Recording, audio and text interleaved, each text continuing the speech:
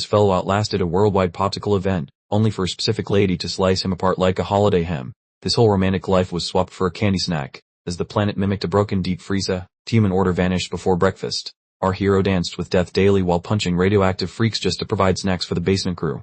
However, it turns out people are actually way more frigid and heartless than the literal blizzard outside. The group didn't just swipe his gear, they sincerely intended to serve him up as a fancy dinner. While being turned into human tartar seems like a bummer, it's really just a very messy cosmic reset button. All because some spooky space ghost intervened. Our guy unseals his eyelids about 28 hours prior to the freezing catastrophe ruining everything. He currently possesses spoilers regarding the upcoming apocalypse and some frightening mystical abilities. In this new life, the Bible rules have flipped like a confused turtle. We should revisit the starting point where a discarded, hurt fellow begins his transition to becoming the scariest alpha hunter within a crumbling, frozen wasteland. The show kicks off in a spooky black abyss where crimson letters scream about betrayal. This poor dude is having a bad Tuesday, and the angst is dialed up immediately. Enter the villainous Leroy Delon, arcing a flashy crimson suit and hugging a chick named Zyrming, as he informs our main guy Mo that his time playing ninja is officially finished, trapping him completely. Delon leans in with an extremely sinister expression, explaining to Mo that the cops are a gun and the snowy hellscape only cares about who's got the biggest stick, so get ready. Zyrming adds some salt to the wound by acting like a helpless victim who just follows the biggest wallet, telling Mo he shouldn't be mad about her betrayal, which is honestly a trashy move. Mo is helpless upon the dirt while Delon prepares to test his backswing with a driver, and despite the protagonist begging for mercy, everything is clearly heading toward a violent conclusion. Now we see Lady Liberty looking like a giant popsicle after 7 months of the big freeze, while the voiceover guy gets all deep about how people's hearts have turned into blocks of ice. Deep within the urban popsicles, one brave soul walks through a narrow, escarred corridor, surrounded by a silence where every footstep feels like a drumbeat at a funeral for civilization. Our protagonist Mo is wearing 50 layers of clothes and puffing out steam like an old train, fiddling with his eyewear because walking through a freezer that never ends is really tiring work. Mo checks out the spooky skyline and figures he found a gold mine that other bums haven't looted yet, which is great because snacks and gasoline are the only things worth a damn here. He surveys the sharp icicles and assumes the floor won't break, but typically whenever a protagonist claims something is secure, reality treats that as an invitation to ruin his life. Right when the guy begins feeling like an expert, the terrain decides to throw a temper tantrum and shake, making Mo realize he is stuck in a massive snowquake. The floor disappears faster than my paycheck, sending Mo on a wild slide down a frozen mountain of glass, while he complains about how flimsy humanity is when nature flips the table. Mo is doing a great impression of a falling rock inside a giant crack in the world, surrounded by debris and realizing that if he hits the floor now, he's totally toast. He tries a desperate move by stabbing the wall with his pickaxe, hoping the hardware store didn't rip him off, but the screeching metal and the speed of his fall are too much. Everything is sparking and breaking as he continues his unwilling descent without any brakes, moving way too fast for comfort while the floor comes at him like an angry concrete wall. The giant boom rings out when he finally makes contact with the ground, making a mess of everything, and it really seems like our hero might have just turned himself into a pancake. Through some ridiculous stroke of luck, Mo is actually surviving while relaxing in a snowdrift, realizing that landing slightly to the left would have ended his story right there. He cracks a weary, cynical grin, pondering that old chestnut about dodging bullets. Unfortunately, his brief moment of relief evaporates instantly when he spots something far worse lurking in this icy, frozen nightmare. The view drops quickly to reveal a horrifying collection of bright blue, glowing eyes and a massive set of jagged, razor-sharp teeth. This pale-skinned monster clearly thinks it just stumbled upon the dinner special. This creature turns out to be a massive, purple-skinned horror shower, complete with extra eyeballs glued to its torso, designed specifically to hunt people. Mo quickly figures out that his lucky escape just morphed into a total, high-stakes death trap. Mo becomes a stasher, eyes bulging with pure panic as he gazes up at the apex predator above him. His pulse rate probably jumps straight through the roof as he desperately tries to calculate the odds of being stuck in this pit with company. The creature lets out an ear-splitting bellow and charges, but Mo somehow manages to scramble out of the way just barely. He sprints for dear life, screaming that this whole chain of events just isn't worth whatever good fortune he thought he had. Mo sprints through the wreckage while the monster's roar reverberates through the cave, dislodging huge ice formations from the ceiling. It's a complete dumpster fire of crushing ice chunks and terrified yells. He continues pushing forward, glancing back nervously as the creature rapidly closes the distance. He's complaining loudly about this being a total catastrophe, and frankly, I completely agree. This poor guy simply cannot catch a single break. The giant, dagger-like icicle slams down directly behind him, exploding into countless fragments. It's a narrow mess, but maybe all this collapsing ice debris is the only thing keeping the monster from catching him immediately. That white-skinned nightmare creature is practically breathing down his neck, all its extra eyes meticulously following his movements in the dark. This thing is clearly a dedicated hunter and absolutely refuses to let its potential meal escape. Mo dives behind a barrier just as another enormous column of ice crashes down, almost pinning the beast underneath. He realizes the racket might demolish the whole area, but hey, at least it's buying him a tiny chance to get away. The creature finds itself temporarily buried beneath a huge mound of ice, completely stopping its chase. Mo pauses to catch his breath, figuring this chaotic, crumbling environment might actually be the weird hero that keeps him alive today. Then a huge explosion rocks the ground once more, showering down even more debris from above.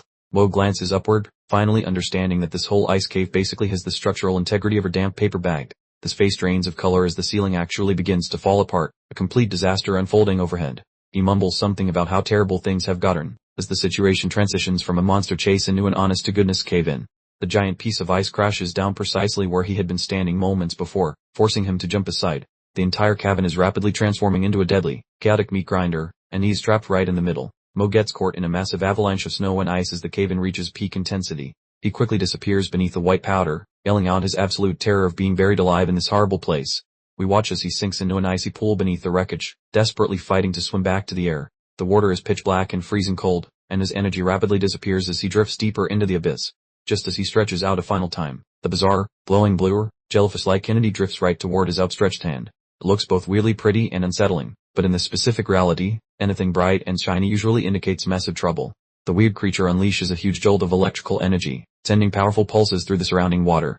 It appears to be awakening some form of ancient, unknown power, and poor Mo is currently floating right in the middle of the impact zone. A close-up view shows his eye transforming into a brilliant, glowing blue color. It seems Mo wasn't merely surviving this ordeal. He is being fundamentally altered into something completely new. Mo finally reaches the surface, panting wildly, his eyes still emitting that strange blue light. He looks totally shell-shocked, as if he just saw something straight out of a bizarre dream that defies all logic. He somehow finds himself back on his knees in the snow, looking around completely bewildered. He starts questioning whether he simply drifted off and imagined the entire monster encounter and cave-in, or if it really took place. As he stumbles away, we get a glimpse of her glowing blue snowflake mark now permanently etched onto the back of his neck. Whatever happened in the deep, icy darkness clearly left an indelible impression on him, inside and out. Mo decides he's had quite enough fresh air and examines his haul, discovering a sucker's chocolate bar. He figures he at least won't go home completely empty-handed, and begins heading back toward the relative safety of his shelter. He nears a huge, frozen skyscraper that stands as a stark monument to the world before everything went south. The sheer quantity of ice is baffling, engulfing entire structures as if they were tiny toys. To return home, he struggles to pry open a heavy manhole cover leading to the structure's lower levels. It's the only option for avoiding the killer winds up top, even though squeezing through is a real challenge. Mo descends into a lengthy, shadowy tunnel that resembles a vertical ice shaft. He ponders exactly how many days he can keep up this miserable, grinded-out lifestyle before his supposed luck finally vanishes completely. The conditions inside the building aren't exactly an upgrade, with residents clustered in tents and living in filth. It's a group of desperate folks just trying to scrape by on the absolute minimum in total darkness. We spot several other survivors, all looking completely starved and completely depleted of any optimism. The narrator explains that when the catastrophe initially struck, many people found themselves trapped inside with zero possibility of escape. While Mo moves through the communal space, he observes that as resources disappear, the population is beginning to shed its humanity. He realizes it's just a matter of time before they all completely give up their morals just to stay alive. He spots that the local bolas, or those guys, haven't started making their rounds yet. He chooses to quickly get home before he runs into any kind of trouble that he simply isn't equipped to deal with. He arrived at door 409 and began pounding on it urgently, his backpack feeling like a sack of rocks on his shoulders. All he wanted was to get inside and hide from the world for a couple of hours. The door flew open, and a blonde girl with hair tied in buns rushed out to greet him. Mo was startled by her speed, as if she had been waiting impatiently right behind the solid metal door. She threw herself into a crushing hug, instantly turning Mo's face bright red.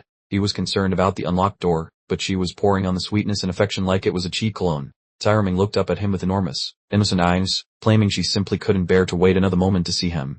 She was laying on the charm like a thick coat of paint, and Mo was completely hypnotized by the performance. Mo's face turned beet red as she leaned into him, prompting him to admit he wanted to see her too. It was a rare sliver of warmth in a frozen wasteland, proving he was absolutely and completely wrapped around her finger. They stepped inside the apartment, which felt surprisingly cozy compared to the rest of the building. Mo immediately went into responsible adult mode, forcing her to secure the entrance next time. He reached into his bag with a triumphant grin, telling her to prepare herself for a surprise. He was certain this little gift would completely make her day and maybe buy him a few hours of peace. Tyraming's eyes lit up immediately upon seeing the chocolate bar, her sweet expression instantly replaced by pure, unadulterated greed.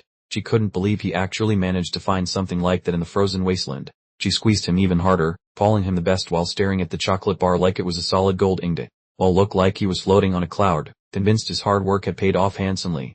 As she started to devour the chocolate, Mo mentioned nearly being eaten alive by monsters just to secure the single item. He told her to enjoy it, completely unaware that she had lost interest in him the moment the food appeared. We lingered on a shot of Mo's backpack, now looking thoroughly shredded and abused from his recent travels. It served as a silent reminder of how much he risked for someone who might just be completely indifferent to his well-being. Zyrming finished the chocolate, and her expression immediately shifted to cold annoyance. Her entire persona changed instantly once the treat was gone, revealing her true colors for a brief, alarming second. Mo sat alone beside a small fire later that evening, deeply worried about their dwindling food supply. He hadn't managed to scavenge anything substantial in days, and the pressure was rapidly approaching a breaking point. He held up a small bag of seeds they'd been saving, contemplating whether they should finally eat them. This was their last hope, and once these were gone, there would be nothing left to plant for the future. He stared at the seeds with a grave expression, realizing that consuming them meant eating every last possibility of a brighter tomorrow. It was a terrible choice between immediate starvation and giving up on any kind of future hope. Mo gazed out the window at the relentless white blizzard, feeling the crushing weight of the entire world settle on his shoulders. He figured that if conditions didn't improve quickly, everyone in the complex would probably just go completely bonkers.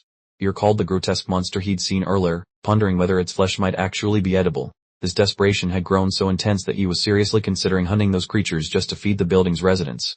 Looking down at his hands, he recognized that even if the meat wasn't fit for human consumption, the monster's fat could certainly be rendered for fuel. He attempted to maintain an optimistic outlook, but the truth of their predicament remained utterly grim. He glanced at his digital alarm clock and was startled to see the date was February 14th, Valentine's Day. He'd completely forgotten about the holiday and the daily grind of survival, which was pretty forgivable when facing the end of the world. Mo felt a sudden wave of guilt wash over him, immediately wanting to apologize to Zyrming for missing the holiday. He turned to find her, only to discover the living room was completely empty.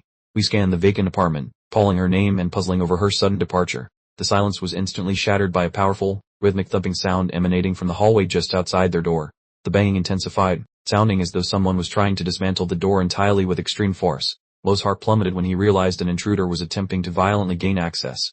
He picked up a specific familiar signal and was astonished to realize Zyrming was actually responsible for the noise. He grew confused and deeply worried, unable to comprehend why she would be banging on the door in the dead of night. Mo swung the door open to check on her, but before he could utter a single word, a massive golf club came hurtling towards his head. He was completely caught by surprise, leaving him zero time to react or evade the blow.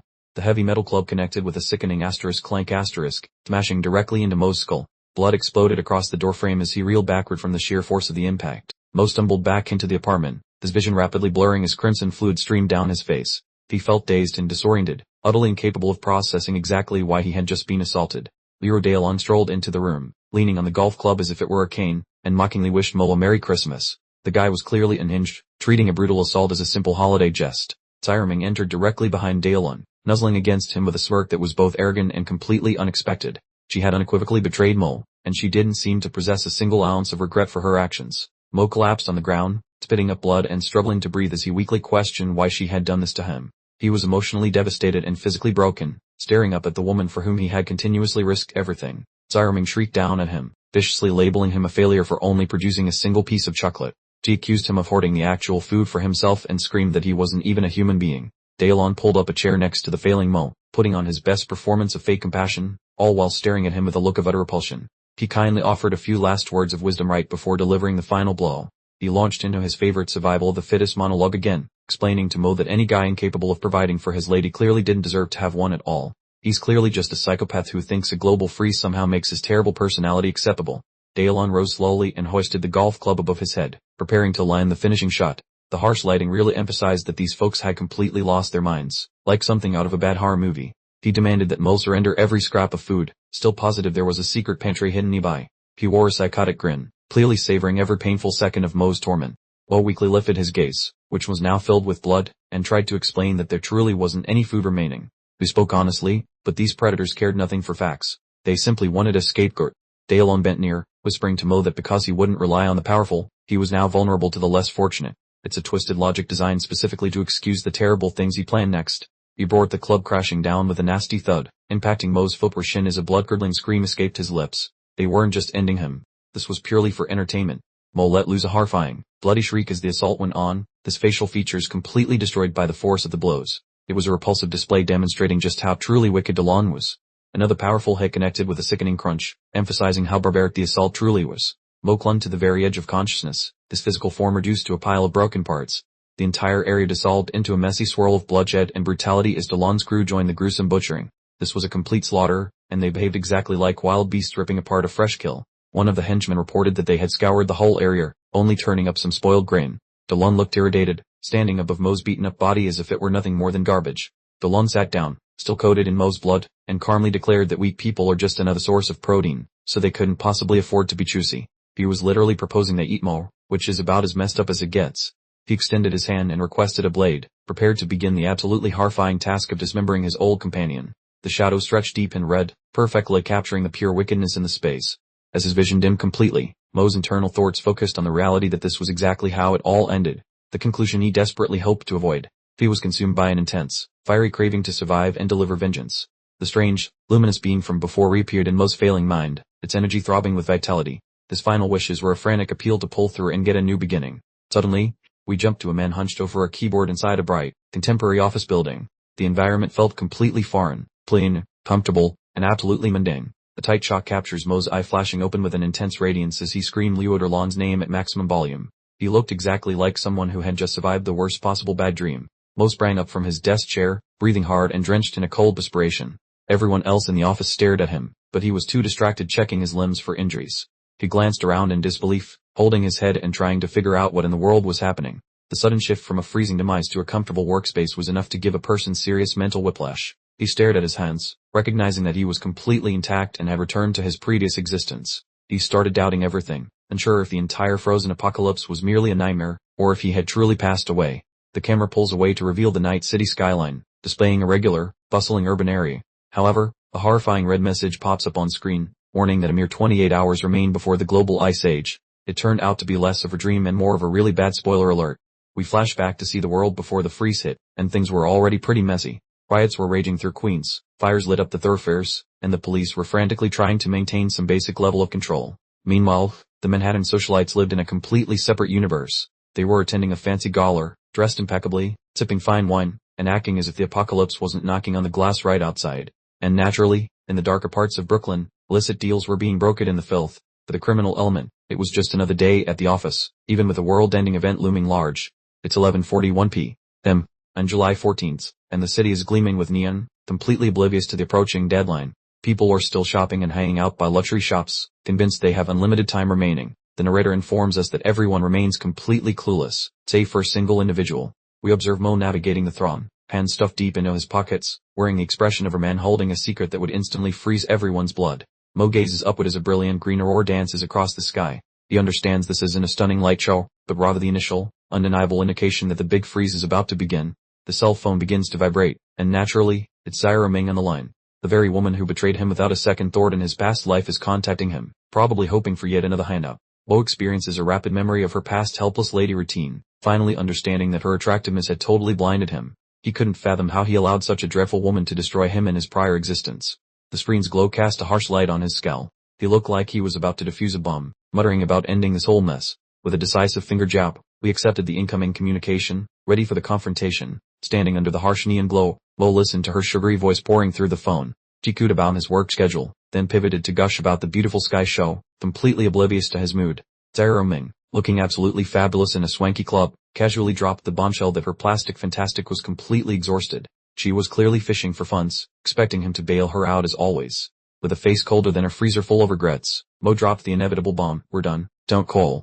Zaira Ming was left completely frozen on the other end, utterly confused by the sudden shift in power. He didn't bother waiting for her reply, immediately navigating to her contact details. A swift tap confirmed the deletion, effectively severing the toxic cord that had been wrapped around his life. Mo strode into the dark Brooklyn streets, savoring the feeling of her clean slate. He was through with being a doormat. His great transformation had only just started, and he wasn't looking back. He glanced over his shoulder one final time, eyes blazing with furious resolve. He mused that people like her, who left nothing but destruction behind them, would surely be the first casualties when the coming deep freeze arrived. The camera pulls back to reveal the highway sign for Kamen Plaza West in Brooklyn. The city slept in ignorant silence, while the ticking clock of doom sped up exponentially for everyone.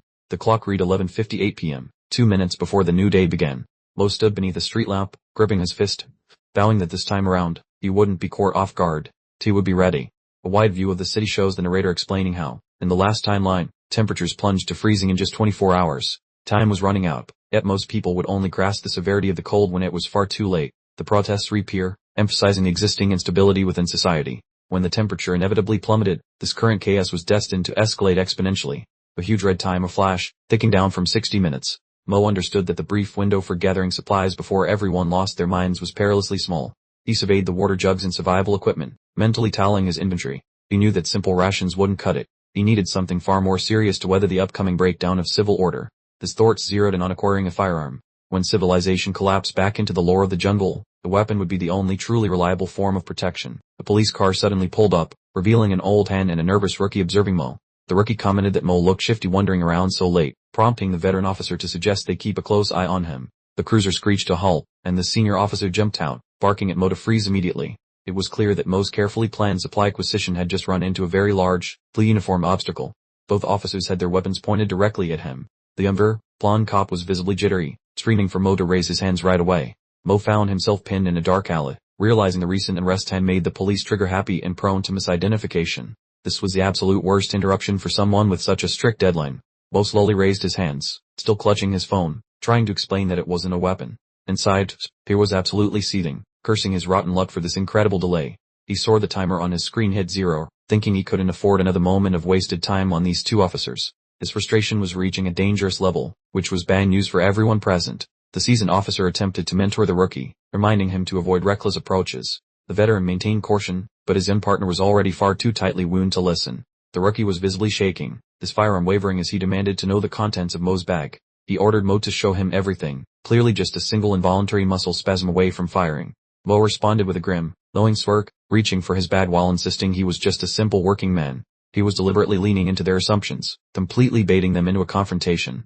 The instant Mo's hand disappeared into the bag, the rookie completely broke down. He shrieked about a weapon, despite not having actually seen anything remotely threatening. The rookie's expression twisted in sheer terror as he let out a high-pitched yell. The pressure from the perceived robbery had pushed him completely over the edge. The weapon flashed as the rookie discharged it from close range. The bullet rotated from the barrel as the muzzle blast momentarily illuminated the darkness of the alleyway. The projectile streaked toward Mo's skull as time seemed to slow to a glacial pace. Internally, Mo screamed that he was in deep trouble, realizing he had miscalculated and possibly taken things too far. Mo's eyes widened in horror as the bullet closed in on his face. It appeared his opportunity for a new start was about to be cancelled before it truly had a chance to get going. In a moment of absolute darkness, Mo's determination flared like a supernova. He rejected this ending, mentally shouting that he would live to pursue his second opportunity. His eye abruptly radiated that intense blue energy, and ice began crystallizing around his pupil. The mysterious force was responding to the immediate threat to his life. The police officer stared, jaws dropping, as a giant blue force field popped up around Mo. He wasn't just some random dude hiding in the shadows anymore.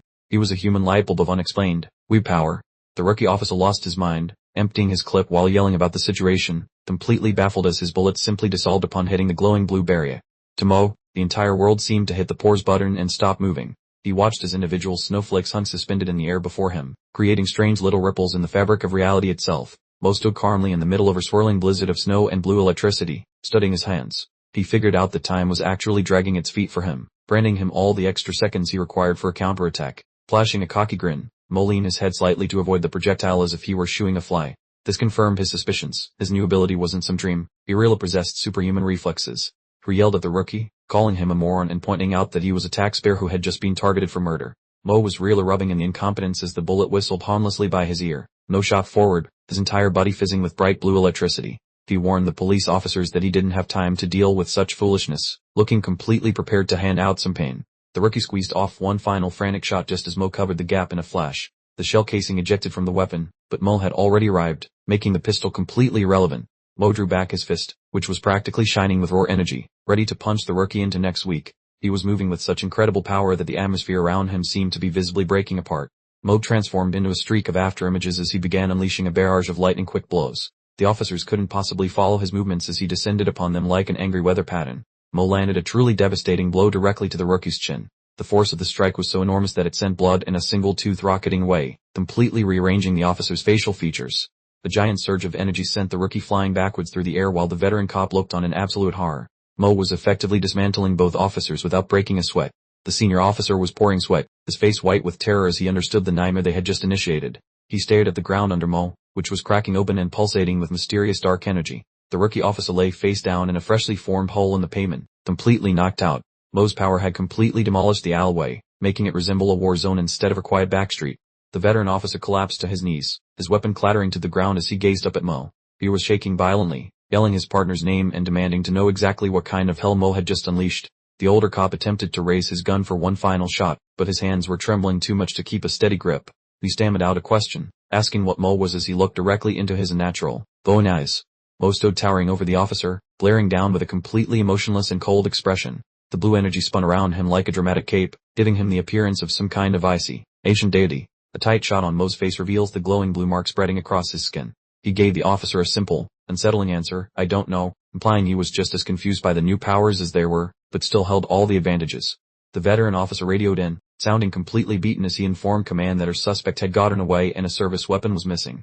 We just sat on the cold pavement, staring blankly ahead as his entire understanding of reality shattered. The officer could hardly process what he had seen, mumbling that this whole day was completely insane. At the same time, a shimmering blue streak zipped across the city skyline, indicating Mo was making a very speedy escape. Mo was running like a lunatic, leaping across roof-ups so quickly that the city below became nothing but a smudge, clearly mastering his ridiculous new velocity. Mo burst back into his apartment complex, still high on adrenaline as he raced down the hall. He left a faint, blue shimmer behind him, peering completely out of control as he arrived at his apartment door. He collapsed against the wall inside his apartment, sliding down to the floor while desperately trying to catch his breath. The blue marks on his face were still bright, and his body was shaking uncontrollably from the sheer amount of energy he had just expelled. Mo looked hard at his own reflection, finally processing the sheer ridiculousness of what had just occurred. He asked himself if any of it was real, his brain trying to connect his previous normal existence with these ridiculous new abilities.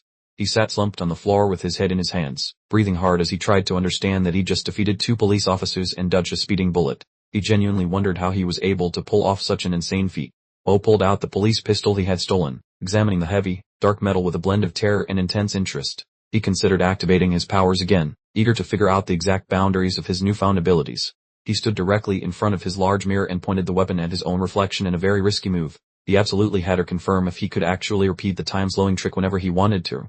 Mo pulled the trigger, causing the gun to fire with a thunderous roar as a bullet spun out of the barrel. He was actually firing a weapon at his mirror image purely to check his reflexes. This guy has clearly gone insane. The blue snowflake symbol in his eye ignited as he zeroed in on the projectile heading towards him. Time began to twist once more, transforming the room into a surreal, slow-motion disaster. Blue arcs of electricity immediately filled the room as time slammed on the brakes. Mo stood perfectly motionless, observing the bullet inching through the air directly in front of his body. In a blink of speed that rendered him almost invisible, Mo reached out and snatched the incoming projectile right out of thin air. He stared at the newly acquired piece of metal in his sweaty palm, confirming he had successfully played catch with a speeding bullet. Gazing at the deformed scrap of metal now nestled in his palm, a wide, slightly unhinged grin spread across his features. It was confirmed, he had genuinely acquired superpowers, which basically elevated him to god status in this collapsing civilization. Mo noticed a thick layer of ice forming on his jacket and skin, indicating a tangible downside to his newfound velocity. He wondered if this was some strange temperature side effect of moving like a human-shaped jet engine, leaving a frosty trail in his wake. He mentally compared himself to a speeding fighter jet, understanding that his entire ability was dependent on achieving maximum velocity. While it might seem like a straightforward trick, he knew in his expert hands, it was undeniably deadly. Mo let out a small, menacing laugh, deciding that although his new talent wasn't exactly unique, it was precisely what the doctor ordered. He was already calculating his next strategic moves, certain that speed would be his #1 asset. With a determined expression and the blue mark practically radiating light, Mo recognized he held a significant head start. Since he already had a future premonition of the end times, this incredible ability gave him an unfair advantage over everyone else. Suddenly, the doorbell chimed, completely yanking him out of his deep contemplation. He frowned in annoyance and confusion, wondering who on earth would be paying him a visit so late at night, particularly after his recent escapade involving law enforcement. Mo swiftly tucked the pistol behind his back as he carefully opened the door, discovering his elderly landlady, Mrs. Pham, standing on the threshold. She had a worried expression, asking if she had just heard gunshots echoing from inside his unit. Mo quickly adopted his most convincing false smile, fabricating a story that the racket was just his television malfunctioning because the remote control was broken. He offered a sincere apology for causing a disruption, trying desperately to appear completely harmless and inoffensive. Mrs. Fang seemed to accept his story, but she mentioned that local safety was declining, citing a recent robbery at the nearby supermarket. Mo's ears perked right up at the mention of the grocery store, realizing this was a perfectly convenient bit of local news. He worked the landlady back to her apartment, expressing gratitude for her concern and calling her exceptionally thoughtful. She advised him to care for his well-being and refrain from working too much overtime, advice that was hilariously ironic considering his current profession and future plans. The apartment door clicked closed, restoring the quiet to the corridor. Mo paused for just a moment, his brain already zooming past the pleasantries and straight toward the survival supplies he desperately needed to gather. Inside his apartment, Mo gazed into the distance, acknowledging that he had a critical issue to resolve regarding food and provisions. He knew for certain that he couldn't possibly endure the approaching deep freeze with just a small bag of chips and 1 chocolate bar. He remembered Mrs. Fang's previous comments about the local grocery store, immediately realizing it was the ideal location for his mission. It was certain to stock all the provisions he required to stay put for the duration of the long haul.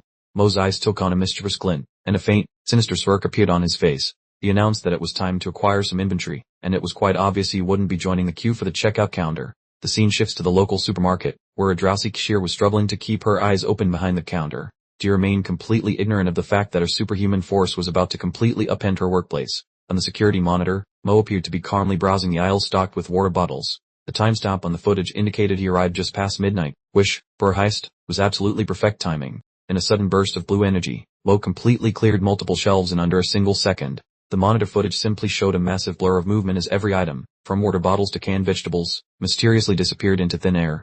The cashier was still in the middle of her yarn, failing completely to notice the insane chaos happening just meters away. She was exhausted and completely uninterested, patiently waiting for her long shift to finally conclude. Out of nowhere, the checkout register went completely berserk, causing a ridiculous ribbon of receipts to shoot out continuously. The girl snapped awake instantly, looking utterly bewildered as the machine began chiming non-stop. She gazed down at the enormous stack of receipts in the suddenly bare aisles, wondering aloud if a customer had really just purchased all those items in a single moment. The store now resembled an abandoned ghost town. She discovered a handwritten note on the counter, which offered an apology and advised her not to panic. Mo had actually left her a warning to go home and stay safe, but she was simply left wondering what manner of polite, high-speed maniac she had just encountered. The bell on the door chimed once more, but this time it wasn't Mo. A small gang of thugs, led by a man sporting green hair and unusual goggles, burst into the store seeking an opportunity for mayhem. One of the criminals brandished a handgun, looking ready to use it without hesitation. The cashier's already bizarre evening had just transformed into an absolutely disastrous nightmare in mere seconds. The criminal pointed the firearm straight at the girl's forehead, causing her to freeze completely in terror as she raised her hands in surrender. He grumbled about having a string of really rotten luck lately, clearly intending to vent his frustrations on her. The green-haired criminal shouted that it was time for a stick-up and demanded she turn over all the cash. They were hoping for an easy payday, but were completely unaware they had just entered a specific location that was currently being stalked by something far more dangerous. Woe was long gone, having left nothing behind but a lingering trail of icy vapor and bare shelving. The thugs quickly noted the sudden drop in temperature, accompanied by an unsettling, eerie silence that filled the air. A close-up shot of the criminal's gun showed it rapidly coating itself in a thick layer of white frost. Something unseen was actively draining the warmth from the room, and it definitely wasn't just the cold winter weather. The green-haired leader shivered dramatically, questioning out loud why the store had suddenly become so cold inside. He began looking around nervously, sensing that something was seriously off about the current atmosphere. The pair of thugs turned to face the entrance as a massive shadow completely engulfed them. Both men started shaking uncontrollably, finally grasping that they were definitely not the apex predators in this room anymore. A pale creature, looking exactly like the nightmare fuel Mo recalls from his past, fills the doorway. It's a terrifying, torrent entity wrapped in white, featuring 3 glowing blue spots where its heart should be. The thug with the questionable green dye job is now sweating profusely, his goggles barely containing his wide-eyed panic. Thus shrieks, demanding to know what kind of freak show this is, while the monster responds with a chilling, guttural rumble. His partner decides that a wild spray of bullets is the solution, illuminating the convenience store with bright muzzle flashes. The monster, however, just stands there like a teenager waiting for their mom, completely unimpressed by the incoming lead. Ignoring the bullets like they're just annoying mosquitoes, the monster lurches forward with fast, twitchy movements. The thugs finally understand that their high-powered weaponry is about as effective as throwing pillows at a tank. Before he can even process the situation, a long gray arm snatches the green-haired thug in a vice grip. He finds himself face to face with the monster's hideous features, frozen solid by a pure, unadulterated fear that makes him completely forget how to run. The creature looms high above the thug, tilting its head in a way that suggests it's deciding whether to eat a tasty snack or a boring one. The sickening clang of the guy's gun hitting the linoleum confirms what everyone already knows. This performance review is not going well. With its massive hands, the monster cups the thug's head like a large, unfortunate bowling ball. The poor sap lets out a final, ear-splitting shriek, his expression contorted into pure agony as the beast prepares to deliver the ultimate, gruesome coup de grace. In a truly disgusting explosion of bodily fluids, the monster bites into the thug, casually remarking that it tastes terrible. It's a brutally cold-blooded act, confirming that these creatures view human beings with less respect than our cheap fast food burger. Hiding beneath the counter, the cashier's hands are trembling, but she still manages to capture the whole ordeal on her phone. Despite her terror, she understands that this viral content is exactly what the public needs to see, even if it's terrifying. The livestream captures the monster standing over its victim, and the comment section is immediately descending into utter chaos. People are rapidly coming to the horrifying conclusion that the world they knew is officially taking a final, dramatic blow. Inside a high-security government building, 2 officials are examining the short video on a tablet. One casually asks if this is just another TikTok trend for the kids, while the other looks significantly more concerned about the impending global breakdown. Without warning, the bright red emergency warning splashes across the screen, replacing the broadcast. The government is clearly attempting to manage the narrative now, but the public relations team might be a little late to the party this time around. Sirens begin wailing across the facility, broadcasting an emergency message to all citizens about a major incident. Their officials visibly tense up, realizing that the global crisis has finally arrived right on their doorstep. Lo stands outside the imposing Department of Homeland Security and Logistics, clearly deep in thought. He looks significantly more ready for the upcoming apocalypse than the entire government agency that's supposed to be protecting everyone. From a high balcony, Mo surveys the city just as the first heavy snowflakes begin to drift down. He calmly mutters, "It's Stodden," wearing an almost satisfied look, as if this whole mess were part of his meticulously crafted plan. The scene cuts to the city being swallowed by a massive, chaotic blizzard. An emergency alert advises everyone to shelter indoors and stay warm, but Mo understands that for most inhabitants, this chilly forecast marks the start of a much longer, darker winter. The cold wave is officially making landfall, and Brooklyn is apparently the first stop on its destructive itinerary. The iconic suspension bridge looks ominous against the snowy sky, as the city prepares for a deep freeze for which exactly 0 people are truly equipped. Look at the timer. It just ticked past 1:00 a.m., marking a literal countdown to complete chaos. Those glowing red numerals are pulsating like the frantic heartbeat of the unfolding global disaster. Even within the walls of a mundane residential building, Apartment 58, the emergency broadcasts are beginning to flood every screen. It might be calm for now, but the city is about to discover that normalcy has officially checked out for good. Back at the Department of Homeland Security, the staff is trying to maintain composure by chugging coffee, but they are all aware that something truly awful is happening when their specific agency gets activated for what's supposedly just unusual weather. You understand? Now would be an excellent time to start worrying, as a person in a lab coat examines a glowing red slab under sterile surgical lights in a high-tech facility. The government's advice to not panic is essentially a secret code for everyone to start completely losing their minds. Mo is taking 0 risks this time, going full DIY mode with a power drill to fortify his room. He's determined to prevent any unfortunate mishaps in this specific time loop while emergency alerts advise everyone to simply stay warm and seal their windows. Switching focus to the antagonists, Liul Dolan calmly lights a cigarette in a dimly lit room, sporting his usual smug expression. He's got some poor, unfortunate soul tied up in a chair, and he's growing increasingly impatient because the captive refuses to cooperate. The victim is a complete wreck, bruised and trembling as he desperately insists that he truly doesn't know anything about the situation. This whole tie them up and beat them routine is a classic Dolan strategy, and he's clearly just warming up for the main event. Dolan leans in, showing off the ridiculous leopard print collar and wearing a condescending smirk that clearly screams I'm a total jerk. He sneers at the victim's desperate pleas, fully basking in the feeling of absolute authority. He pulls out a tablet, displaying incriminating photos and accusing the guy of having the audacity to drug the boss's daughter. DeLong absolutely lives for these gotcha moments, and it looks like this poor soul was caught with his hand in the cookie jar. The victim begins shivering uncontrollably, trying to stammer out an explanation about not knowing what he was doing. It's a truly pathetic spectacle, and it's obvious DeLong isn't buying this convenient I didn't know what happened story for a second. DeLong stands up to his full height, looking completely stone cold as he advises the guy to start praying for divine mercy. When a psychopath tells you to pray, you can be absolutely certain that your time on this planet has officially run out.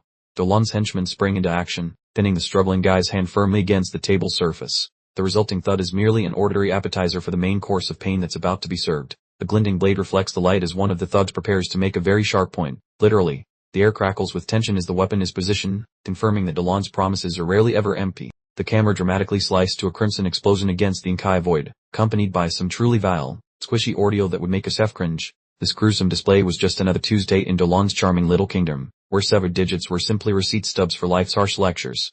DeLong, cool as a cucumber at a polar bear's picnic, methodically tallied his inventory, vocalizing each count as he inspected a petite metallic container. He exuded an unsettlingly serene aura, ensuring every single item was accounted for with the precision of a deranged librarian. He proudly presented a gruesome bouquet of 6 severed digits, treating them as if they were prestigious awards from a macabre bake-off, declaring them absolutely flawless. This fellow was clearly operating on a different sanity plane, entirely devoid of any pesky emotional baggage regarding his recent handiwork. His muscle-bound associates inquired about the optimal disposal method for their unlucky guest, to which DeLong, ever the moral arbiter, decreed that fiery demise was the perfect consequence for the sin of lust. He then casually pointed to the apartment complex's boiler room, making it sound like a perfectly normal, albeit rather toasty, post-interrogation destination. DeLong, radiating an air of profound disinterest, took a leisurely pull from his cigarette before lazily instructing his crew to simply deposit the unfortunate soul into the boiler. Evidently, in his worldview, a person's existence was merely extra kindling for a more efficient burn. The muzzle men strained, hauling a cumbersome body back towards the gaping, shadowy gullet of the colossal industrial furnace. With a final, utterly sarcastic wish for the poor fellow to rest in peace, they unceremoniously heaved him into the abyss. Lingering beside the hulking contraption, one ruffian mused aloud about the possibility of the ancient boiler spontaneously exploding from the unconventional addition to its contents. His colleague, ever the primatist, sharply rebuked him for his preposterous chatter, reminding him that the boss's looming impatience was the only actual, pressing concern. Abruptly, the beanie-clad enforcer froze mid-step, adorning horror illuminating his face as he grasped that something had gone catastrophically awry. His gaze was locked onto the boiler, and visible beads of perspiration began to slick his brow as the entire atmosphere took a distinctly unsettling turn. A colossal burst of cerulean power suddenly detonated from the boiler's depths, catapulting the startled thugs backward with impressive force. Clearly, this was no ordinary inferno escaping its confines. It was something profoundly chillier and exponentially more menacing. Our poor henchman was launched through the air as an icy mist rapidly engulfed the chamber, instantly transforming the floor into a treacherous skating rink. A wave of primal terror washed over him, as he belatedly understood that whatever entity had just exited that boiler was no longer playing by human rules. Meanwhile, Mo was still bustling away, diligently boring into various components to fortify his burgeoning survival sanctuary. He meticulously scrutinized every minute element, acutely aware that a single structural imperfection could spell instant defeat once the ultimate deep freeze truly descended. He eventually completed a robust framework designed for cultivating vital crops, a look of quiet triumph gracing his features at his impressive craftsmanship. Mo understood perfectly that cultivating his own sustenance was the sole viable strategy for enduring the protracted ordeal in his desolate, frozen domain. Mo meticulously inspected his quarters, which were crammed sky-high with gallon jugs of water and overflowing crates of provisions. He possessed an admirable collection, but he astutely recognized that even this colossal accumulation of resources would prove woefully inadequate without the crucial ability to sustain himself independently. Ensconced amidst his bespoke greenhouse creation, Mo was busily blueprinting his ultimate sanctuary for survival. With verdant rows of nascent vegetation already flourishing around him, it was abundantly clear he was operating on a vastly superior strategic wavelength compared to everyone else within the building's walls. We glanced at the clock, noting it was approaching 4:22 a.m., and this icy anomaly had already persisted for a solid 60 minutes. Mo understood the dire necessity of accelerating his pace, and conveniently, he had a rather extraordinary method up his sleeve to accomplish just that. Mo's gaze suddenly blazed with that familiar luminous azure energy as he gripped his drill, primed for an immediate speed boost. He was about to quite literally leverage his temporal manipulation capabilities to rocket through his building projects, because when the world's freezing over, every second is a lifeline. He was deep into his frenzied construction when an abrupt rapping echoed from his door, truly the most unforeseen development at such an ungodly hour. Mo visibly bristled at the unwelcome disruption, inwardly pondering which oblivious soul would choose to pay his social call in the thick of an unfolding catastrophe. As Mo moved to respond to the summons at apartment 409, a peculiar wave of déjà vu washed over him. He had definitely witnessed this unsettling scenario unfold previously, and he was acutely aware that nocturnal callers in this particular edifice rarely, if ever, heralded anything remotely pleasant. The visitor turned out to be none other than Venerable Joe from security, sporting a rather contrite expression for bothering Mo at such an unseasonable hour. He wore the familiar, slightly harried, worried uncle visage, and it was evident he was simply attempting to uphold his duties as best he could. Mo's gaze narrowed skeptically, as he inquired of Joe why security personnel were conducting their patrols at this precise moment. He maintained an outwardly composed demeanor, but his keen eyes were surreptitiously scanning for any indication of lurking danger beyond the older gentleman's frame.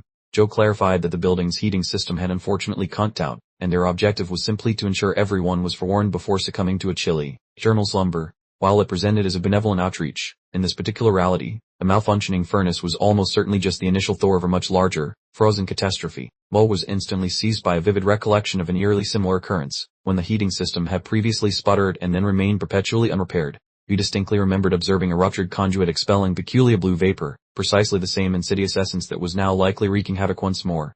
He recalled that by the moment he had investigated the issue on that prior occasion, the entire apparatus had already been utterly decommissioned.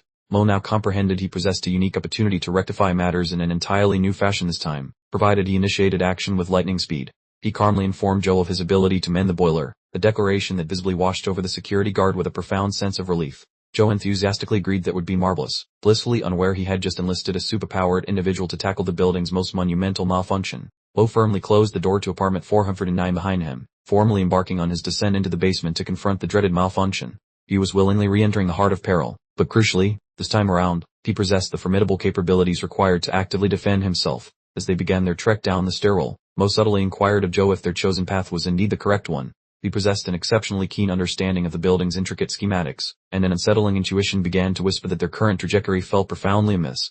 The somewhat stout security guard guided them steadfastly toward the basement floor, adamantly asserting that this was the designated locale for the apartment's crucial boiler room. He appeared entirely self-assured, yet the illumination in these subterranean depths was growing progressively more unsettling with each passing moment. Mo abruptly halted, a crucial memory surfacing of a chat with his landlady, Mrs. Fine, who had distinctly mentioned the boiler room was both entirely illicit and actually situated on an upper floor. A chilling clarity dawned on him. He was undoubtedly being lured into a snare, and these security guards were anything but trustworthy. He nonetheless persisted in trailing them down the stairwell, a sliver of doubt making him ponder if his recollection was merely playing cruel tricks. His gaze remained glued to the figures ahead, poised to activate his formidable abilities the instant matters took a truly regrettable turn. They finally arrived in the basement, where an instant, bone-chilling cold permeated the air, accompanied by an enigmatic blue vapor hugging the concrete floor. The pipes groaned ominously, and the oppressive atmosphere felt so dense, you could practically carve it with a butter knife. Joe spots some peculiar azure vapor rising from a nearby container, requesting Mo's inspection. Mo immediately realizes this isn't standard exhaust. It's frigid, condensed terror, essentially a giant flashing neon warning sign. Mo feigns competence, checking the machinery like a perfectly normal maintenance worker. In reality, he's hunting for the origin of the eerie cerulean power, certain it's tied directly to the creatures. He places a finger on the viscous sapphire fluid dripping from a valve and instantly confirms it's not industrial coolant. This, he determines, is definitely some kind of disgusting, living ooze, and he understands precisely what that implication entails. The second guard jabbers into his radio, completely missing the enormous, shadowy appendages hovering right behind his head. These massive hands, sodded with glowing cerulean eyes, are moments away from cutting his call short, forever. Abruptly, or huge, pallid beast shatters the building with a violent impact, splattering gore across the room. It possesses a terrifying vertical jaw and bellows about regrowing its missing appendages, revealing that Lon's former prey has transformed into this hideous abomination. The creature stands in full view, an enormous, pale colossus looming over Mo and the security team. Mo stares in disbelief that a white-skinned creature materialized in this specific location, struggling to comprehend the exact mechanics of this terrible event. Veteran Joe freezes solid in terror, gazing upward at the monstrosity with huge, vacant eyes and his mouth agape. He's utterly incapable of moving, much less sprinting to safety, as the beast casts a shadow over him. The colossal entity stops directly before Joe, revealing its giant maw crammed with rows of incredibly sharp fangs. It seems Joe is on the menu, destined to become an unappetizing late-night meal in this forgotten underground space. Mo's gaze flares azure as he engages his enhanced velocity. He moves so rapidly he appears as merely a streak of light, refusing to allow Joe to become monster chow even when the odds seem completely insurmountable. Within a fraction of a second, Mo dashes forward, seizing both security officers and forcefully pulling them clear of the danger zone with a sharp jolt. He manages to save them by the slimmest margin before the monster's massive talon strike. Mo successfully extracts the guards from harm's reach, causing the creature's colossal fist to smash where they stood moments before. That was a truly narrow escape. Joe almost lost his entire head in that first careless blow. Ward glances at the exit, noting the door remains ajar, offering a small glimmer of possibility. Mo is already mentally mapping the quickest path to escape this deadly underground maze. Mo gets ready to make a run for it, his eyes blazing blue with determination as the strange power pulses around him. He feels certain that once he reaches top velocity, he can ferry both guards and himself to safety. The enormous, pale creature gazes down at the group with its numerous shining eyes, emitting a strange noise as it processes the fact that its target vanished. Although massive and frightening, it appears momentarily bewildered rather than furious. Mo sprints vertically up the wall at incredible velocity, yet his expression registers absolute disbelief. He grasps that the monster is inexplicably maintaining pace, duplicating his superhuman speed at every turn. His only real edge has completely evaporated. Mo finds himself staring directly into the terrifying void of the creature's jaw, a situation that looks grim. He quickly questions whether his velocity failed him because he was burdened by carrying Joe throughout the chase. Mo peers down at the man he's hauling, a frigid, glowing expression on his face. He figures he owes Joe an apology, though he strongly suspects Joe won't appreciate the upcoming maneuver one bit. A glimpse of her shadowed doorway shows Mo determining he must remove Joe from the immediate danger area. It's officially time to resort to drastic action. Mo simply hurls Joe away with an enormous heave. This move is deeply disrespectful, yet in the long run, it's for Joe's own benefit.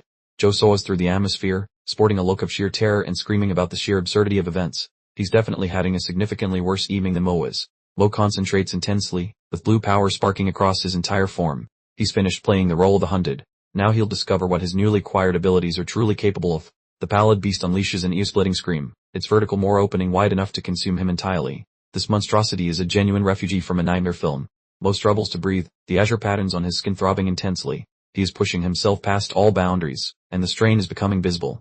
Unexpectedly, the camera tightens on the creature's eye, which then begins to speak, whispering the word finger as though searching for a very particular appetizer.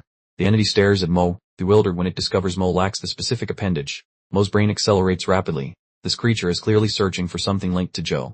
Mo's expression darkens considerably. He understands he must unravel the cause of this event, realizing he has accidentally exposed a conspiracy far greater than a simple, chaotic assault. He begins to synthesize information, drawing connections between the monster, Joe, and the degenerate Leo Delon. A concealed association exists here, one that threatens to overturn the entire situation. The creature looms above him, continuing its cries for fingers. Mo holds his position, peering absolutely minuscule next to the enormous, pale behemoth. He evades a huge swipe with a quick azure streak. He is now convinced that his strange physical state has no direct connection to the monster, but everything to do with Joe.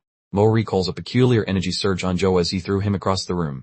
The effect exactly mirrored his own power activation, which is a truly unexpected revelation. Down in the underground lair, Mo spots several glowing pebbles scattered across the floor and deduces they might be part of the puzzle. He's really channeling his inner Sherlock Holmes in the middle of a monster brawl. These weren't just ordinary rocks, but buzzing, crackling bits of raw blue energy, waiting for someone to put them to work. The metaphorical light bulb illuminates his understanding, finally revealing the secret formula for successfully fighting back against the unstoppable enemy. In previous iterations, these pale-skinned adversaries were considered completely unkillable, wiping out humans without breaking a sweat, but Mo is no longer the easy target he once was. Touching the earth beneath him, blue power courses through his fingers as he realizes things are fundamentally different now. Preparing to gamble everything on one calculated move, he launches a pebble with incredible force, boldly proclaiming that the hunted creature can indeed transform into the hunter. Those are some fighting words, so he'd better hope he's right. The tiny projectile streaks through the air with a speed that rivals a bullet, making it far more than just a simple stone. Mo maintains his cool stance as the pebble connects with the enemy, causing a sharp, metallic ping. He nailed the bullseye perfectly. The massive blue energy explosion absolutely devastates the beast. The prey just took a huge bite out of the predator, and it hurt. Mo stands triumphantly in the center of the brilliant blue flash. His theory was accurate, proving once again that he's a certified high-tech menace. He quickly analyzes his new cheat code and realizes the ability only works on items already contaminated by the strange blue energy, effectively allowing him to supercharge anything already powered up. He takes in the surrounding destruction, understanding that as long as he can accelerate objects, their kinetic impact becomes devastating. He's essentially a human railgun now. Suddenly, a wet, disgusting dripping sound fills the air as blue liquid begins to spat onto the ground. This development is definitely not positive. Mo glances down at his hands, finding them completely coated in blue slime, and his expression turns to absolute horror. He stares at the glowing blue substance covering his fingers, realizing it must be blue blood. This confirms he's no longer dealing with a normal human body, leaving him utterly bewildered. The camera zooms in on his glowing blue eye as he questions what on earth is happening, losing control of the situation and panicking for real. Mo begins violently hacking up massive quantities of blue liquid. It appears his new power is being forcefully rejected from the inside out. He collapses to the ground with a heavy thud, transforming the formerly invincible hunter into nothing more than a heap on the floor. As he lies there, the world darkens, the cold becomes paralyzing, and the frost literally begins to consume his body. It seems like this might genuinely be the end of his adventure. He sees a vision of old Joe and Mrs. Fen, both desperate and yelling at him to wake up and resist falling asleep forever. The voices intensify from the darkness, pleading with Lin Mo to open his eyes. Come on, big guy, get back on your feet. Inside the building, everyone is frantic about the raging storm outside, wondering how bad the conditions really are. The wind is too chaotic to even consider moving him to a medical facility. The purple-haired guy looks down at Mo and speculates that he's been poisoned, just when things couldn't possibly get any worse. In the mental void, Mo feels the profound freezing cold. Old Joe's voice echoes, promising that he owes Mo for saving his life and he won't let him die now. Then steps up and takes charge, ordering Joe to stop talking nonsense and instead go find Zyro Joe upstairs. Finally, a practical plan emerges from the chaos. Joe carries Mo's frozen body through the crowd, demanding that people clear a path. Get out of the way, folks, we've got a dying hero here. They sprint through the hallways, urgently shouting for Dr. Joe. The scene has officially escalated into a high-octane medical drama. They reach an infirmary and gently lay him down, hoping Zyra Lin will pull through. Everyone prays that Dr. Joe is as skilled as they say. Mo is placed in a pod, rapidly deteriorating as he feels tired and impossibly cold. A mysterious woman looks down at him, possibly the help he desperately requires. Mo is hooked up to machines, completely unconscious. An audiolog records that he is in a coma, the suspected poisoning listed as the cause. Things are looking pretty grim right now. Currently chilling in a standing cylinder, our guy registers a chilly 10 degrees, yet his ticker keeps thumping along like a tank. He really is just built differently. Finally, we meet the medical professional, who seems remarkably fascinated by the case, sounding way more intrigued than concerned in a total mad genius way. The hardware lets out a shrill chirp, signaling the spinning is finished, so we can finally see what flows through him. Those cerulean designs on the skin have the lady doctor absolutely hooked, though she lacks the context that he is basically evolving into a new species. The spun sample reveals a distinct layer of neon sapphire gunk that is absolutely not supposed to be there, unless you are a glow stick. Dressed like a goth surgeon from a dark graphic novel, she explains the deep dive will take a bit, but she is sticking around to stare. Webs of Asher veins cover him entirely, leading her to guess it is a simple allergy, though it looks more like a reaction to pure coolness. Out of nowhere, his eyelids pop open with a distinct crackle, signaling that our main man has officially re-entered the chat. She peers down with zero fear, casually checking if he is conscious, while he stares back in total confusion, wondering where the heck he actually is. Sitting up while mostly enclosed and tangled in cables, he barks out a demand for her identity, looking ready to throw hands from the gurney. The lady simply ignites a smoke, looking incredibly stylish while laughing, clearly enjoying this bizarre situation. Towering there in a corset and white coat, she admits to being an off-the-books shady physician, which is definitely the least suspicious thing I have heard. Flashing a clever little grin, she mentions that everyone just calls her Doc Joe, and honestly, she seems like my kind of chaotic professional. Inhaling deeply before blowing out a cloud, she cuts right to the chase and asks how on earth he turned into a human popsicle. Getting right in his personal space and puffing smoke his way, she admits he is a total mystery and demands the basement drama details. extending a palm with a hungry look in her eyes. She confesses her intense curiosity about him, which honestly seems way scarier than the actual monsters. This winter is no joke, since Brooklyn has dropped to a brutal -29, transforming the neighborhood into a giant, icy tomb of metal and slush. Here is some unsolicited science. The all-time low for staying alive is 13.7 degrees. Because at 0, your tiny cells basically just quit their jobs and call it a day forever. Reaching 32 degrees makes the heart throw a tantrum, causing major rhythm issues that lead to a permanent game over screen thanks to extreme hypothermia. This logic is basic. People usually perish at -29 outdoors, and making it through with an internal heat level under 13.7 is essentially a total statistical impossibility for any normal person. Take a wild guess at who is currently defying those massive stakes. Doc Joe slides the sensor from his mouth with her dark manicured hands, peering far too calm while holding a literal scientific freak of nature. Check out that screen showing 11.5 degrees, which is completely insane, yet he's just chilling there acting like it is no big deal. Our guy is just hanging out on the table while examining his palms, as the doco likely debates between getting famous or fleeing for her sanity. Lost in contemplation, he observes the icy designs climbing his throat, questioning if this survival trick is just another weird perk of his crazy powers. While the doc toys with her lenses, he keeps his mind on the mission, knowing he cannot play the role of her guinea pig forever.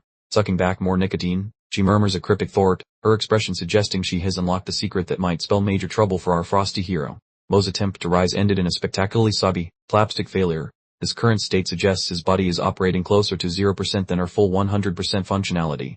Hovering above him, Doc Joe's expression screamed "I told you so," without uttering a single word. She gently, and by gently, I mean sarcastically, reminded him that his current state of pathetic frailty really demanded obedience when she issued her previous order to stay put. Leaning close enough for him to smell the cigarette smoke, she declared she had solved the medical mystery of his condition. She certainly didn't mince words, staring directly through him with those chilling, analytical eyes. Then came the bombshell question, delivered without preamble: do you happen to possess a superhuman ability?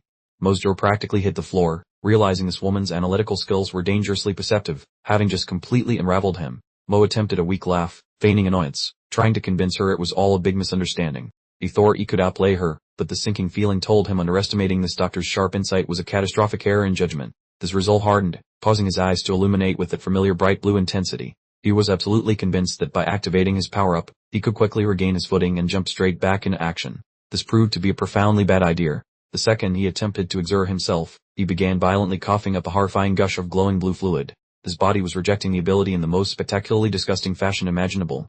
Mo lay completely hunched over, continuing to expel the eerie blue material, while Doc Joe observed impassively from the sidelines. He panted for air, completely baffled by his sudden physical collapse and realizing his power was abandoning him during this crucial moment. He stared down at his hands, completely coated in the glowing blue bodily fluid, cursing the cosmic timing. This reliable cheat code had backfired spectacularly, leaving him looking less like a hero and more like a human-sized, bioluminescent disaster area. The digital clock flashed 2052, a stark reminder that the time limit was relentlessly approaching. The world was still rapidly deteriorating, but Mo was officially benched, completely useless on the sidelines. The heavy thud of footsteps echoed loudly down the hallway, shattering the silence. Whoever was approaching clearly wasn't concerned about subtlety or making a discreet entrance. Here was Lear Delon, looking absurdly flamboyant with his leopard print collar, leading his dunes. He half-heartedly suggested they try to be polite, though everyone knows he hasn't successfully practiced decorum in his entire life. The group of thugs gathered directly outside room 509, clearly itching for a fight. They were right on Mo's doorstep, and he, of course, was in the worst possible shape to defend himself. Inside the clinic, Mo was slumped on the examination bench, resembling a discarded zombie, while Doc Joe adopted a defensive posture. The atmosphere grew incredibly thick, so palpable that you could slice through it with a surgical blade as the unwanted visitors closed in. Mo's eyes shut wide open at the sound of the disturbance outside. He gasped in utter disbelief, recognizing that the very people he despised most on earth had successfully tracked him down to his hiding spot. Doc Joe didn't hesitate for a second, issuing a sharp, assy order for the intruders to leave immediately. Possessing nerves of absolute steel, she stood her ground and told a group of armed criminals to scram without showing the slightest tremor. She extended a helping hand toward Mo, urging him to quickly get moving. This act of assistance was a shocking turn of events, especially since she operates as a rather questionable, unlicensed black market physician. Mo instinctively looked toward the exit in a state of growing panic, but Doc Joe immediately cut him off with a forceful command to stay put. She had completely taken charge of the situation, leaving him with no option except to obey her instructions. Gripping his head securely, she locked eyes with him, wearing an intensely serious expression. She informed him in no uncertain terms that survival required complete obedience to her directions. This woman was terrifyingly serious, yet she remained his single lifeline. Doc Joe leaned in, instructing him to keep his eyes closed and remain perfectly still, no matter what noises he might hear. She was preparing a risky deception, forcing Mo to feign death for the sake of survival. A hand adorned with black nail polish tapped the door panel, causing the screen to turn crimson as the access message appeared. The predator was now at the threshold, and she was willingly allowing entry. Leroy DeLong entered, offering an infuriatingly insincere apology for the interruption and a plastic smile. We seemed far too comfortable in this setting, especially with his menacing henchman standing guard behind him. DeLong confronted Doc Joe directly, demanding to know what she desired from him. Despite his arrogant demeanor, she refused to yield even slightly, bravely facing off against the crime boss. He then requested permission to enter for a brief conversation, to which she simply shrugged, telling him it was his decision. Her complete lack of interest was perhaps the most audacious display of dominance she could possibly make. DeLong mentioned he understood Resident 409 was being treated there and had some questions for him. Mo lay perfectly still, eyes tightly shut, recognizing the distinct voice of the man responsible for his death. Doc Joe delivered a truly audacious fabrication, insisting the individual he saw had tragically succumbed to poisoning. She managed this deception perfectly straight-faced, despite the fact that Mo was less than 3 feet away from them. DeLong responded with a sinister smile, remarking that it truly was a sham. He made no effort to feign sympathy, gazing down at Mo's supposed lifeless form with complete and utter indifference. A rapid-fire flashback played through Mo's mind, showing his past life, DeLong's betrayal, and the moment of his murder. Mo's inner monologue was screaming DeLong's name, while his body was forced to remain perfectly rigid on the gurney. A tight shot on Mo's closed eyelids revealed the intense fury boiling just beneath the skin. He mentally cursed the terrible timing, realizing he was mere inches from his target yet completely paralyzed. His inner voice was now just a roar, bloodthirsty command to destroy the man in front of him. Mo's internal monologue had devolved into a black hole of pure vengeance, and it was clear he was simply biding his time until his physical form could match his burning hatred. DeLong squinted hard at the body, examining it with the intensity of her tax auditor. He sensed a serious disturbance in the force, making the room's tension spike faster than her caffeine overdose. DeLong slithered behind Doc Joe, pouring on the compliments for her hard work. His excessive chumminess was a huge red flag, essentially villain code for "I'm about to ruin your day spectacularly."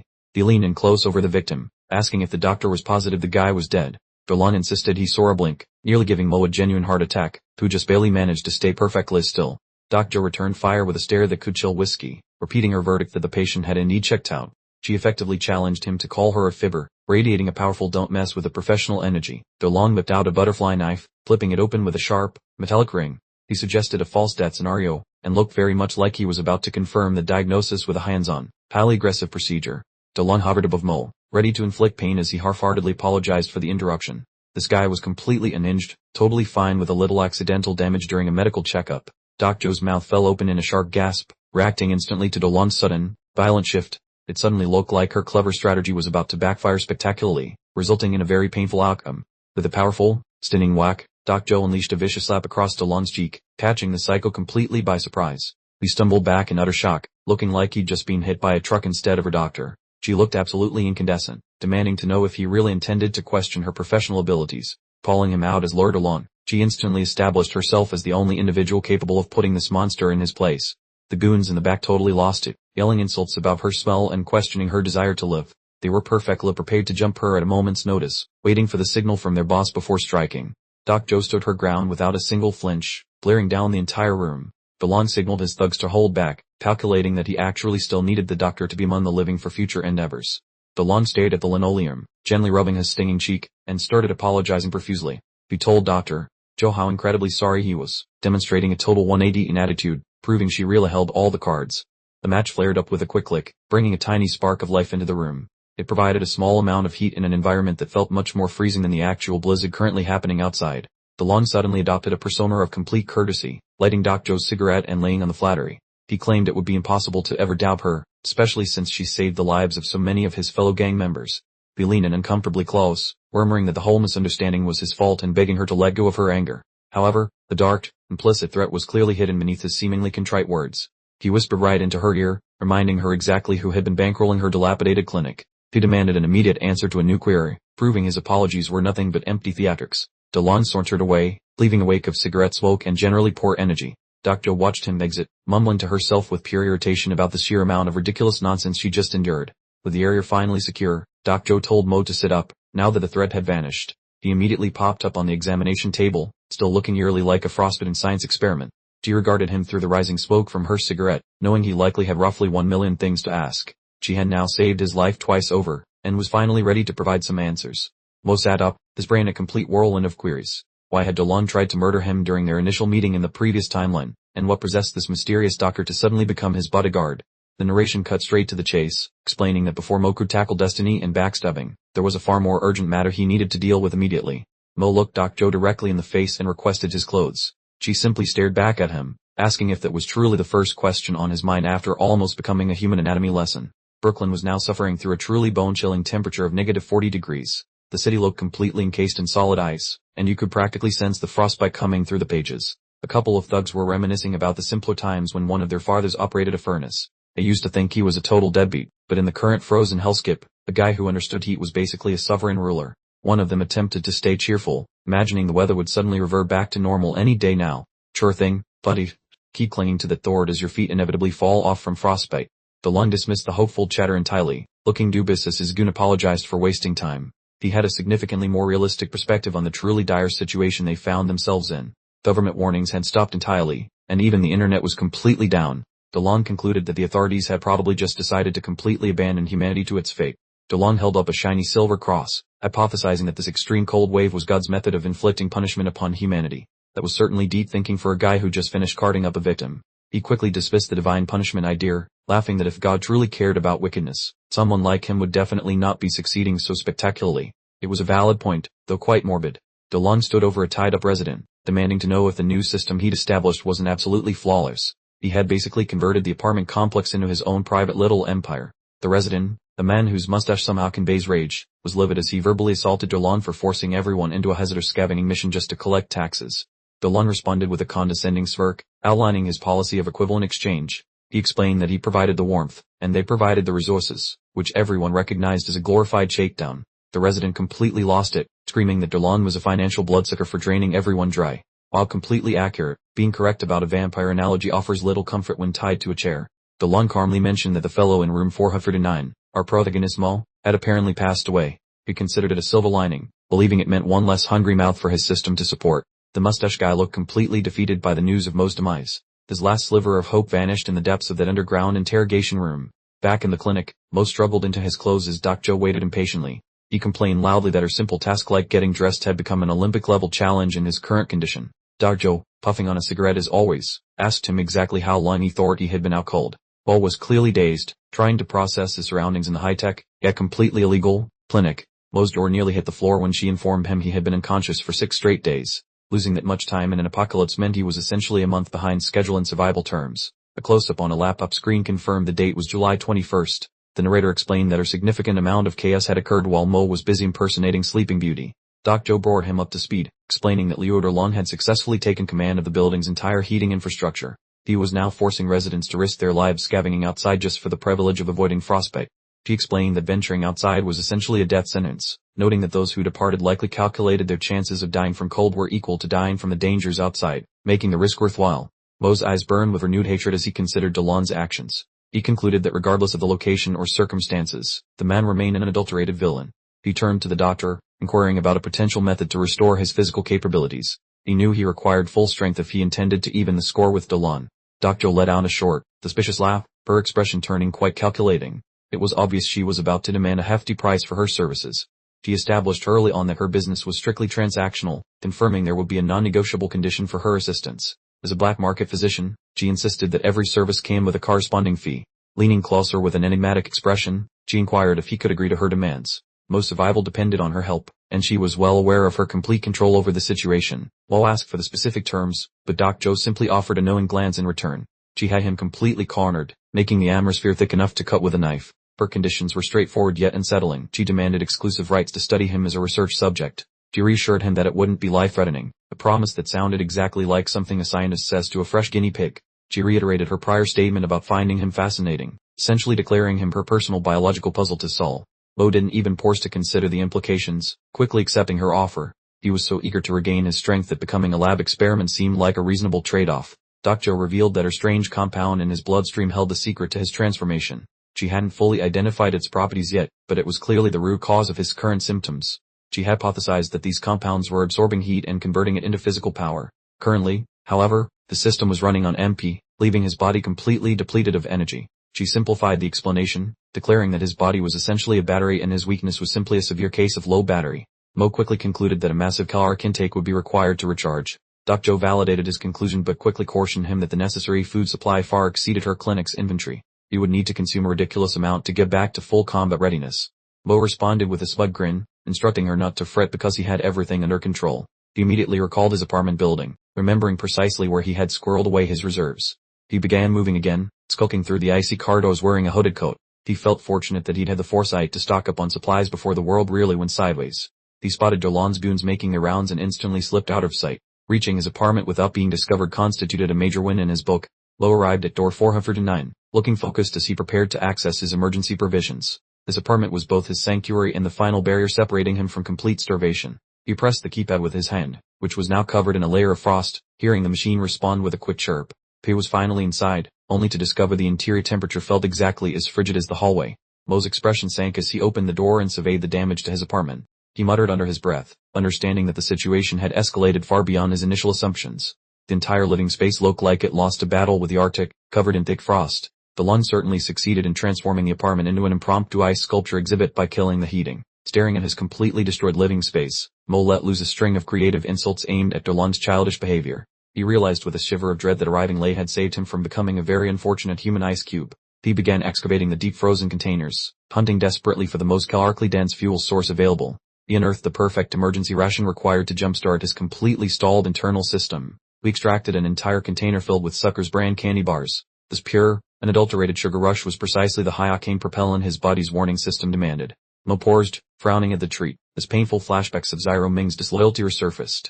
He decided to spite the past by switching brands next time, figuring a different flavor might cleanse his palate of bad memories. He tore a huge chunk from the candy bar, the loud asterisk snap asterisk reverberating through the chilly atmosphere. This consumption wasn't about savoring a snack, it was a desperate act of fueling for immediate survival. Mo paused, waiting for a noticeable effect, but felt absolutely zero changes. He concluded that her single serving was insufficient and immediately decided to dramatically increase the consumption rate. Mo began tearing through the stash of candy bars with frantic, almost demonic energy, his features tightening with every bite. He could sense an internal transformation beginning as the sugar-fueled energy surged through his circulation. The crimson capillaries across his skin began to radiate heat, throbbing visibly with intensity. He realized his physiology was in desperate need of this powerful supplement, signaling that a major escalation was imminent. Mo tumbled onto the storage boxes, grabbing his skull as the overwhelming power began to ignite within him. He was losing all restraint over the energy influx, which changed from a gentle blue luminescence to a raging scarlet inferno. Abruptly, the silhouettes of a pair of individuals emerged in the doorway. It was immediately clear to them that apartment 409 was far less deserted than they had originally assumed. The intruders chuckled about Dolan's elaborate scheme to use Mo's severed digits for the biometric scanner. They found it amusing that the entrance had simply swung open for them without any effort whatsoever. Mo lifted his head from the ground, revealing a truly unsettling smile and glowing crimson pupils. He had reached maximum capacity, and those unfortunate hooligans had absolutely no idea about the disaster they had just stumbled into. The two brutes were thoroughly baffled, demanding to know his name in panic shouts. They were staring at something that resembled a monster more than the deceased resident they had come to plunder. Meanwhile, back at the medical facility, Doku's final analysis simulation concluded with a small asterisk ping asterisk. She finally held the complete scientific blueprint detailing Mo's extraordinary biological capacities. The display showed Mo's complete physical form illuminated by surging energy. The doctor deduced that the reversal process was beginning to corrupt his neurological functions, meaning he was on the verge of total, uncontrollable madness. Doc Joe's complexion whitened as she grasped the profound severity of the situation. An overabundance of glycogen replenishment in a short period would cause him to completely lose self-restraint. One of the intruders puffed out his chest, calling Mo a child while asserting that all the property within the apartment now belonged to them. What an incredibly awful moment to attempt a display of intimidation. Mo let loose a truly horrific, spine-chilling cackle, his expression twisted into a terrifying mask of veiny, crimson fury. He had finally located a suitable outlet for his suppressed power, and the result was guaranteed to be unpleasant. Mo stood upright, a colossal field of fiery red energy exploding outward from his form. He had now completely abandoned all self-control, ensuring that the two hapless thugs were about to participate in the most brief battle in history. The scene flashes back 3 days earlier, finding Doc Joe positioned amidst a literal catastrophe. She examined a huge puddle of luminous blue fluid on the floor, trying to imagine what bizarre event could have transformed apartment 409 into such a chaotic sight. Doc Joe stepped near to the heart of the fluid, spotting a bizarre, throbbing organic growth emerging from the surface. She studied it with clinical detachment, simply wondering aloud about its nature. She carefully gathered a specimen of the azure growth in a protective bag, examining the delicate, branching, vein-like patterns originating from its center. In true medical fashion, she found the potentially dangerous substance to be utterly fascinating. Doc Joe spotted a security camera positioned high above on the wall, immediately realizing the entire debacle might have been captured on film. She concluded the control room was the sole location where she could uncover the authentic sequence of events. Taking a deep inhale from her cigarette, she prepared to depart. She decided she would visit the security room to finally uncover the facts, maintaining a look of tranquil resolve despite the surrounding pandemonium. the perspective moved to a huge public address speaker, which began broadcasting a severely distorted greeting throughout the entire structure. The volume was deafening and full of crackling static, the exact opposite of what you'd want to hear during a crisis. Doc Joe glanced upward toward the speaker as the voice abruptly demanded the attention of every resident. The PA system continued to roar across the dim, factory-like hallways, indicating that a significant communication was about to be delivered. In one apartment, a small child tugged on his mother's arm, whining about being hungry. The automated voice continued, instructing everyone to conserve supplies and prevent waste, which was a nice way of saying, good luck, you're completely abandoned. Mrs. Feng sat in her dimly lit common area, her anxious expression illuminated by the blue glare of the television static. The announcement concluded with an extremely foreboding and unresolved statement, leaving the listeners completely hanging. Suddenly, the door explodes inward as Delon's thugs crash into an apartment where a family is huddled together, clearly looking for something valuable, and definitely not asking nicely. Two henchmen grumble about old Joe's surprising heaviness while dragging him from his security post, receiving orders from the lead baddie to keep an eye on the heating system, confirming the building's warmth is officially compromised. Leo Delon's face glows ominously as he leans into the microphone, informing all the residents they'll need to pay a small compensation to keep their heating running, which is essentially just textbook supervillain extortion. The residents are absolutely stunned, wondering aloud if this whole thing is some kind of sick joke, completely baffled that poor old Joe or Josh would ever let this happen, but they are about to discover how serious Delon truly is. Delon closes his eyes and places a hand over his heart in a truly dramatic gesture, claiming he just wants everyone to appreciate the severity of the situation, though it's obvious he's loving every second of this power play. His hand reaches for a massive industrial switch clearly labeled heating, and with a definite, deliberate click, he flips the red toggle from on to off, instantly cutting the building's life support in a single, cruel motion. Delon flashes a truly twisted grin, claiming he'll turn the heat off for a while just to save some precious resources, treating hundreds of lives like pawns in a strategy game, and clearly enjoying himself immensely. He lets out a truly manic laugh, his face filling the frame with pure villain energy, knowing he's just signed a death warrant for anyone foolish enough to disobey his new rules. Back in the present, Len Mo's eyes are wide and glowing with an intense blue light, clearly sensing something significant, as those energy veins on his face throb wildly like a techno-wraith. We suddenly flash to Lin Mo in an orange prison jumpsuit, looking completely bewildered with his hands cuffed, seeming to process a memory that clearly doesn't belong to him. The disembodied voice asks him if he harbors hatred as we see a close-up of his cuffed hands resting on the table, creating the perfect atmosphere for an intense interrogation about his deepest motivations. Lin Mo stands in his white hoodie, looking down with a summer expression, as the voice zeroes in, asking specifically if he hates Leroy Delon, causing the figurative temperature in the room to plummet instantly. The massive close-up shows his eye turning a deep, terrifying blood red as he growls out Leroy Delon's name, surrounded by a jagged web of red energy, radiating pure, unadulterated hatred. Lin Mo gives a truly terrifying wide-eyed grin, his face wreathed in red energy, muttering, of course, confirming that the beast has finally been unleashed. Back in the hallway, Lin Mo lunges forward, grabbing a thug's arm with crushing force, as red energy erupts everywhere, allowing him to tear through the entire group like they were made of flimsy construction paper. He lifts one goon straight off the ground by his throat, the thug gasping and gagging in pure terror, as Lin Mo's eyes glow a demonic red, clearly showing he's holding absolutely nothing back now.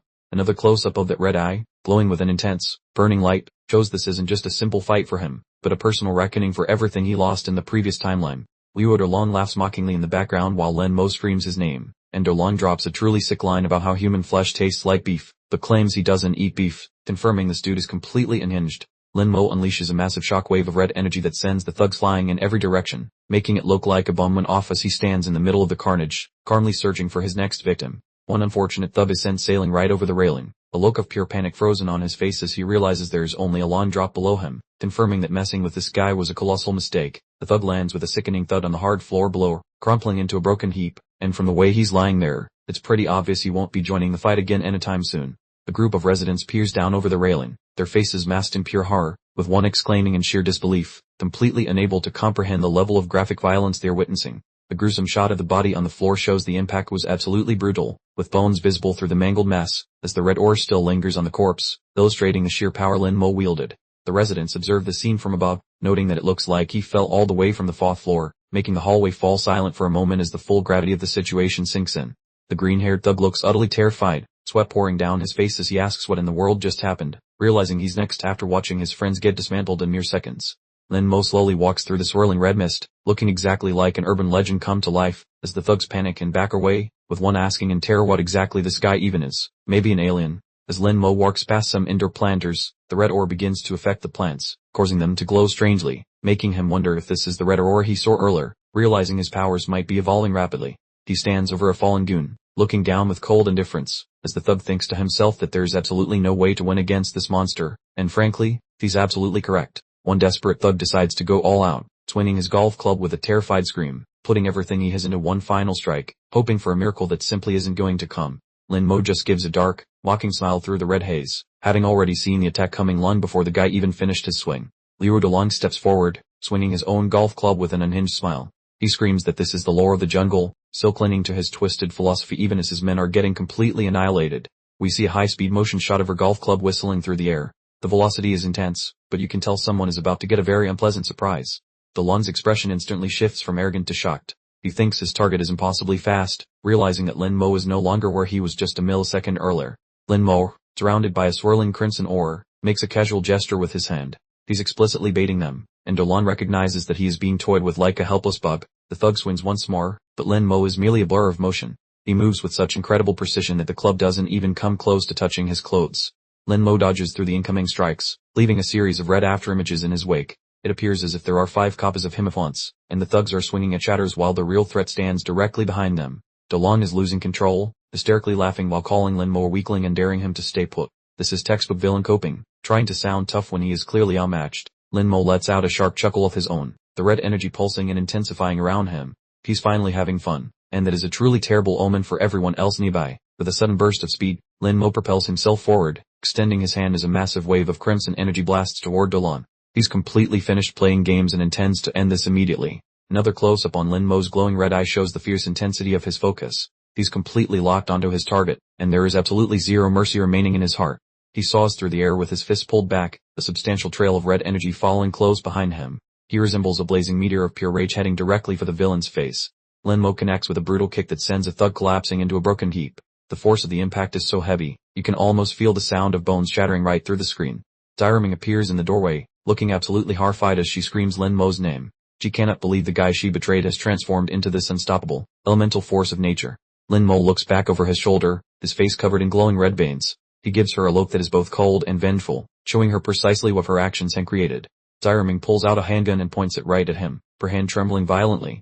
Lin Mo recalls her affectionate nickname, but the barrel of the gun doesn't appear to be feeling sentimental. Lin Mo looks down in shock as a tranquilizer dart hits him directly in the neck. He stowers, wondering why, as the red energy starts to flicker and fade when the drug impacts his system. Dak Cho stands there holding a high-tech tranquilizer gun, looking completely composed. She tells him not to worry, claiming it's just insulin, which is a pretty weird thing to say to someone you just shot with a dark gun. Lin Mo starts to fall over, his eyes fluttering as the red aura completely vanishes. The adrenaline and rage are being forcibly drained out of him, and he's losing the fight to maintain consciousness.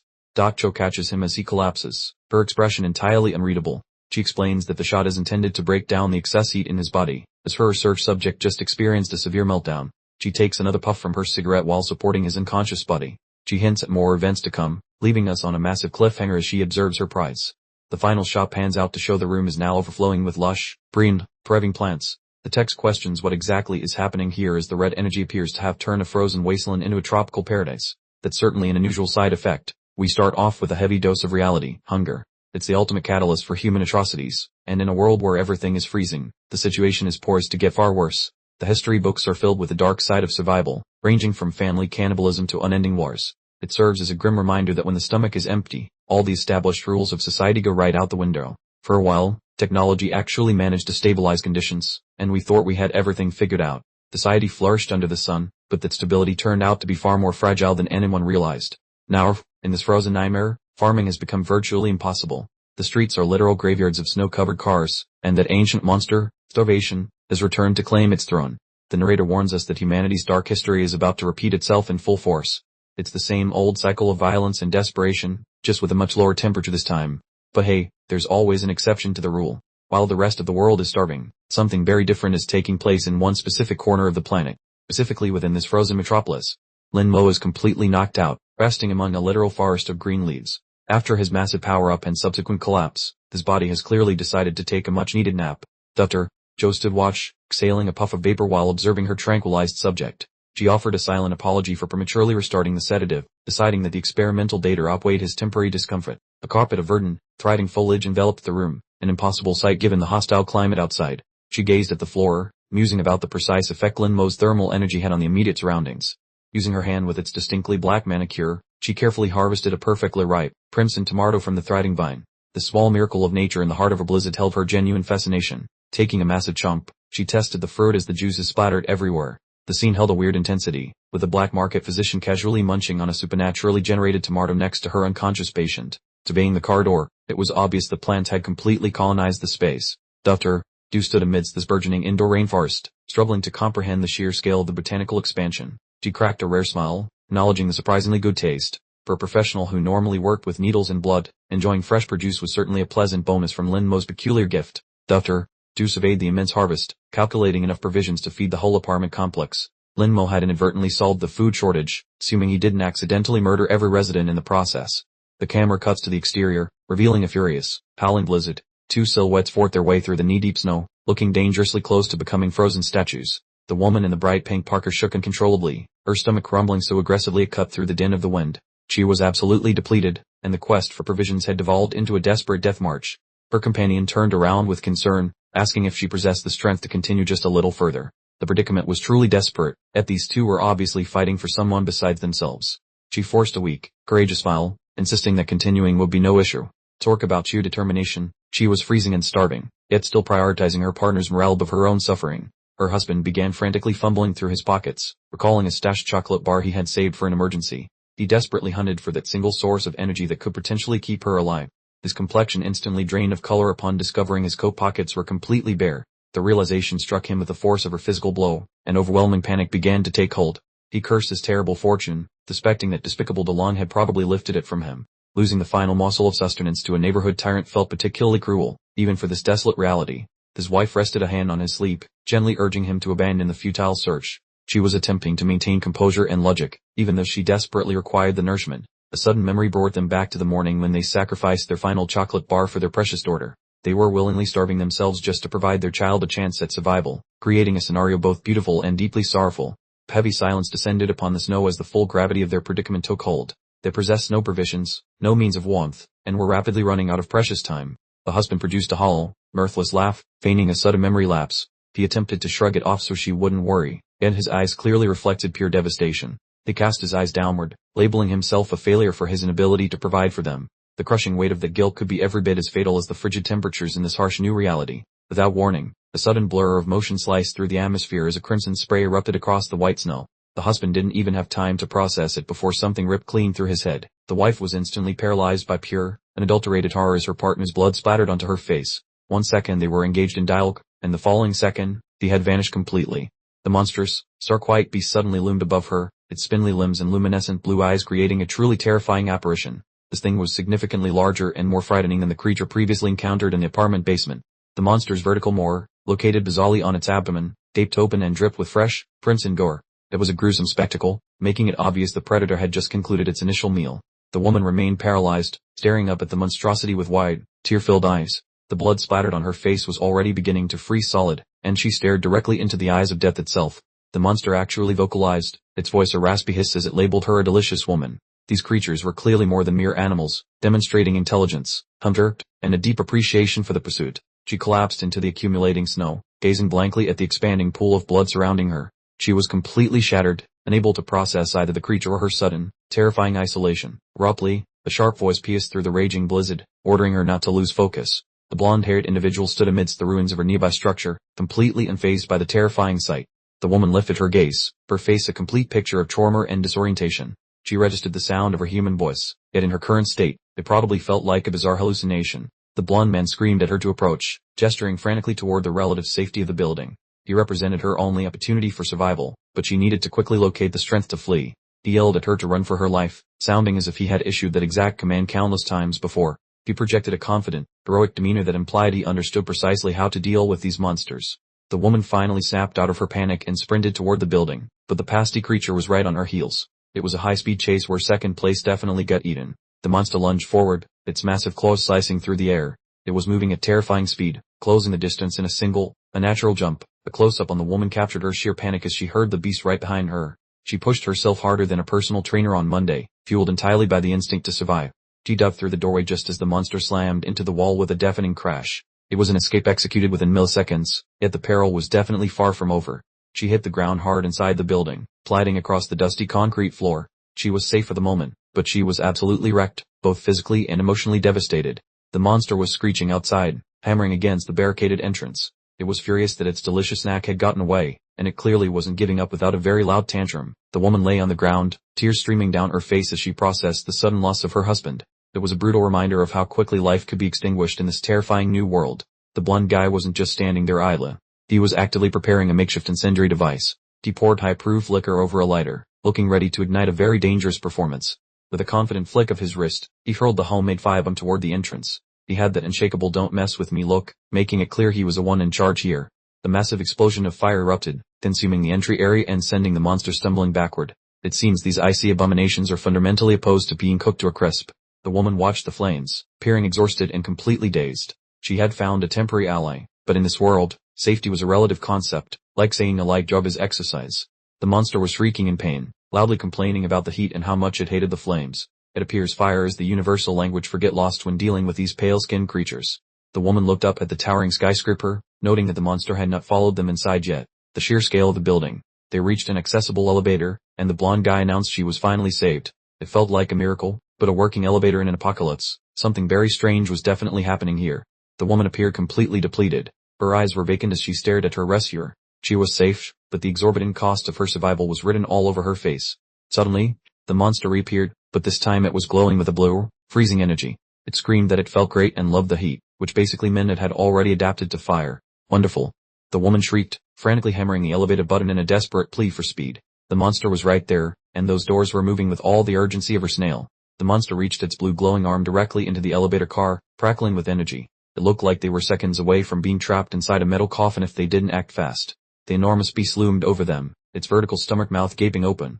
From inside the small metal box, it was a terrifying view, and all avenues of escape were officially closed. The blonde guy stared at the monster with intense, icy blue eyes. He ordered her to close her eyes, looking like he was about to drop a killer track or unleash something considerably more fatal. The woman was thoroughly confused, stammering out a question as she looked at him. He was acting like he was performing on a stage, and she was just trying to avoid becoming a light snack. A brilliant flash of golden light instantly filled the entire elevator shaft. It resembled a tiny supernova going off, capturing everyone in dramatic silhouettes against the powerful radiance. The monster howled in agony, covering its face while complaining about hating the bright light. It seems these creatures have a highly specific list of dislikes, specifically heat, rock music, and high-wattage spotlights.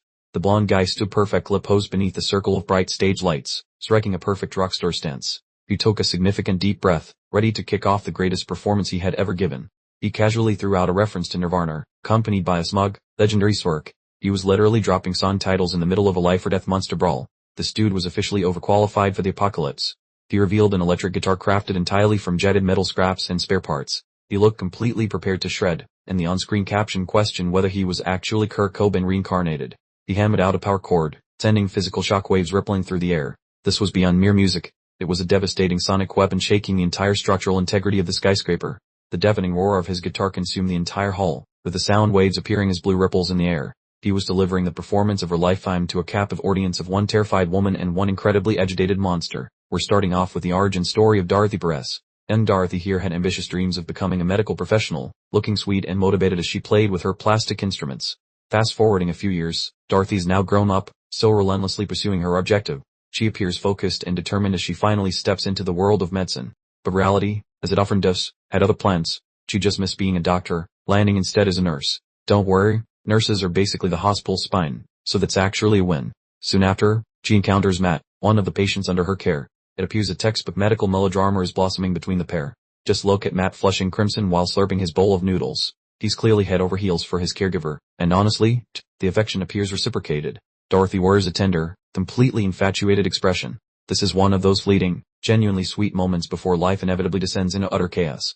The two marry, welcome a daughter named Maddie, and settle into a new flight. The picture-perfect montage, which, in this particular storyline, is usually a harbinger of doom. Then the inevitable disaster strikes. The planet freezes solid, criminals seize control of the structure, and then the creatures appear. The truly terrifying glimpse shows a beast towering over Dorothy. The tight shot on Dorothy's eye reveals she has witnessed unspeakable horrors. Her face is smeared with blood, and her stare holds nothing but pure terror as she confronts the nightmare. In the current timeline, Corbin is physically battling a creature using rock music. The monster howls in protest about despising the awful rock trash, yet Corbin's guitar shredding is actually effective. Dorothy is utterly flabbergasted by the sheer lunacy of the spectacle. She shouts that this is undeniably the most preposterous event imaginable, and frankly, we concur completely. Corbin concludes his performance with a dramatic, victorious stance as theatrical lighting bursts behind him. He truly finished with a flourish, even as everything else disintegrated around him. The beast is stunned but remains extremely lethal, its enormous vertical jaws clicking shut. Corbin's gaze appears cold and focused in the foreground, signifying he hasn't completed his task. He appears remarkably composed for a person standing mere inches from a vicious predator. He draws a deliberate breath, getting ready to deliver the definitive strike. Corbin seizes a huge metal spear or girder from the debris. His movements become purposeful now, transforming him instantly from an artist into an assassin. He takes a courageous plunge, descending into the deep recesses of the industrial facility. This individual demonstrates extraordinary nerve. He hurtles towards the creature, resembling a bona fide action movie star. The ambient lighting illuminates his hair as he gets ready to deliver the critical blow. With a resounding crash, Corbin skewers the beast with several metal beams, fastening it to the ground. That noise just became fatal for this pale monster. The creature lies completely submerged beneath a massive pile of junk metal and rubble. The very trash it scorned earlier ultimately became its headstone. The final tremor passes through the monster's core before it falls completely motionless. The frigid haze begins to dissipate now that the danger has been successfully eliminated. Dorothy appears absolutely stunned, softly asking if the ordeal has finished. She can hardly comprehend that she actually survived the terrifying confrontation. She gazes down at the deceased creature, likely having a fresh wave of grief over her husband's loss. She believes that perhaps this entire nightmare has finally concluded. Unfortunately, the relief quickly vanishes as she begins to shake uncontrollably. The adrenaline rush recedes, allowing the overwhelming sense of loss to take hold. She collapses, bowing her head into the cold snow as tears stream down her face. Having lost absolutely everything, even continuing to live feels like an unbearable weight. Corbin extends a hand towards her, taking her completely by surprise. He was literally a stranger just moments before, yet he's now the only companion she has remaining. He offers a comforting smile and assures her everything is fine presently. This guy possesses remarkable composure for an end-of-day scenario, but Dorothy genuinely required the encouragement. A view of the bleak, assy forest encircling them appears. It's a stunning yet lethal environment, and these two figures are merely small dots against the immense, stark wideness. They establish a modest campsite around a burning barrel for heat. Dorothy appears completely vacant, gazing into the fire as she attempts to comprehend her overwhelming trauma. She inspects a broken, blood-stained mirror, where she imagines the silhouettes of her husband and daughter Maggie. It's a devastating representation of the existence brutally stolen from her. Corbin watches with a solemn expression, softly wishing them eternal peace. He understands he cannot repair her grief, but he can at least offer a bit of reverence. They share a quiet moment together, the flickering orange illumination from the fire being the sole source of heat and light in the gloomy space. Corbin illuminates a cigarette, offering a summer observation about finality. He has undoubtedly witnessed numerous individuals perish throughout this extended cold snap. He glanced at her, delivering a tough love sermon. While mourning is fine, they really need to focus on staying alive first. It's the kind of blunt advice you get when the world ends. Dorothy simply gazed back at him, her eyes completely blank. She had surpassed her breaking point long ago and wasn't exactly in the mood for an inspiring speech. Corbin quickly grasped that he had completely misjudged the situation, offering a clumsy apology. He's a professional monster slayer with a guitar, not exactly a mental health expert, and it absolutely showed. The flame sputtered gently, providing background noise as the awkwardness between them began to gradually meld away. Dorothy finally broke the silence, offering her name.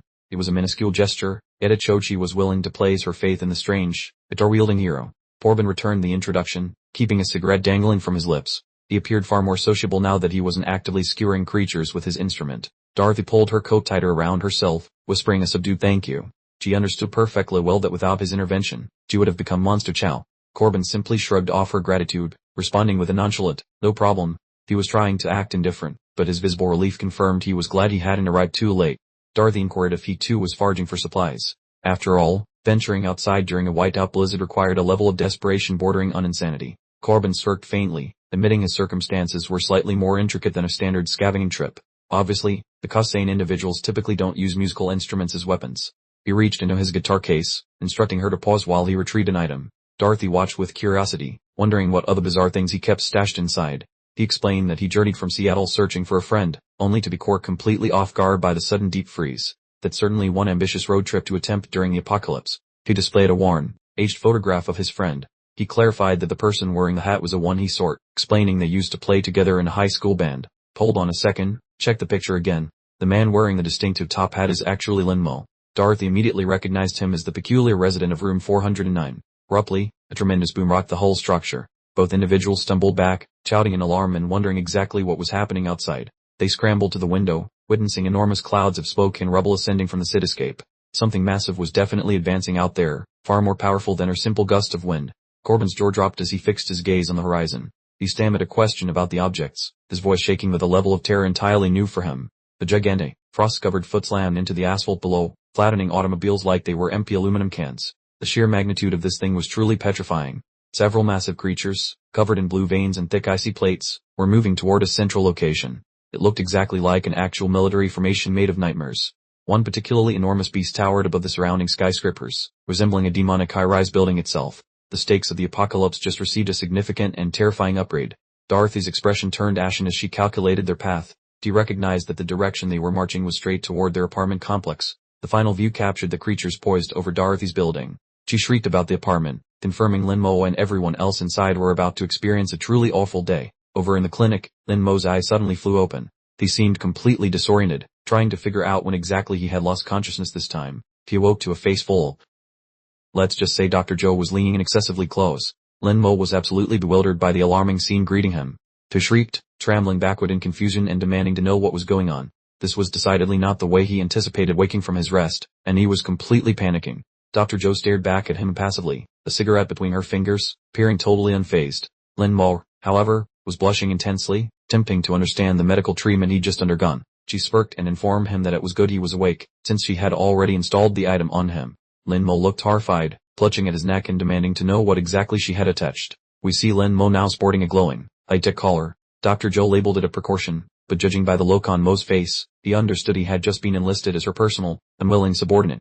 Collars represent one of the oldest adornments in human history, though their symbolism continually shifts. From a sign of high status to a far more sinister purpose, they invariably define the identity of the person wearing them. Historically, they served as symbols of bondage, representing total control and ownership. We observe a scene of women in antiquity, linked by neck chains, being marched through a bustling city square. While historically a simple restraint, today's version looks like a very specific adult accessory. The camera angle shifts to make it clear that Lin Mo's new neckwear suggests some extremely kinky business. Dr.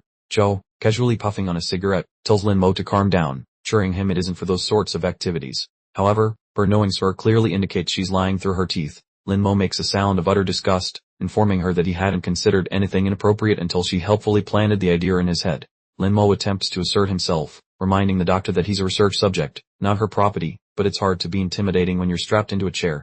Dr. Ju stares him down, agreeing that he is merely a subject and insisting the collar is just a routine data collection device. It sounds perfectly normal, assuming your definition of normal includes high-tech restraints. Standing behind him while he sits shirtless, covered in countless electrodes, she asks if he recalls her explanation of the strange substance in his system. She leans in close, reminding him that this mystery goo lets him store heat, but the new monitoring device indicates there are a few extra functions beyond simple thermal absorption. We get a close-up of the high-tech collar's glowing blue X mark as Dr. Ju explains that this gadget was specifically built to test her theories about his developing abilities. She explains that spiking blood sugar levels activate a secondary state of the mysterious substance, and the collar will dutifully change from blue to red as a warning. Lin Mo expresses frustration, demanding to know exactly what this secondary state entails. He's clearly unhappy about being treated like a glorified hamster with no updates. Dr. Ju takes a deliberate drag on her cigarette, staring intently at him, and asks a disquieting question, wondering if he remembers the events of the last 20 minutes. Lin Mo's face crumples in confusion as he searches his mind, finding only a vast, empty expanse where memories should be. His face drains of color as he realizes there's a huge gap in his memory, and he looks genuinely terrified of what his alter ego might have done during the blackout. Dr. Ju places a finger on his nose, telling him to relax, creating a bizarrely intimate moment that intensifies the uncomfortable power dynamic between them. She leans in extremely close, almost touching him, claiming she's here to explain everything, acting like a disturbing tour guide through his personal nightmare. She gives him a sly, knowing glance, explaining that this is all just part of their ongoing research, clearly relishing every single second of being in complete control.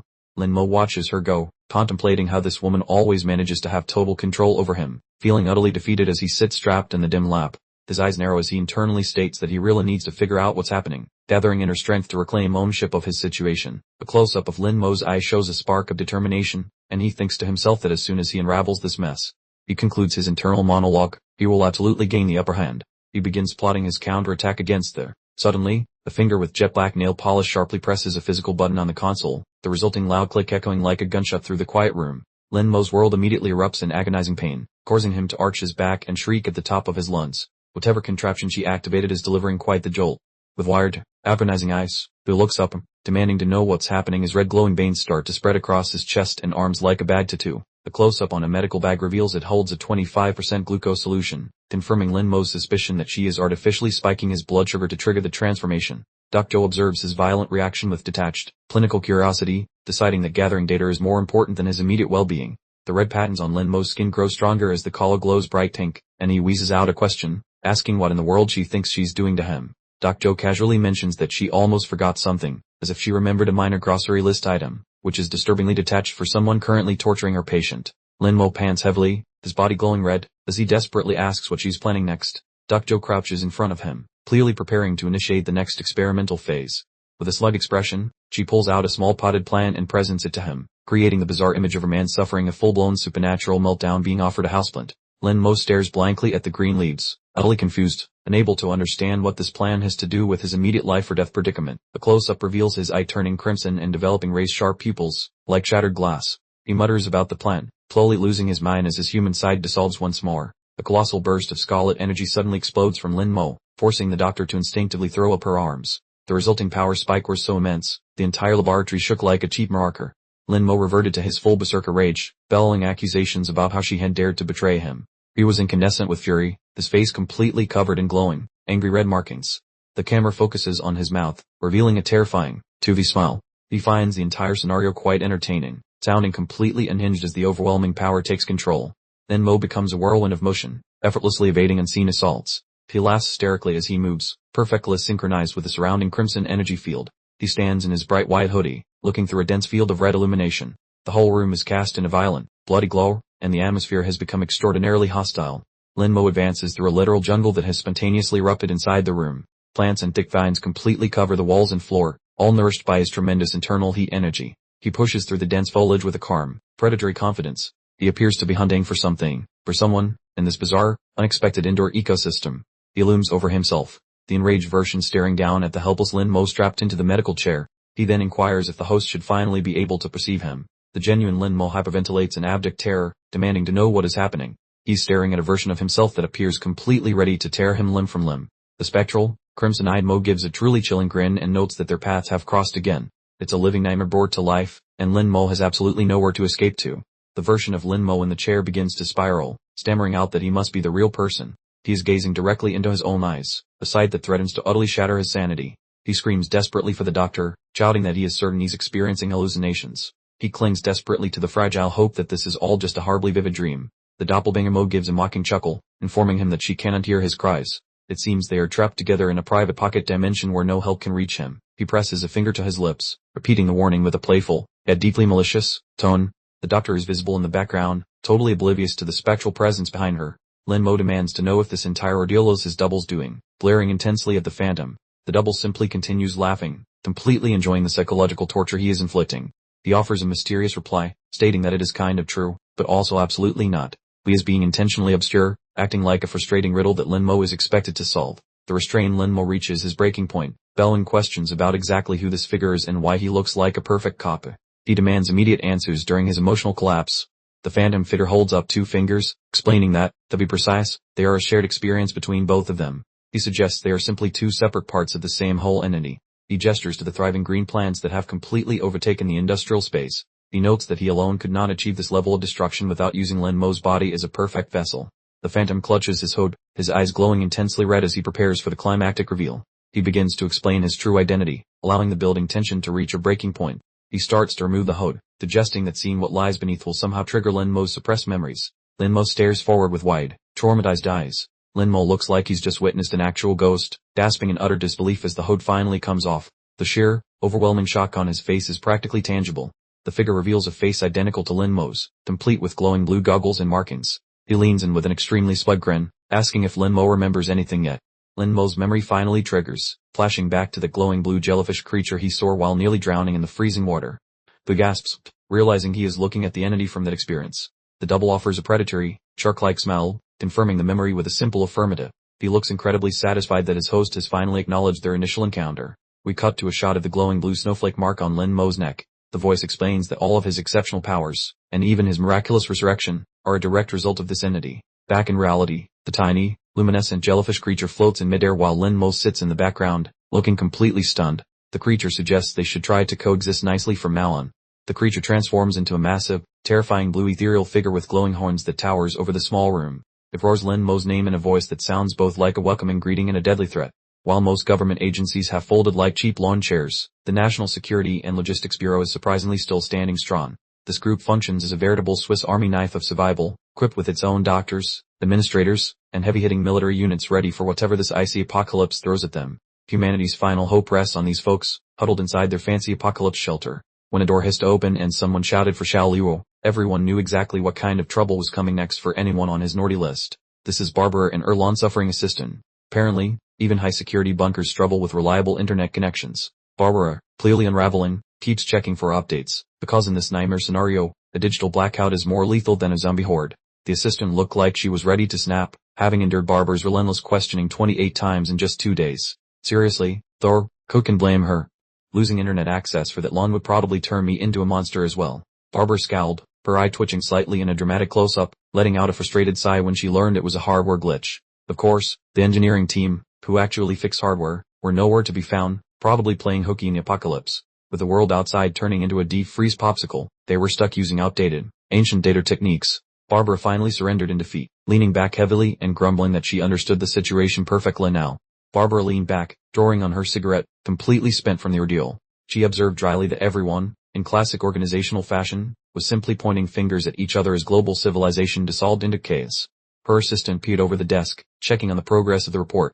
Barbara, looking completely sapped of all energy, merely mumbled almost at the MP monitor, suggesting she hadn't started yet. Just send it to me as it is, Barbara commanded, waving off the need for perfection. The assistant looked baffled, wondering what she should do with the rest of the incomplete data.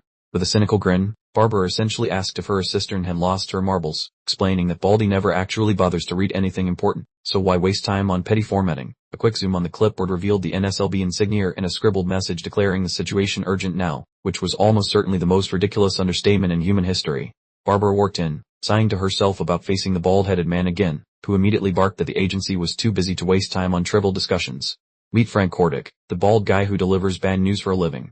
After surviving climate collapse and cyber warfare, their communication lines went completely silent, leaving field agents unheard from for 2 days, suggesting the front lines were having a very rough time. Frank, absolutely livid, was desperately worried about the sleeper agents they couldn't reach, essentially a hidden army completely cut off from command and control. He stood up and yelled that this wasn't a drill. They were officially at war. He demanded they stop waiting for a miracle internet recovery and take decisive, physical action immediately. Barbara dryly remarked that war always remains the same, staring at the screen and contemplating the next group she was sending to face certain doom. Frank, meanwhile, just looked at the ground, crushed beneath the overwhelming burden of command. Frank smashed his hand onto the desk with an angry crash, accusing Barbara of hitting below the belt. He clearly despised her calm, almost indifferent attitude toward the situation. He shrieked at Barbara to abandon all pretense of social niceties, arguing that good behavior wouldn't save anyone in this hellscape.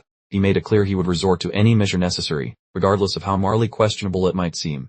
Entering the lab, Frank essentially gave Barbara a smug, "I told you exactly what would happen, look." He asked if she finally grasped his constant nervousness as they stared at a futuristic monitoring display. Frank's mouth dropped wide open, nearly hitting the floor as he looked through the window. He whispered a terrified "oh my gosh," which is always a bad sign when a high-level official starts using religious exclamations. The screen displayed live video of a horrifying creature casually roaming around just outside their front door. It truly makes for an incredibly uncomfortable welcome mat for guests. Feast your eyes on this monster. It was blue, extremely tall, awkwardly spindly, and adorned with strange, bioluminescent markings. It appeared to have been custom designed by someone who absolutely despises the concept of a good night's sleep. The chief scientist, Preen then revealed the terrible truth. This thing wasn't an alien invader from another galaxy, but a grotesque mutation that started out as a regular person. Frank was completely stunned, demanding confirmation that this creature was once human, while his gaze fixed intently on something specific hanging around the monster's neck. Frank moved closer, squinting to bring the detail into sharp focus. He had finally discovered the smoking gun that confirmed his colleagues weren't just spouting nonsense. Bingo, dub tabs. The name etched on one read Johnny Silverhammer, confirming that this horrifying beast was once a member of their field operations unit. Frank began to panic, demanding answers from the scientist. The explanation was chilling. The mutation likely occurred before the network crash, making it the perfect surprise infiltration. Barbara clarified the situation. Agent Silverhammer vanished near the bunker, and when the security team eventually located him, he was completely unresponsive and presumed dead. After just 24 hours resting in the morgue, the body began its terrifying transformation. Barbara, exhaling smoke, pointed out that this mutation was exactly how he became the monstrosity on the screen. More footage appeared, this time showing a supermarket incident. These monsters, apparently, had been running around even before the big freeze, and intelligence reports confirmed the CIA had been keeping tabs on them previously. The monitor replayed the previous video where the creature brutally decimated the supermarket aisles. It served as a grim warning that these things were truly apex predators, and not just harmless, oversized house cats. Frank examines the group of survivors, but his attention immediately locks onto Lenmo. He internally designates him as number 0, a clear indication that he's the government's top priority for some reason. Back in the present moment, Lenmo is completely losing his mind. He's tied down in a chair, staring at something fundamentally impossible, demanding to know what exactly is happening to him.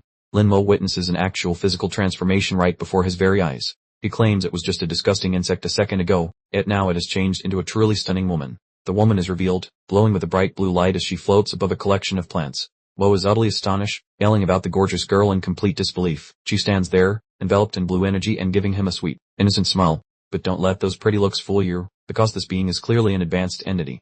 She attempts to embarrass Mo, teasing him about getting shy because he's seen a naked lady, but he's too busy questioning if his brain is completely melted. He thinks it must be a hallucination, even though those blue flames look incredibly real. Mo notices that the entire environment around him is somehow frozen in time. The plants in the room are staying perfectly still as he continues to stare at the mysterious, powerful girl. She flashes a mischievous smirk, confirming that yes, his interpretation of the situation is correct. She is thoroughly entertained by the sheer confusion on his face.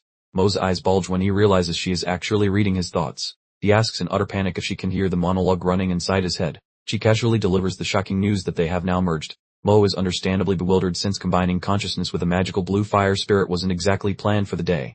She explains that he can see her now because the doctor injected him with enough sugar to stimulate her awareness. Mo quickly realizes she is the strange substance the doctor mentioned being inside him. She points at the glowing blue energy, explaining that the fire is essentially her blood and the exact source of his budding supernatural abilities. She looms over him, declaring that choosing humans as a host body was definitely the right decision. Mo, meanwhile, is breaking out in a cold sweat on the bench, clearly regretting every single life choice he has ever made. Mo stares back with a defiant gaze, demanding to know why she decided to be a parasite in his body. He is not at all excited about sharing his skin with a glowing interdimensional roommate. She answers with a predatory smile, calling him a fascinating little creature. She's looking at him like a brand new toy that she just unwrapped from its packaging. She reveals the genuine truth, explaining that they do not belong to this particular dimension. Mo watches her wrap herself in the blue light as she details her mysterious origins. She needs to inhabit the bodies of native creatures to properly understand the workings of this new reality. Mo has basically become her personal tour guide, whether he likes it or not. Mo is completely unconvinced by the strange sci-fi explanation. He calls her out on what sounds like a ridiculous setting from a cheesy novel, looking totally unimpressed by her backstory. She explains that her species is so incredibly advanced that they don't bother with names, and time is nothing more than her suggestion to them.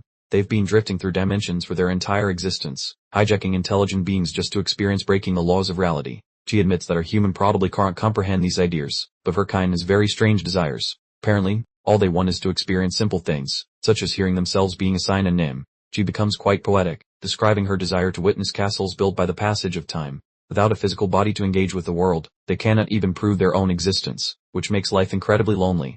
Mo counters with some existential philosophy of his own, looking very smug. He dismisses her lonely daily routine, suggesting that she sounds like she just needs to find a friend. She is genuinely stunned by his answer, her eyes going wide before she bursts into hysterical laughter. She asks if he's actually feeling sorry for her, letting out a manic cackle like it's the funniest thing she has ever heard. She finds the very concept of empathy hilarious, laughing right in the middle of her transformation.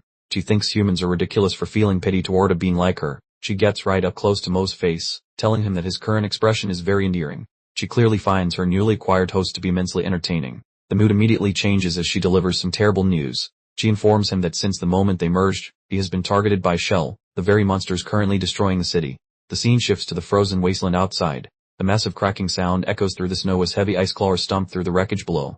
Just look at the immense size of these creatures. Enormous icy legs march through the ruins, crushing everything in their path as they make their way toward the city. A close-up view shows a new monster sniffing the air. It mutters about the smell, food, and an enemy as its massive multi-eyed head scans the horizon for prey. The army of monsters is officially in motion. One of them shrieks enemy as they march through the frozen skyscrapers, heading directly for Lin Mo's apartment. Things are about to get very, very ugly. Our Mustashib resident, clearly having a terrible day, decides he must get to the security office. He's banking on the thieves being too dimwitted to notice that the safe actually conceals a secret weapons cache, because apparently, they only look at things labeled money. He starts to move, but then slams on the brakes immediately. The pale, terrifying creature is lurking in the hallway, looking exactly like someone who just finished a particularly messy, and probably human, sandwich. This poor soul is sweating like a sinner in church, with a bloody nose from either anxiety or blunt trauma. He grits his teeth and whispers a very heartfelt expletive, knowing that meeting one of these creatures without a weapon is basically signing up for a very messy funeral. Meanwhile, in the lab, Dr. Joe is completely captivated by the mutant plants that grew from Lin Mo's strange powers. Wo, however, is significantly less impressed, demanding she unlock the ridiculous collars she clamped around his neck right now. The doc maintains her clinical detachment, cautioning him against using his speed ability for extended stretches of time. If he keeps pushing it, he'll deplete his energy reserves and turn into easy prey. Joe finally concedes that she has sufficient research data for the moment. Lin Mo is essentially pleading for her to free him, yet in classic mad scientist style, she's taking her sweet time. Dog Joe flashes a self-satisfied smirk, seemingly completely unbothered by the bright blue energy swirling everywhere.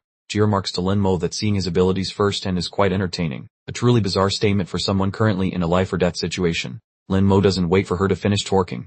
He snatches her up in a flash. They accelerate so rapidly that the whole laboratory turns into a streak of blue light, making a speed camera look slow. As they rocket down the hallway, Mo demands to know what on earth that creature was. The doctor confesses she's unsure if it's a standard white skin or a newly discovered variant called Shell, but she guarantees it's absolutely deadly.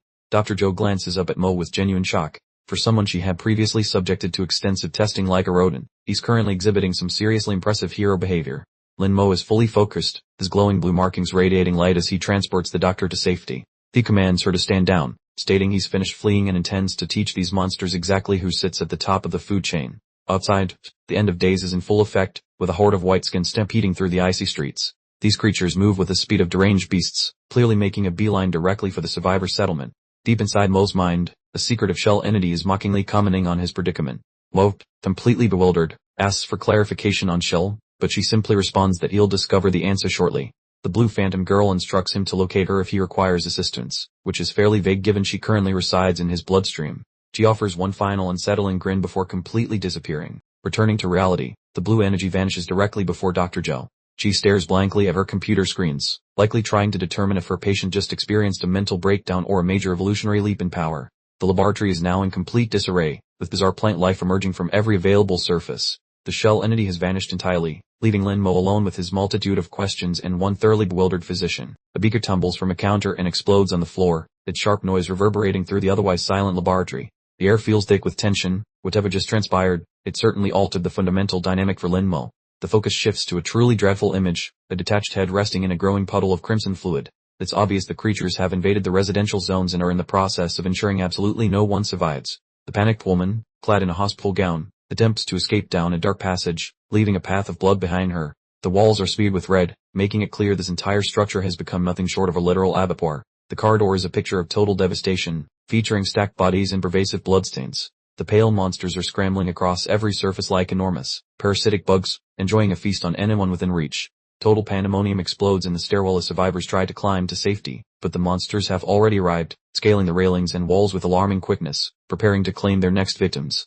The survivor frantically dashes down a dark pathway, but he quickly realizes he has company. Two white skins are close behind him, using their long, thin legs to navigate the environment effortlessly. The blond man grasping a crimson crowbar attempts to force open a locked security door, but it refuses to budge. He curses his misfortune, comprehending that he has effectively cornered himself in a cul-de-sac at the absolute worst timing possible moment. The creatures immediately attack. The man with the crowbar glances over his shoulder in sheer panic as the pale monsters soar through the air towards him. The door's a gate for the kill. He is instantly tackled and immobilized on the ground. He fights back with all his might. Yet these creatures possess incredible strength, meaning his chances of survival have reached zero. In the industrial sector, the gang members from before finally encounter the monsters for themselves. They stand in a huge hangar, appearing completely insignificant compared to the nightmarish figures descending from the rafters. The thugs are absolutely terrified, yelling questions about what in blazes this creature actually is. They came prepared to brawl with other humans, but they definitely weren't ready for an interdimensional invasion. It's an absolute slaughter. The monsters rip into the thugs, splattering blood in every direction as the vertical mouths on their abdomens open wide for feeding time. The must-showed man, Josh, is pressed against a structural support beam, observing as his previous antagonists are systematically eliminated. He's beaten and covered in blood, yet sufficiently coherent to grasp exactly how dire the predicament has become. He observes that these creatures resemble the very monster Mo battled previously. This brings forth a chilling revelation. It's not simply a lone beast, but an entire regiment of these nightmares. A close-up view shows the monster's pale, veiny skin as it hunches over its victim. These things look less like living beings and more like some unsettling, organic ice sculptures, which somehow manages to make them even more terrifying. The monsters have massive, pulsating red sacs on their backs, clearly filled with some fluid. Josh understands they are essentially using their victims as giant juice boxes, draining blood for fuel to power themselves up. He realizes the monsters are currently too busy feasting to notice him. This brief window of opportunity is his only shot at survival, and he knows he has to seize the moment while they are preoccupied. He examines the ropes tying his hands to the pillar, finding them completely taut. He searches desperately for any sharp edges to cut himself free, but the metal is smooth and utterly useless for his purpose. With blood still running down his face, Josh's eyes light up with sudden determination. He decides to attempt a very old trick he learned in his youth, proving this guy still has plenty of fight left in him. He grits his teeth tightly and begins contorting his hand in a way that looks excruciating to watch. He is intentionally forcing his joints out of place, collapsing his hand to make it small enough to slip through the binding. Sickening crack echoes as he pops either his shoulder or wrist out of position. This guy is truly a hardcore survivalist, willing to sacrifice part of his body just for a chance at freedom. Success. He manages to pull his hand completely free from the rope, though his arm is clearly mangled. It's a brutal method to break loose, but it definitely beats serving as a monster's personal snack pack. He stands up, breathing heavily while clutching his injured arm. He mentions that old injuries from his childhood actually make dislocating his joints much simpler now. Talk about a strangely convenient superpower. He begins sneaking through the available shadows, keeping a close eye on the monsters. He may be free from the bindings, but he knows he's still trapped in the middle of a monster-themed all-you-can-eat special. He quickly understands he cannot confront this empty-handed and searches for anything he can possibly use as a weapon. He isn't a hero, just a guy who refuses to surrender and accept his fate lying down. The resident with a prominent mustache, caught in the middle of this disaster, realizes he needs to get to the security room. He hopes the clumsy thieves never figured out the safe is actually covering a hidden weapons locker. Just as he starts to move, he stops immediately in his tracks. The white-skinned monster stands directly in the hallway, looking like it just finished a particularly messy meal. The guy begins sweating profusely, his nose bleeding from either the extreme stress or an injury. He clenches his teeth and lets out a frustrated curse. Running into one of these beasts while unarmed is practically signing a death warrant. Back in the lab, Doc Joe is completely geeking out over the peculiar plans that sprouted from Lin Mo's energy. Mo is definitely not impressed, demanding she hurry up and remove the strange collar she fastened around his neck. The doctor maintains a clinical tone, warning him that using his super speed for extended periods is extremely dangerous. If he pushes his limits, he will become severely weakened and completely vulnerable to attack. Joe eventually admits she has gathered enough data for now. Lin Mo is practically begging her to unlock him at this point, but in typical Mad Doctor fashion, she takes her time and refuses to rush. Suddenly, a massive thumping noise rattles the entire laboratory. Mo questions what that sound was, his heart rate spiking as the nearby door begins to vibrate violently. The metal security doors are being heavily hammered from the outside by something possessing insane strength. The pounding sound makes it abundantly clear that their privacy is about to be violently invaded. Lin Mo and Doc Joe stare at the door in utter shock. Mo lets out a terrified shout, realizing the monsters have finally managed to track them all the way down to the lab. Mo's eyes go wide as he realizes the sound isn't just coming from the door. Bill looks up, sensing a completely new threat coming from above. The ceiling hatches burst inward as a massive white-skinned monster drops right into the room. It's like a scene ripped straight from a horror movie, and the doc finds herself squarely in the impact zone. Mo screams out in sudden recognition as the beast lands, its numerous eyes glowing with ravenous hunger. It's huge, muscular, and looks significantly more evolved than the creatures they previously encountered. Suddenly, the ghostly shell girl materializes right beside Mo's ear, whispering that this thing is part of her. She acts far too casual considering a monster is about to eat them. Lin Mo whirls around and shouts at the phantom, asking why she hasn't left yet. He's completely losing his mind, trapped between a physical monster and a psychic entity. Shell merely places a finger on his nose, shushing him exactly like a misbehaving child. She is completely in control of the situation and knows he is entirely powerless to stop her. She flashes him a playful look, suggesting he should avoid getting stuck like this. She is clearly enjoying his panic, treating the impending apocalypse like a fun little game. She points directly at the monster, which is currently lunging directly for Doc Joe. She informs Mo that if he doesn't move immediately, the doctor will be dead in approximately 3 seconds flat. Lin Mo's eyes blaze a brilliant blue as he activates his incredible speed. He's fuming, complaining about how difficult every woman around him seems to be, yet he dives in to rescue the doc anyway. Lin Mo charges forward, grabs Dr. Joe, mumbles an apology, and prepares to bolt. He's moving with such intense force that the air around them begins to distort with a visible blue energy field.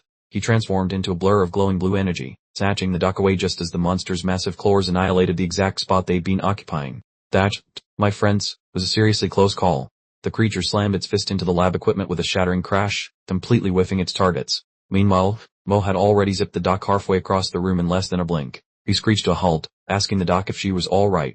The effort left him completely out of breath, his blue energy still fizzling across his skin like static as he held her tightly.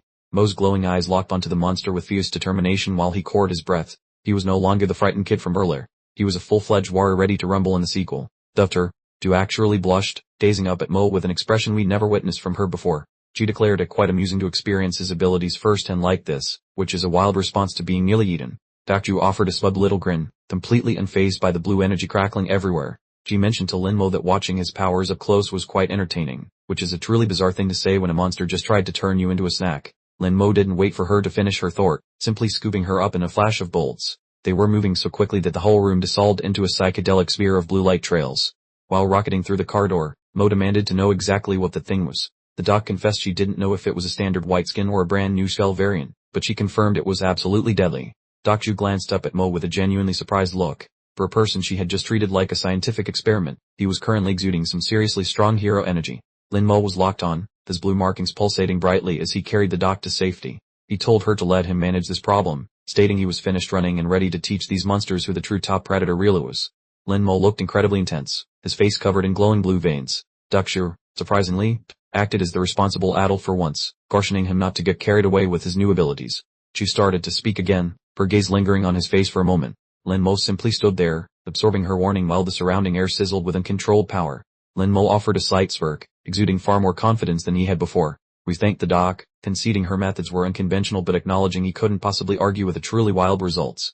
Duxu just stayed back, looking as cool and unbothered as ever while puffing on her cigarette. She didn't appear to care much for his appreciation, remaining completely focused on the immediate task. She gave him a sly glance, questioning whether this was genuinely the ideal moment for a sentimental check. The atmosphere was thick with tension, suggesting an imminent and very rude interruption. Right on cue, the massive monster materialized in the background.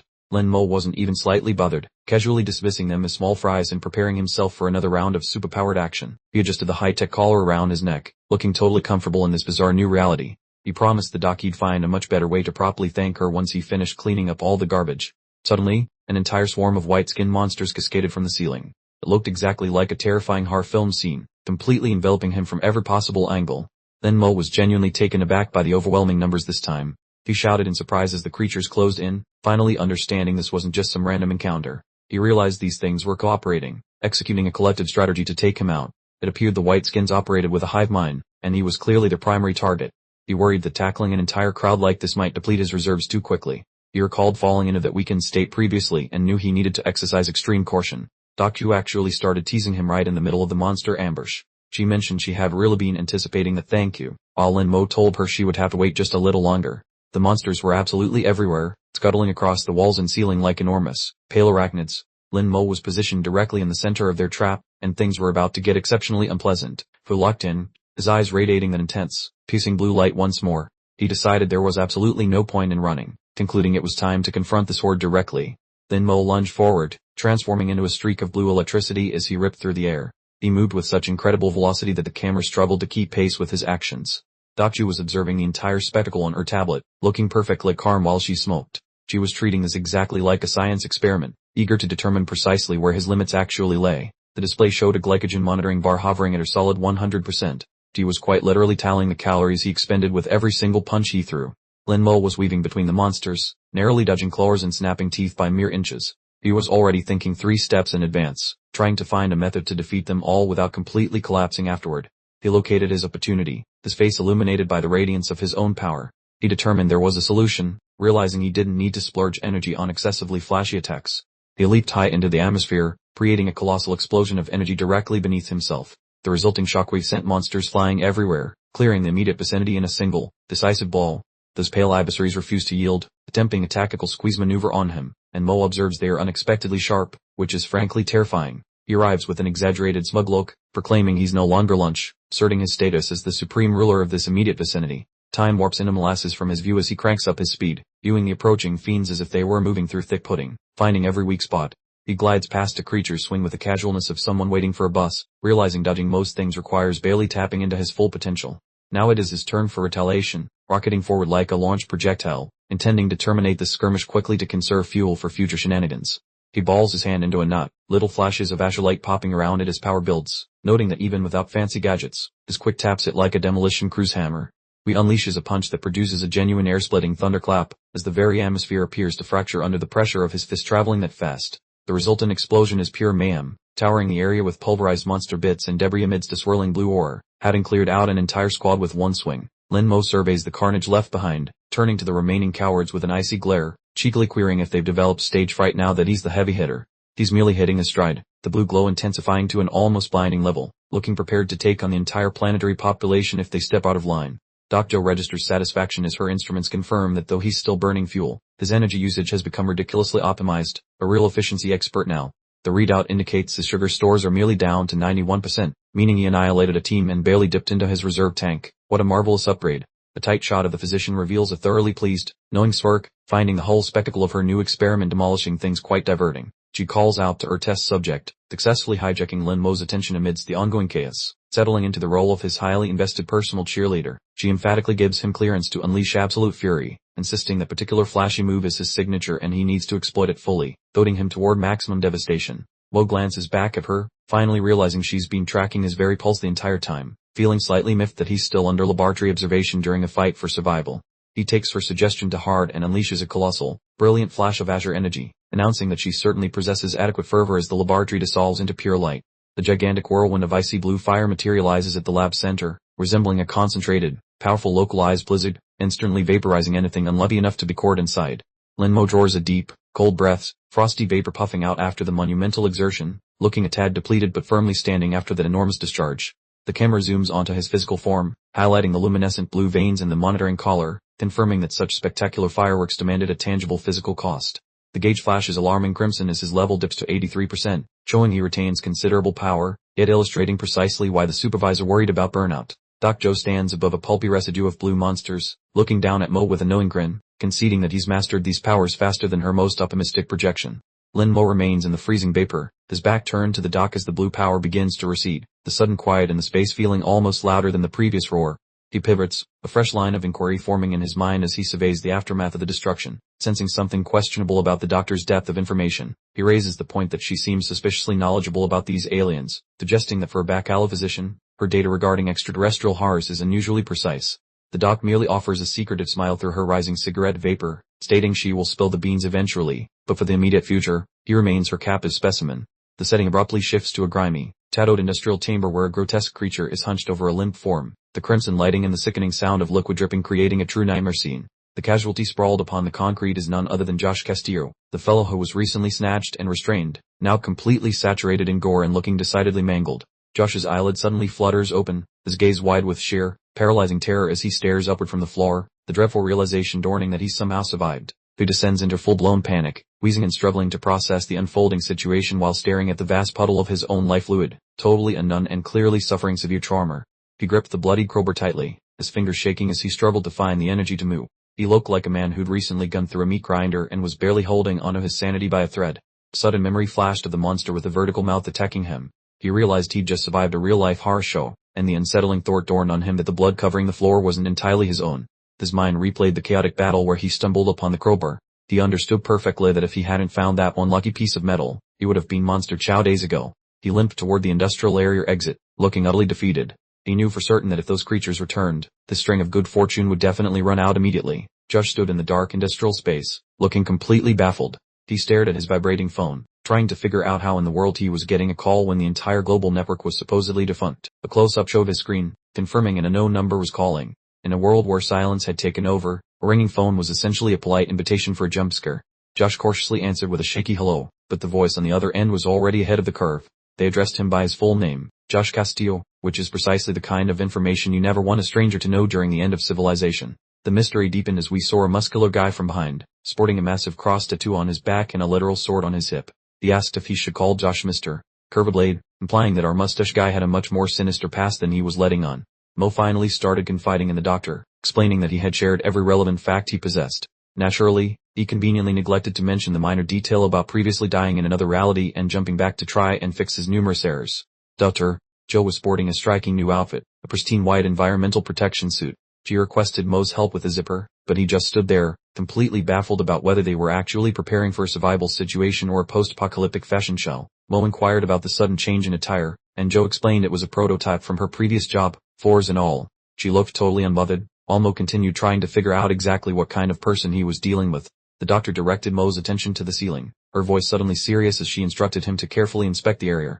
Given her sudden change in demeanor, it was clear that whatever she had spotted above them would definitely not be a pleasant surprise. She slipped into a bright pink puffer jacket, explaining that the creatures had managed to squeeze through the maintenance vents. The pipes were completely broken, and she casually asked if he had noticed the internal temperature plummeting faster than a stone falling off a cliff. Joe stood in the dimly lit hallway, the sporadic flickering lights giving her the appearance of her character in a low-budget horror production. The biting cold was rapidly invading the structure, signaling that their brief reprieve from danger had officially ended. Both characters froze instantly, gazing into the profound darkness of the passageway. The sound echoed from somewhere in the shadows, suggesting something was moving, but it certainly didn't have the typical gruesome noise of a monster. A small child with blonde hair emerged from the blackness, appearing utterly disoriented and completely unsuited for this industrial hellscape. Mo's eyes widened in disbelief, Having been completely caught off guard by the sight of her kid roaming free, Mo immediately identified her as the little girl who lived in the apartment next door. He was completely perplexed, trying to understand how such a small child could have possibly survived the massive monster attack that had recently devastated the entire level. Before anyone could react, the girl turned and sprinted down the hallway without a single word. Mo yelled for her to wait a minute, grumbling under his breath that this was precisely why dealing with erratic children in an apocalypse was his least favorite activity. The profile shot captured Mo's extreme tension. He quickly deduced that if her young child was running away at top speed, she was likely fleeing from something significantly worse than herself. The camera angle dropped to reveal the floor, which was coated in a shocking amount of gore. A fresh trail of blood snaked down the passageway, indicating that the monsters hadn't merely passed through this section. They had stopped for a lengthy snack. Mo and Joe tracked the grim path to find a massive mound of corpses. Mo visibly recoiled, feeling nauseous at the sight of the stacked human remains. Mo observed something peculiar about the victims. Several of them had clear bullet holes. He came to the chilling conclusion that although the monsters posed a serious threat, the remaining human inhabitants of this building were quickly becoming significantly more lethal.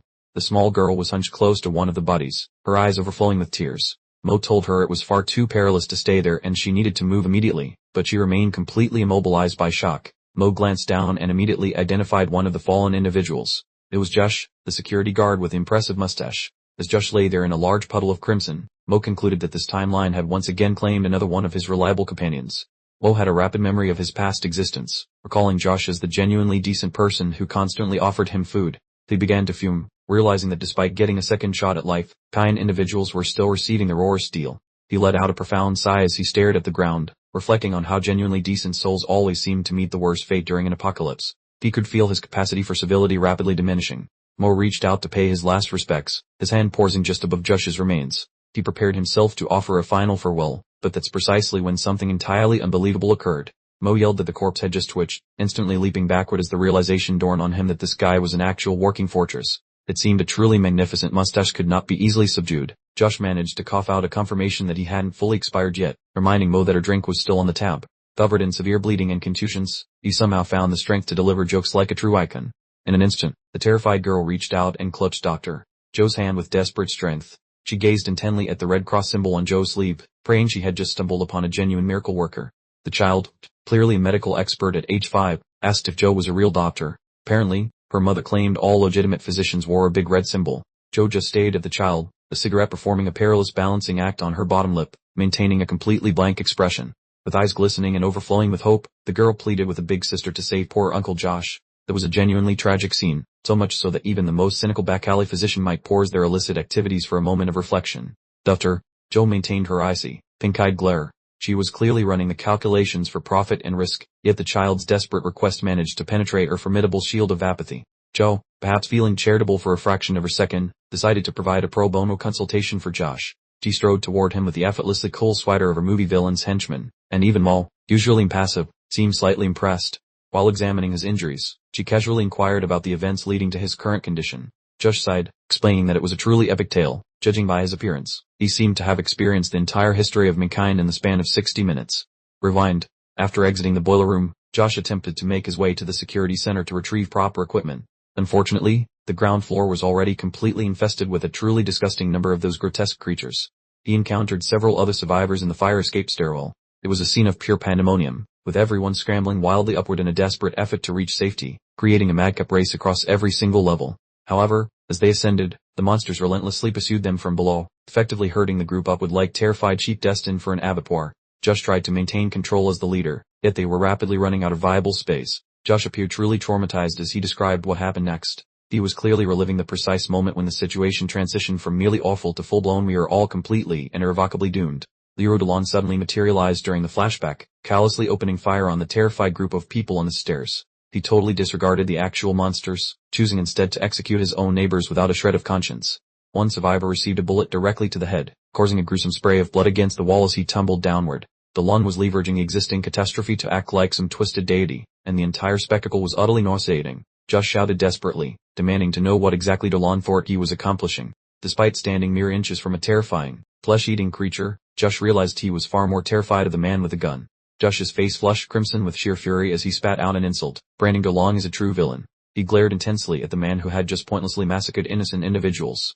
DeLong responded with an absolutely bone-chilling grin, calmly stating that he was merely delaying the weaklings to give himself an advantage. He fired once more, confirming that he had completely succumbed to a narcissistic power fantasy. Bodies and blood cascaded down the stairwell in a grotesque pile as the sound of gunfire echoed through the corridor. It was an outright slaughter, and Dolan was orchestrating the entire grim show like a puppet master. The young girl observed the entire horrific event from the landing, her expression frozen in a mask of pure shock and terror. Meanwhile, Dolan was spouting nonsense about survival of the fittest, invoking some twisted divine right for his actions.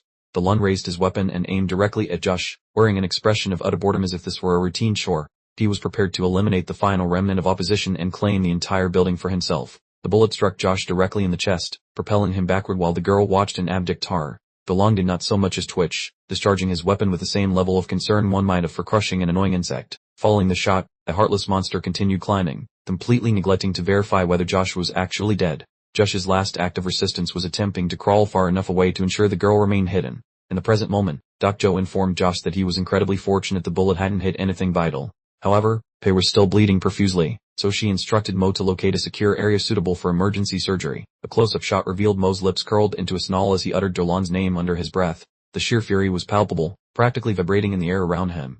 He had officially reached the limits of his patience.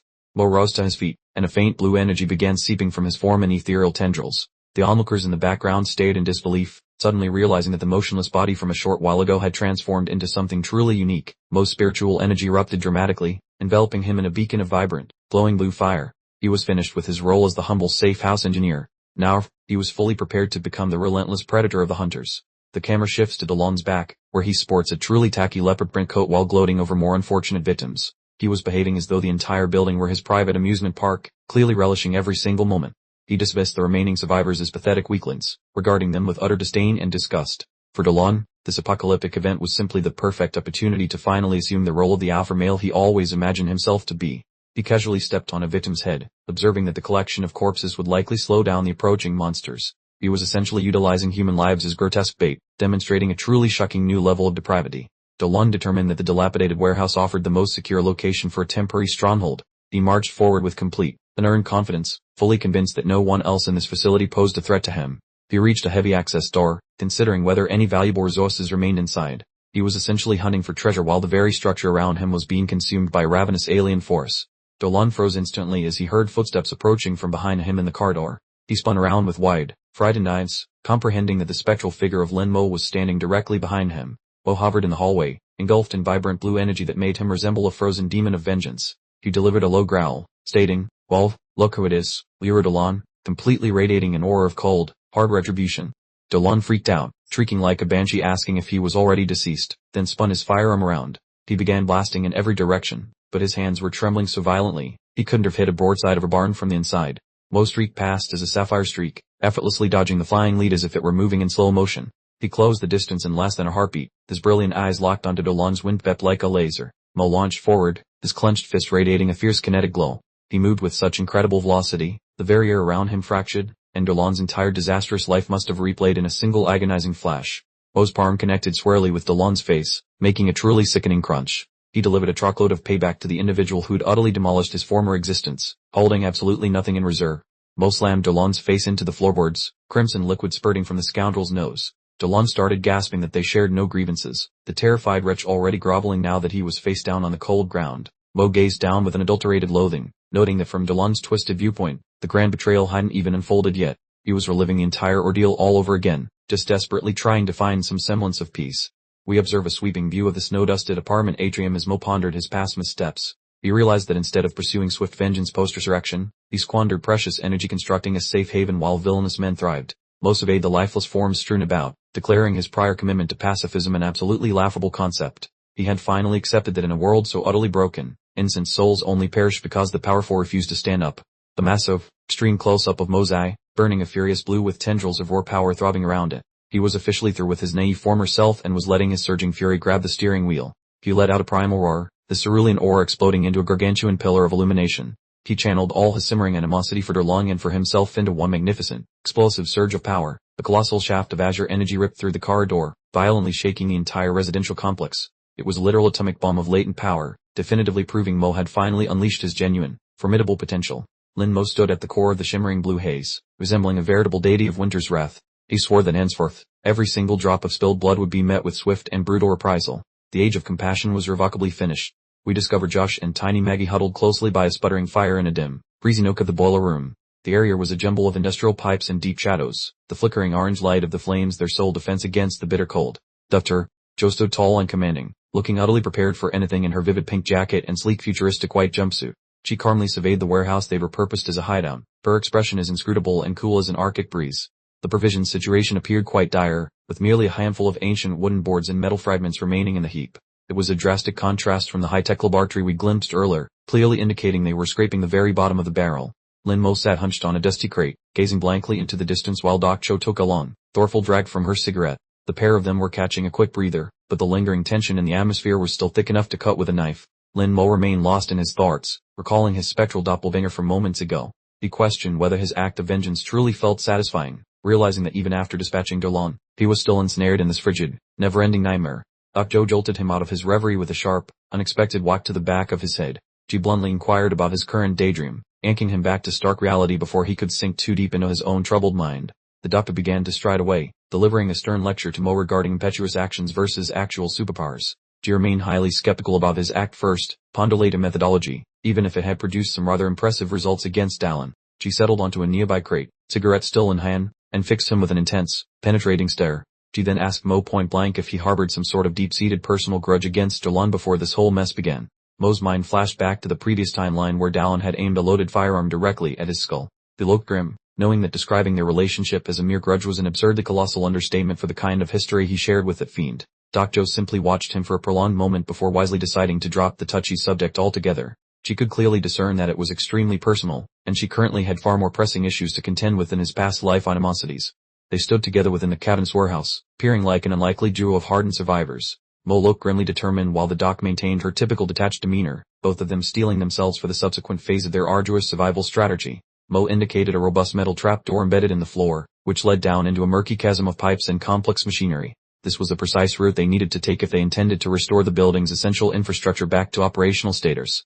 Back inside the boiler room, Josh outlined the internal layout to Maggie, emphasizing that they couldn't rely on their dwindling fuel reserves indefinitely. He understood that with the pale-skinned Hars lurking outside and the plummeting temperatures, they were operating on a terrifyingly strict timeline. We are granted a bone-chilling glimpse of several pale-skinned creatures slinking through the grimy industrial passageways. These things were rapidly multiplying, beginning to infiltrate every shadowy nook and cranny of the building like an invasive, monstrous plague. Josh looked at Mo, explaining that to reactivate the building's heating system, they would be forced to descend even further into the abyssal basement. He appeared quite battered with that head bandage, but he was still their most knowledgeable and indispensable asset. Little Maggie suddenly let out a loud sneeze, shivering uncontrollably as the relentless cold began to claim its victory. It was a truly heart-wrenching spectacle, and it clearly provided Josh with the final, desperate impetus he needed to risk everything on a dangerous repair mission. Mo gazed at Josh with a grave expression, suddenly grasping that they were merely waiting for a cold death if they remained stationary. He resolved to take charge, informing Josh that he possessed a method to descend, though he was visibly apprehensive about it. He discovered an ancient garbage chute, its metal looking dangerously corroded and rusted. It represented a direct plunge into the complete unknown, definitely not the kind of scenic route anyone would willingly choose for a pleasant stroll. Turns out, old Joe's brilliant navigation led them straight into the building's glamorous waste disposal system, a literal slip and slide of refuse. Wolfed, looking like he'd just sniffed a dirty diaper, braced himself for the dive, knowing the stinky shortcut beat dealing with monster-sized headaches in the main corridors. Upon his grand descent, Mo landed in a chamber decorated by a cosmic interior designer, specifically one who loved pulsating, blue organic goo. He gawked, the big green himself, wondering if the building had decided to swap its mundane office vibe for a full-on extraterrestrial hive motif, complete with squishy wallpaper. Mo then stumbled upon a truly bespoke nest, featuring a rustic, human flesh fusion decor where unfortunate residents were quite literally wallflowers, permanently integrated. With eerie red sacks dangling like morbid party balloons, it became horrifyingly apparent this structure was now a five-star hotel for nightmares, hatching soon. A metallic clang reverberated through the plumbing like an unwelcome dinner bell, causing Mo to suddenly freeze stiffer than a plank. This clever little shortcut, he grimly understood, had merely delivered him to a surprise monster party, and definitely not the kind with cake. Meanwhile, in the makeshift warehouse, Dr. Jo stood sentinel, her white suit radiating an undeniable aura of pure, unadulterated bossness, proving even the apocalypse couldn't ruin her sense of fashion. She vigilantly watched the entrance, poised to unleash extreme competence should Mo find himself in need of backup. Without warning, she dramatically closed the distance, practically stapling him to the nearby machinery. Mo, flustered enough to resemble a startled hamster, squirmed as she informed him he was obstructing her route, her intense proximity clearly violating his personal bubble protocol and making the poor test subject quite twitchy. She then leaned in with an almost predatory closeness, her face mere inches from his, issuing a quiet command to shift his hand. The good doctor, it seemed, was thoroughly enjoying her little game of psychological warfare, even with the end of the world unfolding majestically around them. She quickly shushed him, pressing a finger to her lips like a librarian enforcing quiet time. Just as heavy, earth-shaking footsteps boomed through the chamber. Both instantly dropped to the floor, scrambling for cover behind some robust industrial equipment, sensing something truly massive was about to make an appearance. Suddenly, the gargantuan, pulsating blue eye filled their vision, methodically scanning the oppressive gloom for the slightest flicker of life. This was clearly no ordinary white skin. This monstrosity possessed an unsettling intelligence and an aura of danger that instantly made all previous encounters feel like a friendly stroll in the park. Mo and Joe then launched into an impromptu Olympic sprint through the vast industrial chamber, dodging around the colossal legs of a white-skinned behemoth. They ran for their very lives, desperately gambling that the monster's sheer, unwieldy mass would render it too sluggish to navigate the labyrinthine tight corners. They skidded to an abrupt halt, encountering a bizarre, towering white figure standing perfectly still in the room's epicenter. Mo, utterly bewildered, blurted out an incredulous "what the heck," but Joe, usually a walking encyclopedia of horrors, could only shake her head, which everyone agreed was an exceptionally dire indication. Joe helpfully chimed in, reminding him that the boiler room switch required a two-person operation to manipulate, which was her sole reason for enduring this delightful excursion. She also rather pointedly noted that Mo was almost completely drained, meaning his biological expiration date was rapidly approaching. The close-up shot of Mo's glowing collar revealed the ominous red axe icon flashing frantically, a fashion statement of impending doom. Joe, with her usual blunt charm, warned him that if he decided to take a nap here, unaccompanied, it would be a double game over. He had officially run his internal batteries into the red. Out of nowhere, the gargantuan, white-skinned monstrosity, boasting an impressively muscular physique and a rather unsettling array of tentacles sprouting from its neck, unleashed a truly deafening, spine-chilling bellow. This terrifying mutation appeared custom-built for nothing less than absolute, unadulterated annihilation. Whoa, a human puddle of sweat, cautiously watched the beast from the gloom, recognizing it as a distinctly unpleasant new flavor of nightmare, unlike any white-skin encountered before. With his energy reserves practically on empty, he understood that a direct confrontation with this colossal entity would be less of a fight and more of a quick, messy defeat. He observed the monster was encircled by those infamous red, glowing sacks. Told Josh's previous, cheerful intel suggested these aren't just eating folks. They are actually functioning as grotesque, eco-friendly blood banks, siphoning life essence and storing it in those pods, presumably for a truly diabolical blood smoothie.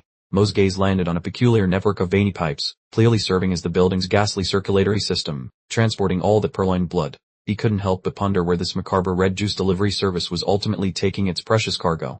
Upstairs, little Maggie, bless her heart, was gazing out a frost-rimmed window with an expression of utterly pure, unadulterated wonder. She had somehow spotted something outside that was so captivating, it managed to snatch her attention away even amidst the swirling vortex of existential terror. Josh peered over Maggie's small shoulder, his face draining of color until he resembled a freshly bleached sheet. He began to stammer, words catching in his throat, utterly speechless as he stared out into the swirling, dreadful winter wonderland. The camera slowly pulled back, revealing a monstrous white spire erupting from the very heart of the city streets, encircled by an unholy tangle of thick, pulsating, veiny structures. It appeared the monsters had ventured into apocalyptic real estate, constructing a literal castle of solidified flesh and frigid ice. This ghastly monument reached sky high, glowing with eerie blue energy. It was a terrifying landmark, emphatically signaling the monstrous newcomers had officially staked their undeniable claim on the entire territory. From a safe distance, two bewildered survivors observed the towering spire, one tentatively musing if the colossal entity was genuinely deceased or merely enjoying a lengthy nap.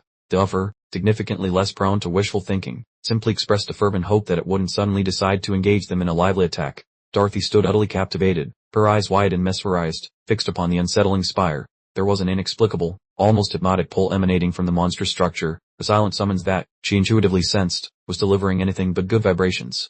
Corbin, ever the optimist, excitedly pointed to a faint, flickering light high on the spire, wondering aloud if it might be an extraterrestrial attempt at Morse code. Dorothy, naturally, expressed her profound skepticism, but Corbin stubbornly maintained that varied light patterns could indeed convey a message, provided one possessed the proper intergalactic decoding skills.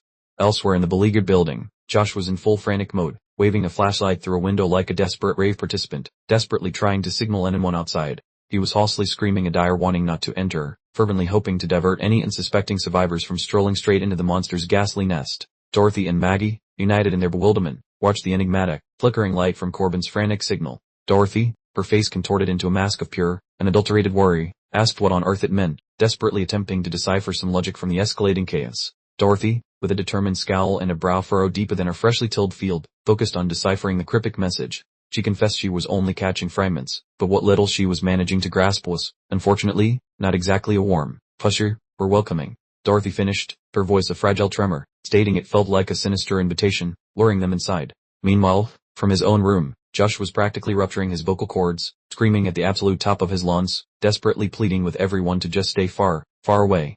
Lin Mo and Doc Cho finally arrived at their intended destination, only to discover a truly massive, muscle-bound white skin acting as an inconvenient, living roadblock, entirely filling the corridor. Mo grimly understood that if stealth wasn't an option, they'd have to plow through with every last ounce of his rapidly dwindling strength. Mo, from the murky shadows, fixed his gaze upon the creature, his eyes burning with an almost supernatural intensity. He knew his ultimate goal lay just beyond this formidable gatekeeper, and he was absolutely prepared to stage a grand, theatrical final stand, whatever the cost, to accomplish his vital mission. The creature lets out a deafening, metallic racket by flailing its tentacle-like limbs against the wall, a truly spine-chilling sound that reverberates through the industrial corridors, instantly putting everyone on high alert. Pure.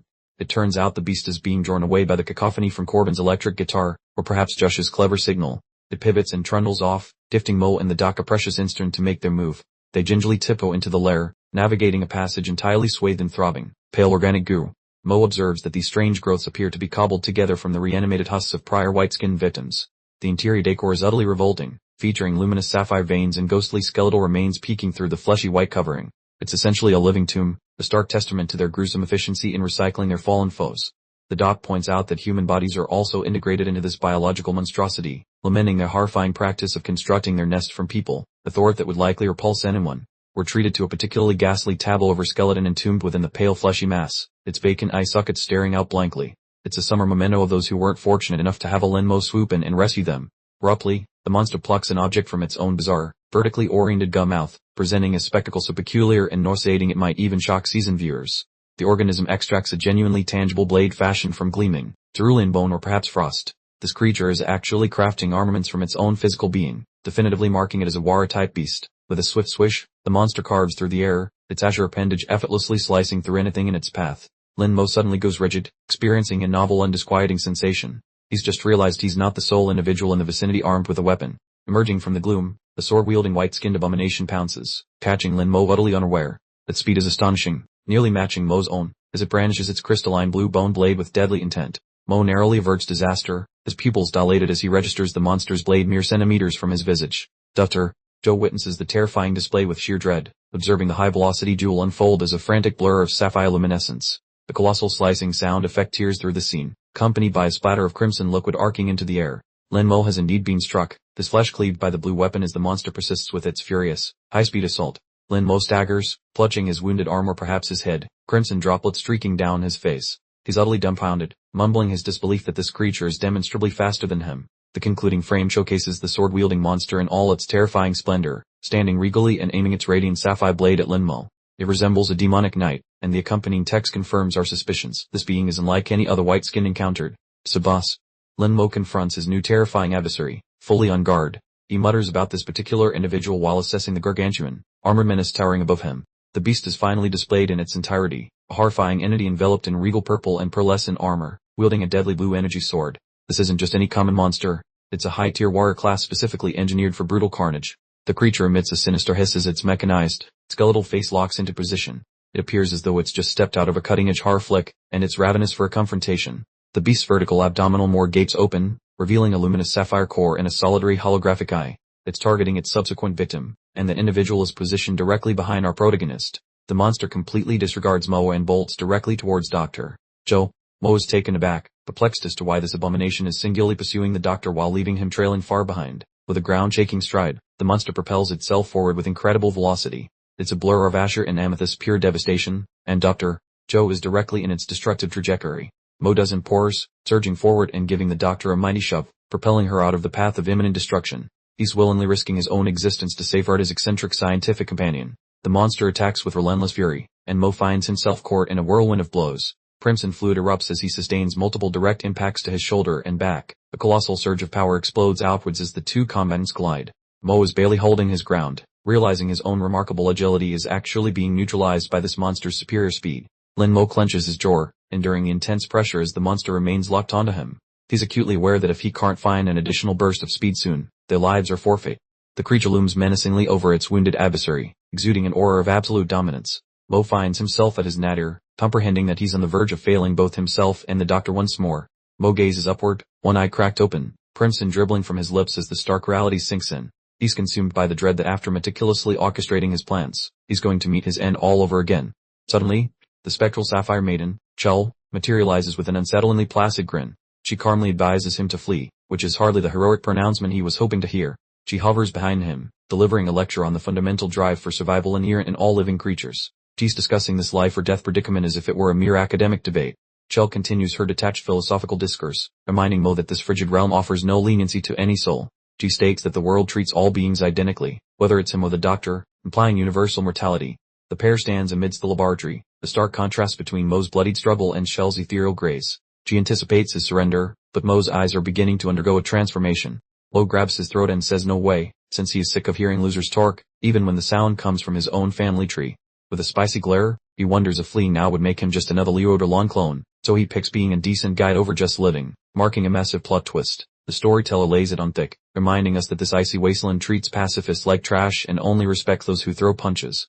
Coated in neon blue static, Mo stands proud and shouts that staying human is better than becoming a jerk to stay alive, unlocking some weird new power bank. Syra loses her arrogant smirk and looks baffled, because she never guessed her favorite lab rat actually possessed a backbone made of actual steel. Thinking about all the corpses he has tripped over, Mo recalls the heavy sadness of fallen innocence, then converts that massive bummer into pure juice. He yells that hurting is the biggest human trait ever, so he hugs his feelings until he glows like a blue disco ball, brightening the whole place. Mentioning a dusty old bone that healed ages ago, he proves humans have always been team players, and he refuses to end the 10 millennium winning streak now. Zooming in on Mo, his eyeball shines with a chilly vibe as he realizes his brain has officially cleared out every thought except for one spicy idea. Going full animal, Mo sparks with blue lightning and ice while promising to use these fancy new upgrades for something that actually matters for once. That expensive neck accessory explodes because it cannot handle the heat, and his mark shines bright blue as Mo finally ditches his heavy fashion accessories.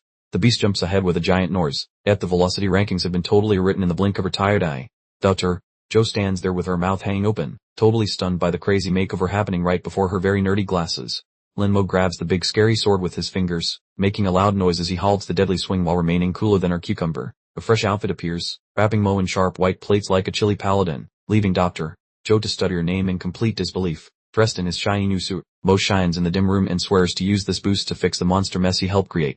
The creature sits on a frozen spike with glowing eyes, thinking it has the best white gear, but Mo is about to reveal a premium subscription. That snowy plating starts turning dark as Mo's vibes dye the suit a deep ocean blue, and he explains he is actually a way bigger problem. The suit goes full Mo black with glowing wires. He yells for light as a giant energy beam blasts out, making him look like a final boss. Shell grins like she won the lottery, knowing she picked the right guy, especially since he is finally tapping into the real magic she carries around. Squeezing his dark-gloved hand, Mo gets surrounded by purple smoke and announces that the predator is officially becoming the lunch in the scenario. Mo throws a heavy fist that makes the atmosphere wobble, leaving the beast wobbling just to keep its feet on the floor against his scary vibes. He adds a super quick boot to the face, making loud noises all over the comic page while moving with some seriously illegal levels of accuracy. Looking into his dark face mask, we see Mo is grumpy, complaining about his slow speed even though he just launched that monster into the next week. Both fighters turn into messy smudges, hitting each other so quickly that the art looks blurry, while Mo tries to find the absolute perfect moment to win. Dr. Jo taps her screen like a madwoman, looking stressed while watching the health stats go off the rails during this high-speed monster mash. The numbers prove Mo has infinite gas in the tank, as the doctor claims his skin is sucking electricity from the void to charge him up. The pale creature swings wildly with a sand noise, hoping to find a tiny crack in the dark wall Mo has built around himself. Mo stops the strike with a metallic thud, the suit looking brand new, and he admits this fight is hard but he finally has the right gear.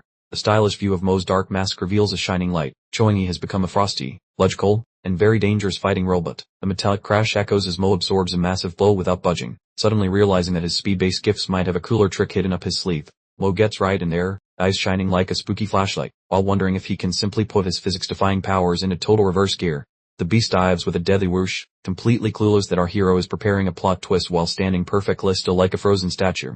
Dr. Jo shouts some choice words seeing the creature accelerate. Mo remains as chill as a penguin in a blizzard, staring down the impending attack. Mo yells for things to cease, unleashing a sapphire energy blast that creates a giant pause button over the area, trapping the monster in midair. The creature is paralyzed in the sky, looking like it flew into a wall of invisible jello, caught firmly in a trap where movement is impossible.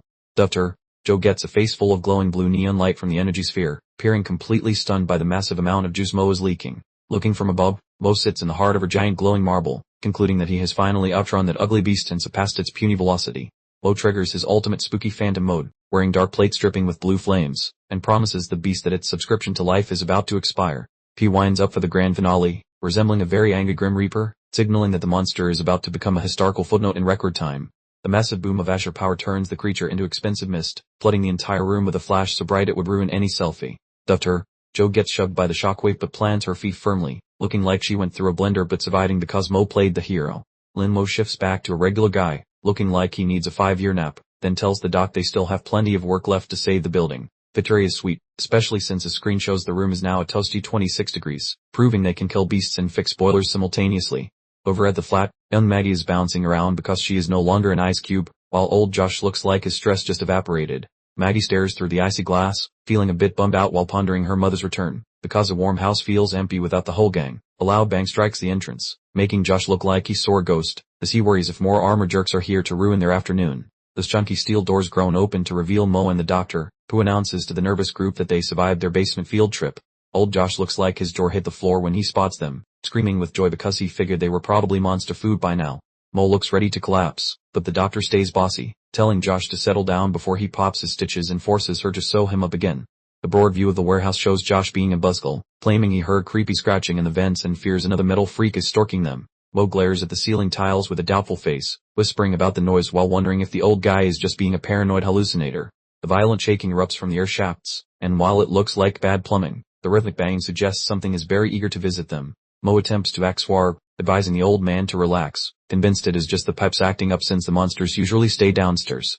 Talk about bad timing, because the vent gives a final loud groan and the metal casing begins to snap apart right in front of them. The pair braces themselves as the metal grate gets launched across the room, signaling that an uninvited guest is about to crash their little party. Static electricity sizzles as a hand emerges from the hole, prompting Mo to claim victory, though he probably did not expect a human silhouette to appear.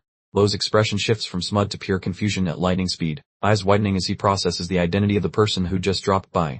Tiny Maggie panics and calls for her mother, while a grumpy voice from the ceiling complains that the duct is basically a giant toaster oven. Some dude in a black sweatshirt tumbles out while hacking up dust, leaving Maggie baffled as to why it is raining random strangers from the ventilation. Fairhaired dude glares at Mo, questioning if he's the ebony uncle, while Mo ponders how this total stranger recalls folks he never actually encountered. Tormund, the golden boar, yelps Mo's name while appearing on the brink of her meltdown, leaving Mo baffled and making weird noises while decoding the sudden meeting. Mo looks like he just saw a ghost doing taxes as the loud blonde screams, having zero recollection of this sidekick and frying his brain cells to remember him. Ignoring the awkward vibes, Corbin dive bombs into a giant squeeze, howling about how much he pined for Mo, pretending they are ancient soulmates or something. Mo appears utterly traumatized, thrusting his palms out to block the advance, stuttering in disbelief with a look that screams for personal space and heavy disinfection. Making a spectacle of himself, Corbin brags about hiking from Aberdeen just for this, while Mo stares down with a face saying, "I honestly do not know you, pal." Mo's eyeball flares with a fierce sapphire glow, showing he is fed up with the babbling stranger and ready to dispose of this irritating trespasser once and for all. Mo suddenly palms Corbin's face like a basketball and tosses him aside without mercy, demanding to know what the hell his name is because he is not craving a sentimental reunion. Sprawled on the tiles while clutching his bruised cheek, Corbin looks heartbroken, calling out to Blackie Lynn and sobbing that his supposed pal would actually slap him. Mo suffers a mental breakdown contemplating his former existence and his weird comeback, concluding he never had buddies in Aberdeen, which makes this guy knowing his name suspicious. Mo starts massaging Corbin's features with his palm to check for rubber masks or hidden gadgets, while the victim squirms like he is being grilled by a total lunatic. Corbin drones on about forming a musical group and their mythical past partnership, while Maggie and Dorothy observe the chaos, Maggie wondering if they were actually tight bras. Mo is dripping with anxiety, face contorted as he bellows that he never agreed to such nonsense, frantically trying to shake the weirdo in his fanfiction life. Shrouded in shadows, Mo contemplates if his return from the dead messed with the timeline itself, wondering if the past was edited along with the future without his permission. Gazing into the violet whirlpool of his consciousness, he summons the parasite lady, hoping his supernatural squatter can offer some insight into this confusing mess of reality. Standing in his brain space, Mo notes that Shell used to pop up uninvited, yet now that he is actually paging her, the lady is ghosting him with silence. Mo wears a frosty, sick tough expression, judging her for being incredibly self-centered and only emerging from the shadows when it benefits her own secret plans and desires. Returning to the real world, Doc Joe inhales deeply from her smoke, appearing utterly exhausted by the theatricals, and reminds everyone this is not the place for nostalgic reunions. Corbin continues his whining, yelling about how the jerk Mo did nothing but mock him, while Mo stands perfectly still with a stone-cold face. Done with this chatter, the doctor focuses the group through a cloud of nicotine, mentioning that while the radiator is fixed, a far more terrifying danger is hovering over the whole facility right now. We see the gargantuan matriarch of white armor, a beast pumping gore into the system, as Joe clarifies those crimson nests are gradually devouring every floor of the complex. Unless they act quickly, the gore-infested growth will consume the structure, spawning more bladed warriors for Mo to battle, making him realize that time is a luxury they lack. Mo squeezes his hand into a tight ball, a wicked smirk forming as he feels certain his internal mojo is enough to squash whatever horrors the hives produce. Joe stares at his luminous neckpiece, warning that things are complicated, especially since his standard azure glow intensified significantly after he tapped into that dark, furious state.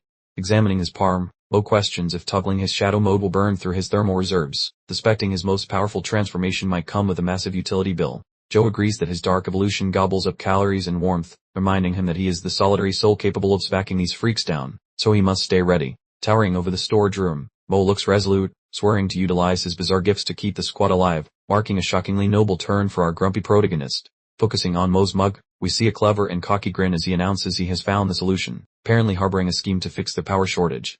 Mo pivots to the doctor, inquiring about any spare medical platters, leaving her scratching her head about why he suddenly needs dinnerware or surgical tools for his master plan. Mo sidles up to Senior Joe to borrow his gear, causing Josh to turn a lovely shade of bruised blue out of pure fear regarding Mo's sudden need for weaponry.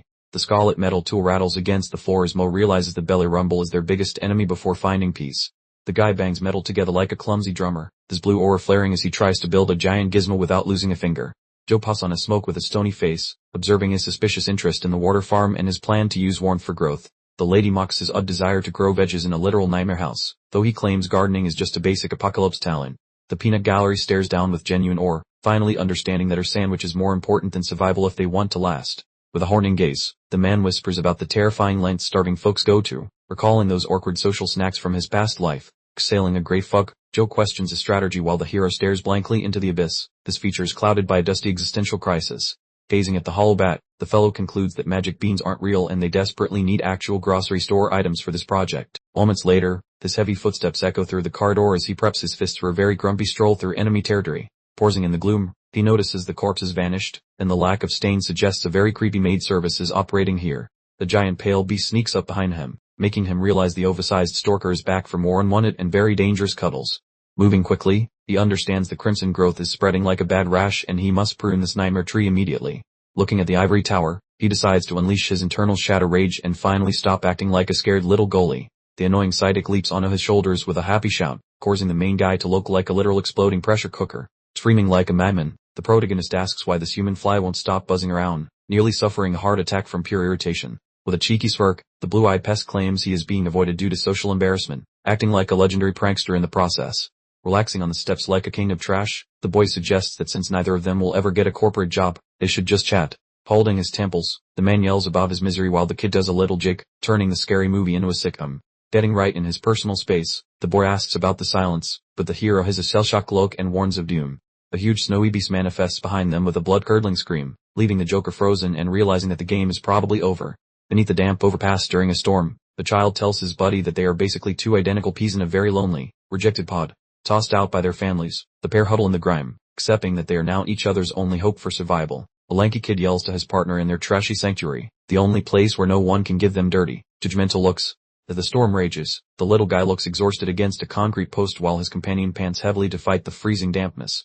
The child's face lights up with shock as he whispers about his presence, experiencing a rare moment of friendship in a lonely life. The friend remarks that this bridge is always a frequent runaway spot, asking how many bruises his dad gave him while the victim wonders if he is just here to mock him. Flashing a bright, mischievous smile in the dark, the kid swears he would never dream of roasting his very best pal.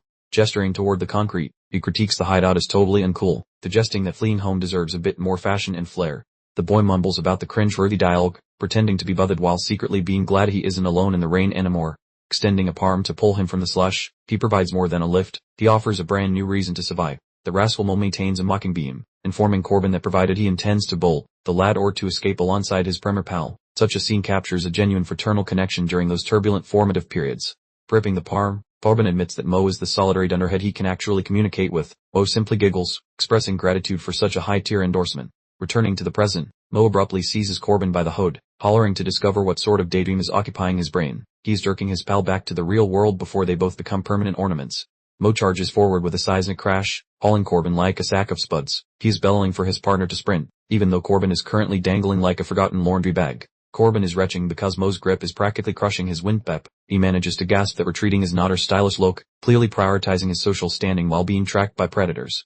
They grind to a halt upon seeing the Crimson Hive has scaled up to the 4th floor. Mo realizes that even if they want to exit with panache, their survival routes are evaporating rapidly. Corbin gazes at Mo as if the guy developed a spare head, asking why the topic of fleeing with flair is relevant right now. It is a comically inappropriate time to reference their old playground slogans. Corbin points a finger of blame toward Mo, demanding to know if that was not the original plan. Mo just stares back, Losing every ounce of composure for this stupid verbal sparring, Mo appears completely bewildered, barking back a query about when he uttered those words. He is finished with a trip through memory lane, instructing Corbin that the conversation has reached its limit. Suddenly, the adjacent partition starts to fracture. Mo and Corbin both watch in terror as the structural stability of the corridor completely disintegrates. A thunderous boom vibrates through the hallway when a gargantuan pale extremity smashes through the masonry. Debris rains down as the entities finally breach their defensive position. Mo's pupils dilate as massive slabs of the roof begin plummeting around him. He shrieks an expletive, realizing that the timing of this collapse is spectacularly inconvenient. Corbin lets out a shrill cry when a gigantic piece of rubble narrowly misses his skull. The beast's arm is flailing through the gap, attempting to snatch anyone within its reach. Mo is pinned against the stonework as a creature's limb clatters around him. He is fighting for air, terrified that his noggin is about to be cracked like a morning breakfast egg. Without warning, a spark illuminates the shadows as Corbin fumbles with a glass container. He refuses to perish without a struggle, preparing to offer this giant insect a spicy taste of home-cooked heat.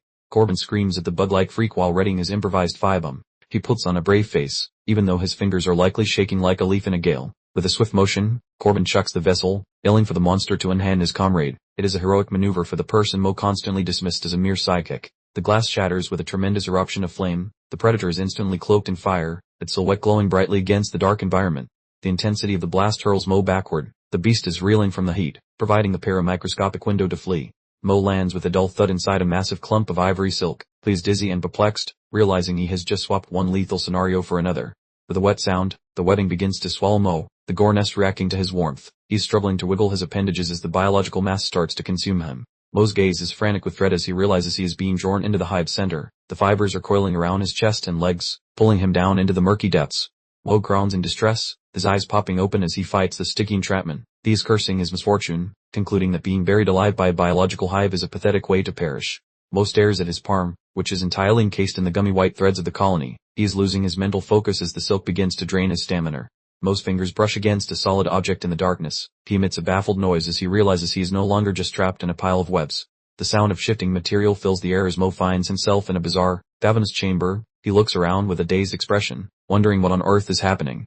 He stands in a passage filled with sharp wire and jagged stones, peering utterly confused. He asks about his current location, realizing he has stumbled into the creature's inner sanctuary. Mo goes still, the skin pale and sweaty as a noise reaches his ears. He whispers for a moment of silence, sensing that he is not the only resident of this dark pit. Deep inside the biological hive, he spots a figure bound with thick cables and metal wire. Please flummox, questioning whether this creature is a white-armored beast or a human girl. The girl's face is a tapestry of rough scars and stitches, her eyes radiating a frigid blue glow. Mo observes her, wondering if she is still a living person or just a vacant vessel. Mo's spine tingled like he'd just seen his electricity bill, feeling an absurdly potent force radiating from the young lady, prompting him to bellow for her to cease fire as her mysterious abilities began to truly ignite.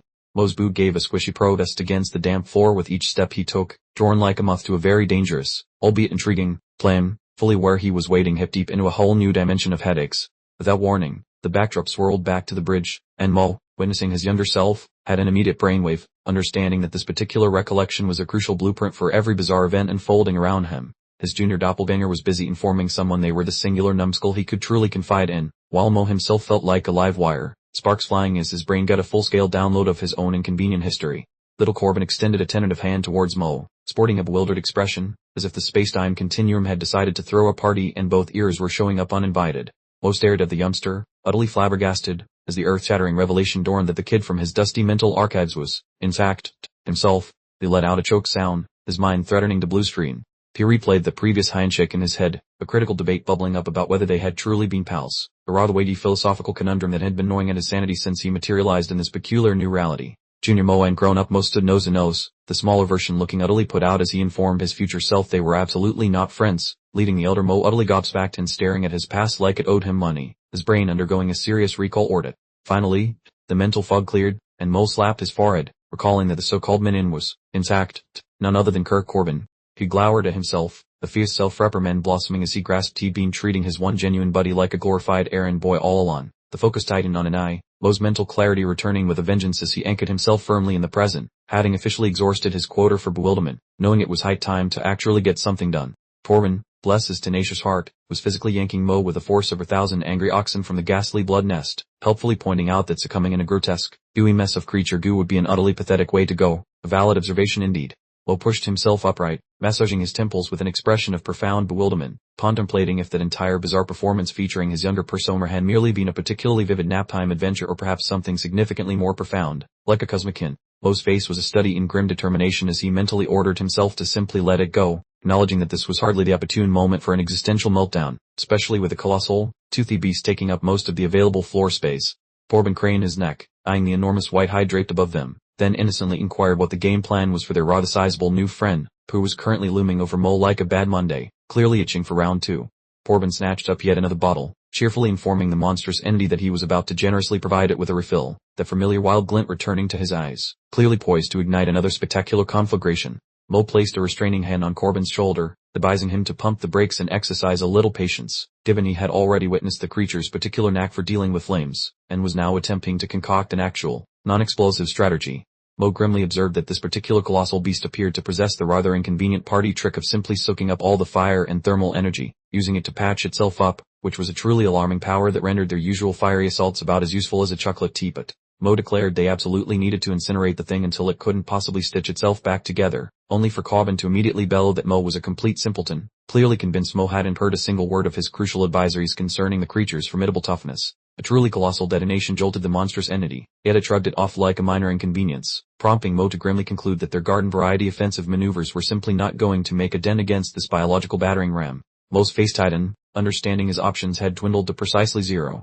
He absolutely had to unleash black fury, accepting that escaping the structure was a non-starter as long as this colossal creature remained a rather obstructive speed bump. Mo fixed his gaze intently on his own palm, channeling every ounce of his determination into one precise spot, eagerly anticipating the chattery, formidable entity to course through him, only for absolutely nothing of consequence to occur, which was just brilliant. The dreadful pallor washed over his features as he grasped the undeniable truth that the duck, infuriatingly, had been correct. He simply lacked the juice to morph, leaving him marooned before a colossal beast with precisely zero viable methods of retaliation. Mo's eyes widened with sheer terror, comprehending the truly monumental heap of trouble they had stumbled into, prompting him to shriek for everyone to hold their horses just as the gargantuan monster braced itself to flatten them like pancakes.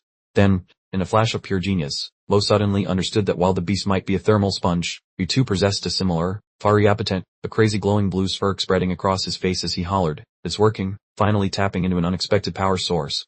A colossal tremor rattled the very foundations of the structure as a spectacular torrent of fire and roar energy burst forth from Mo, who was ingeniously weaponizing the monster's own formidable abilities against it, finally causing the entire conflict to dramatically pivot. The screen faded into utter black, setting a mood as dense as a brick, as overlaid text delivered the summer truth. Their bastion had once again endured an assault by an unrelenting horde of creatures. The view transitioned to a desolate, snow-covered cemetery, where a modest wooden cross stood, adorned with a bright crimson ribbon, while a hushed, sorrowful petition ascended, imploring that the departed soul would at last discover eternal tranquility with the Almighty. The tight shop revealed Lin Mo, looking utterly drained and haggard behind his spectacles, as he bemoaned their continuous losses for an entire lunar cycle, forced into an unending nomadic dance just to keep a single, shaky step ahead of those persistent white-armored pursuers.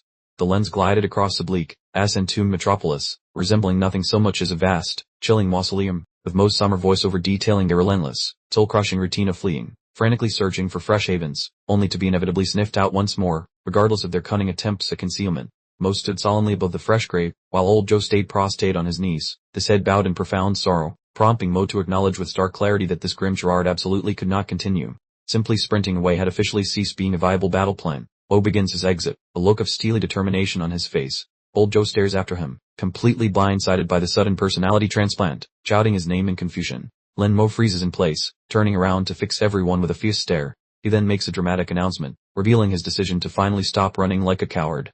The camera cuts to Bessine, revealing a horrific white monster with glowing purple eyes and a face like a skeleton's. Mo understands his guess was accurate, and he feels prepared to test his hypothesis against the beast. Mo learns a remarkable new technique, literally drawing thermal energy directly out of the surrounding inferno. He quickly figures out how to transform all that excess heat into a personal power supply. Corbin stares in absolute shock as Mo's body starts changing dramatically. Darsh, mysterious tendrils burst forth from Mo, prompting Corbin to hilariously inquire about the sudden appearance of horns.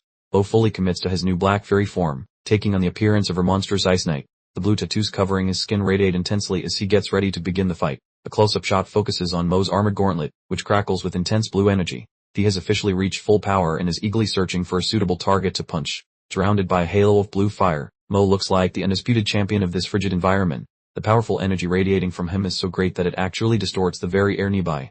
Corbin is momentarily blinded by the bright burst of energy, desperately shielding his eyes as Mo reaches the zenith of his abilities. It is truly an amazing display of incredible supernatural power. Abruptly, Mo transforms into a high-speed blur, moving so quickly that he nearly disappears to the human eye. He rapidly closes the gap between himself and the monster in a split second. Corbin looks completely shocked, his jaw dropping as Mo begins to issue commands. Mo warns him to pay attention, insisting that everything is about to dramatically change. Mo stands confidently in his dark armor, his eyes glowing brightly through the helmet's visor. He tells Corbin that the Lin Mo he used to know no longer exists, warning him that he is facing a brand new individual. Rather than feeling threatened, Corbin completely transforms into a fanboy, blushing while complimenting the awesome armor. Mo just wonders if Corbin possesses even a slight understanding of the gravity of their current predicament. Corbin makes strange framing gestures with his hands, trying to figure out Mo's new appearance. He confesses he can no longer recognize his old buddy Blackie, much to Mo's severe irritation. Corbin checks his gear, asking exactly how many Molotov cocktails they still have remaining for the battle. Mo is eager to begin, and the atmosphere becomes thick with anticipation as they get ready for combat. Corbin gives a confident thumbs-up gesture, claiming they have enough firebombs to share with everyone. Mo remains completely mystified by how Corbin crammed so many bottles into the guitar case. The giant, towering white-armored beast rises to its feet, having finally awakened from slumber. Mo observes casually that the enormous creature is now ready to engage in combat. Corbin begins to freak out as the enormous beast looms over them, asking if perhaps they should retreat. Mo's reply is straightforward and brief: run. Mo turns to face his friend, fixing him with a cold, determined look. He asks the question that has been bothering him, wondering aloud if they should attempt another escape. A quick image of the barrel cross flashes by, reminding everyone of the consequences of failure. Mo gives a resolute negative response, rejecting the notion of running away. Mo propels himself upward, enveloped in blue power, shouting that running away is extremely uncool. He finally commits to standing his ground and fighting instead of fleeing. Corbin looks up in a mixture of awe and dawning comprehension. He finally understands that his friend is completely transformed into an entirely different being. Mo becomes a chaotic streak of blue and black as he collides with the giant white armor. The collision occurs so quickly that the camera struggles to capture his precise actions. Mo lands on the monster's shoulder, carefully assessing its capabilities. He recognizes that while the creature possesses remarkable regenerative powers, its movements are far too sluggish to ever hit him. Mo's visor shines brightly as he focuses on his objective. He has pinpointed the weakness in the monster's defense and is now prepared to utilize it fully. Mo transforms into a blur of rapid-fire attacks, delivering one blow after another to the beast. He moves so rapidly that he generates numerous afterimages surrounding the monster. Mo lands a powerful punch directly on the monster's face. The resulting impact causes a shower of blue fluid to spray everywhere as the creature's head snaps backward. Mo immediately unleashes a string of quick attacks, refusing to grant the monster any time to regain its senses. He is effectively operating as a solo army in this fight. Mo glances back at Corbin and flashes the prearranged signal, informing him that his moment has arrived. Mo has successfully prepared the scene for the last phase of their strategy. Corbin hurls a sequence of Molotovs, creating a massive explosion of flames that completely consumes the monster. It truly becomes a raging inferno right in the middle of the icy landscape. The monster shrieked amidst the inferno, utterly displeased with its fiery predicament, as Mo dryly observed that, astonishingly, white armor fat truly burns with a surprising enthusiasm, precisely the dramatic entrance he'd been waiting for. Mo stood nonchalantly at the very epicenter of the blaze, looking as if he were merely warming his hands, but knowing full well that this fiery spectacle wouldn't keep the persistent beast down for long. He absolutely needed to execute his next move with urgent speed. His hands clenched tightly, practically vibrating with anticipation as a tempest of raw power began to swirl around his form. He softly mumbled that while his adversary was getting a nice jarring, he was diligently preparing his own ridiculously powerful secret maneuver. Mo began to quite literally siphon the scorching thermal energy directly from the monster's blazing cadaver, efficiently converting the enemy's own rapidly disintegrating tissues into a potent, macabre energy drink for his depleted reserves. A dramatic close-up on his breastplate revealed the blue axe pulsing with such a blinding, zealous intensity it could probably light up a small city, unmistakably signaling he was charging up for one final, absolutely colossal offensive. Now a swirling, ethereal manifestation of pure sapphire energy, Mo bore an uncanny resemblance to an actual deity of destruction. The phenomenal level of might he had certainly never attained before, which put the monster in extremely deep, catastrophic trouble. Mo slammed his foot down with a thunderous crack, the ground beneath him instantly buckling and fracturing like cheap china. The impact so staggeringly forceful you could practically feel the vibrations rattling your very bones through the monitor. Mo propelled himself forward like a particularly disgruntled supersonic bullet, leaving a truly immense, concussive wave of displaced air trailing behind him, achieving velocities that quite frankly made the esteemed laws of physics throw their hands up in confused despair. The colossal, churning maelstrom of crackling energy and airborne rubble swirled menacingly around Mo as he charged, giving the distinct impression a localized, super grumpy hurricane was about to make a very personal house call on the monster. Mo unleashed one final, devastating blow, a punch that actually made the air visibly ripple with its sheer force, clearly channeling every last scintilla of that recently absorbed heat into this solitary, decisive strike. With a cold, clinical precision, Mo pointed a lone finger at the monster's very core, a silent signal that the big brute's time in the spotlight had definitively run its course. The colossal, cerulean explosion instantly turned the monster into little more than a bad memory. The sheer, earth-shattering force of the impact also handily sweeping away every last trace of snow and ice from the surrounding landscape. Corbin found himself nearly launched into orbit by the sheer power of the shockwave, letting out a genuine yelp of absolute disbelief as he wondered aloud if Mo had just managed to shatter the sound barrier with a simple right hook. Mo stood, back in his usual, best glowing form, over the monster's smoking remains, calmly remarking that if one thoroughly shatters the entire body simultaneously, even the most absurdly potent regeneration simply becomes utterly moot. He offered Corbin a rare, almost unprecedented sliver of acknowledgement, admitting that despite his typical min-and-level efforts, his quirky participation had actually proven absolutely essential to pulling off this rather significant victory. Mo glanced over at Corbin, who remained sprawled on the ground in a rather dazed condition. Corbin then inexplicably inquired why Mo was suddenly so terribly courteous, prompting Mo to internally concede that perhaps his acquaintance wasn't a complete imbecile after all. During a rather adorable, Chibasque interlude, Corbin inexplicably queried what exactly they were even doing on this lower level to begin with, Mo's face promptly contorting into a mask of pure exasperation upon realizing his companion had utterly blanked on their entire objective, a genuine buzzkill of epic proportions. Mo embraced a truly literal dive of blind faith, plummeting headfirst down a shadowy vertical tunnel with a resounding yell as he descended, seemingly discovering a swift path, yet in this particular structure, such convenient routes generally ended up introducing far greater headaches. He nailed the landing with unexpected grace before glancing upwards, his eyes catching the reassuringly mundane digits 409 on the nearby entryway, finally returning to his supposed sanctuary, though the atmosphere now felt considerably more oppressive than when he departed. Mo and Corbin reappeared in the car door, with Corbin still rather comically dragging his cumbersome guitar case along, busily debating the spoils they'd acquired, particularly the specific seeds and essential nutrient formulas required to kickstart their very own, slightly unusual, indoor farming venture. Corbin, in the background, launched into an utterly bizarre victory jig, prompting Mo to physically grasp his head in an agony of pure exasperation, our beleaguered protagonist genuinely pondering why, after granting him a fresh start, the universe would then saddle him with such a spectacularly goofy sidekick. Without warning, a rather alarming buzzing sound reverberated throughout the passage as Mo's supposedly infallible high-tech collar began to misbehave spectacularly, the garbled, unsettling voice then bleeding through the static, making it abundantly clear this was no mere technical hiccup. Corbin abruptly materialized into the visual, blissfully unaware of any impending doom, excitedly querying Mo about the origins of his remarkably snazzy, luminous neck accessory, a question that earned him nothing but Mo's utterly blank, "My patience has officially evaporated" stare.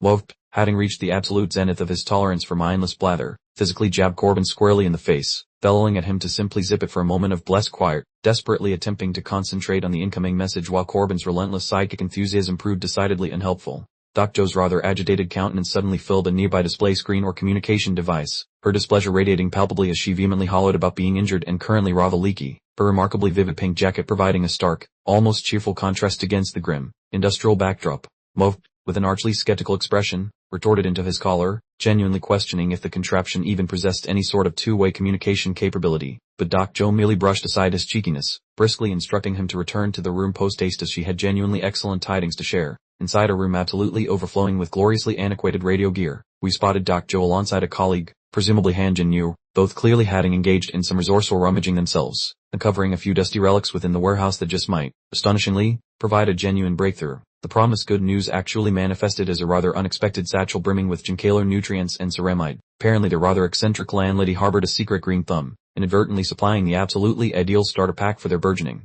post-apocalyptic agricultural enterprise.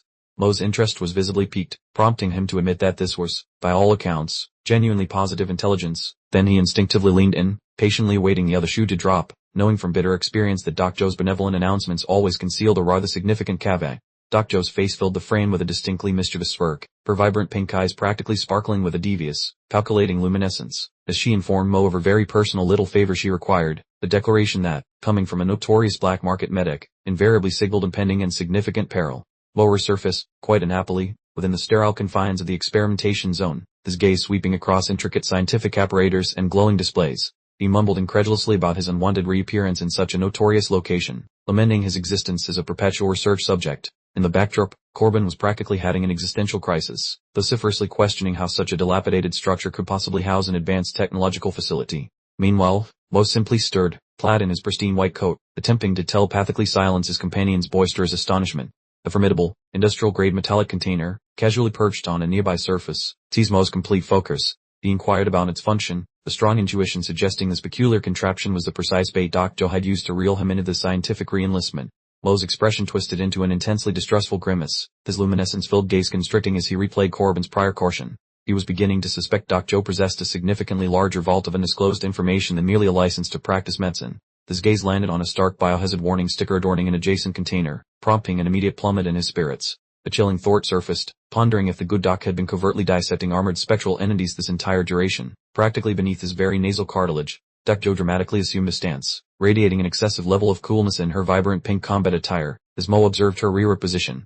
The hierarchy of influence was unmistakably evident. She held the classified data, and he was designated the primary muscle for all arduous endeavors. Mo nimble ascended to a computing workstation, its luminous azure display casting an ethereal glow upon his features, as he miraculously circumvented the digital safeguards. He emitted an audible gasp, genuinely astonished by either his unforeseen good fortune or his truly exceptional aptitude. With an abrupt, percussive sound, Mo administered a brisk cuff to Corbin's cranium, a direct consequence of his friend's ill-advised attempt to tamper with the delicate apparatus. Corbin, visibly pained, immediately grasped his smarting scalp. It wasn't about erasing crucial intelligence, because Mo was certainly no simpleton. His objective was pinpointedly distinct, and he harbored no intention of allowing a trivial digital interruption, like some pesky advertisement, to impede his crucial investigation. The tight chop revealed Mo's optic, which instantly fixated upon a particular digital document piquing his curiosity. He murmured under his breath concerning the newfound data, his mental acuity noticeably escalating as he readied himself to excavate Doc Joe's clandestine files. Mo's patience with Corbin's incessant loitering finally evaporated, prompting him to vociferously order his underling to vacate the premises. Corbin, simmering with indignation in the periphery, furiously retorted, declaring his profound aversion to that particular moniker. Mo quite literally propelled Corbin and his cumbersome musical instrument case through the exit, dispatching him with a brusque command. Corbin commenced a dramatic lamentation concerning Mo's perceived assault on his precious infant, but Mo had already decisively lowered the window covering. Once the immediate vicinity was entirely devoid of interruptions, Mo promptly resumed his digital investigations. He harbored an unwavering resolve to unearth the absolute veracity concerning Doc Joe, firmly believing that within this perilous existence, an inadequately informed Confederate posed an equivalent threat to any adversary. A luminous, incandescent white radiance emanated from Mo's eye as he triumphantly stumbled upon the motherlode of information. The display was inundated with streams of meticulously organized data, signaling his imminent discovery of whatever clandestine knowledge Doc Joe had meticulously concealed. He unearthed an electronic image depicting a youthful Doc Joe, beaming alongside an unidentified female companion. While the backdrop suggested a conventional medical facility, the omnipresent identification badges in the pervading ambience felt exceptionally authoritarian for a mere community health center. Mo navigated a labyrinth of further obfuscated documents, diligently endeavoring to reconstruct the chronological sequence of events. He uttered a low, knowing sound, acknowledging the fragments of understanding coalescing into a startling new comprehension within his mind. He recoiled from the luminous displays, his visage transformed into a grim tableau of profound apprehension. The revelation hit him. Doc Joe had been systematically suppressing a monumental segment of her personal history from him, and the delicate alliance they painstakingly forged had just sustained a catastrophic blow. The perspective suddenly altered as a formidable, reinforced metallic barrier audibly reverberated open.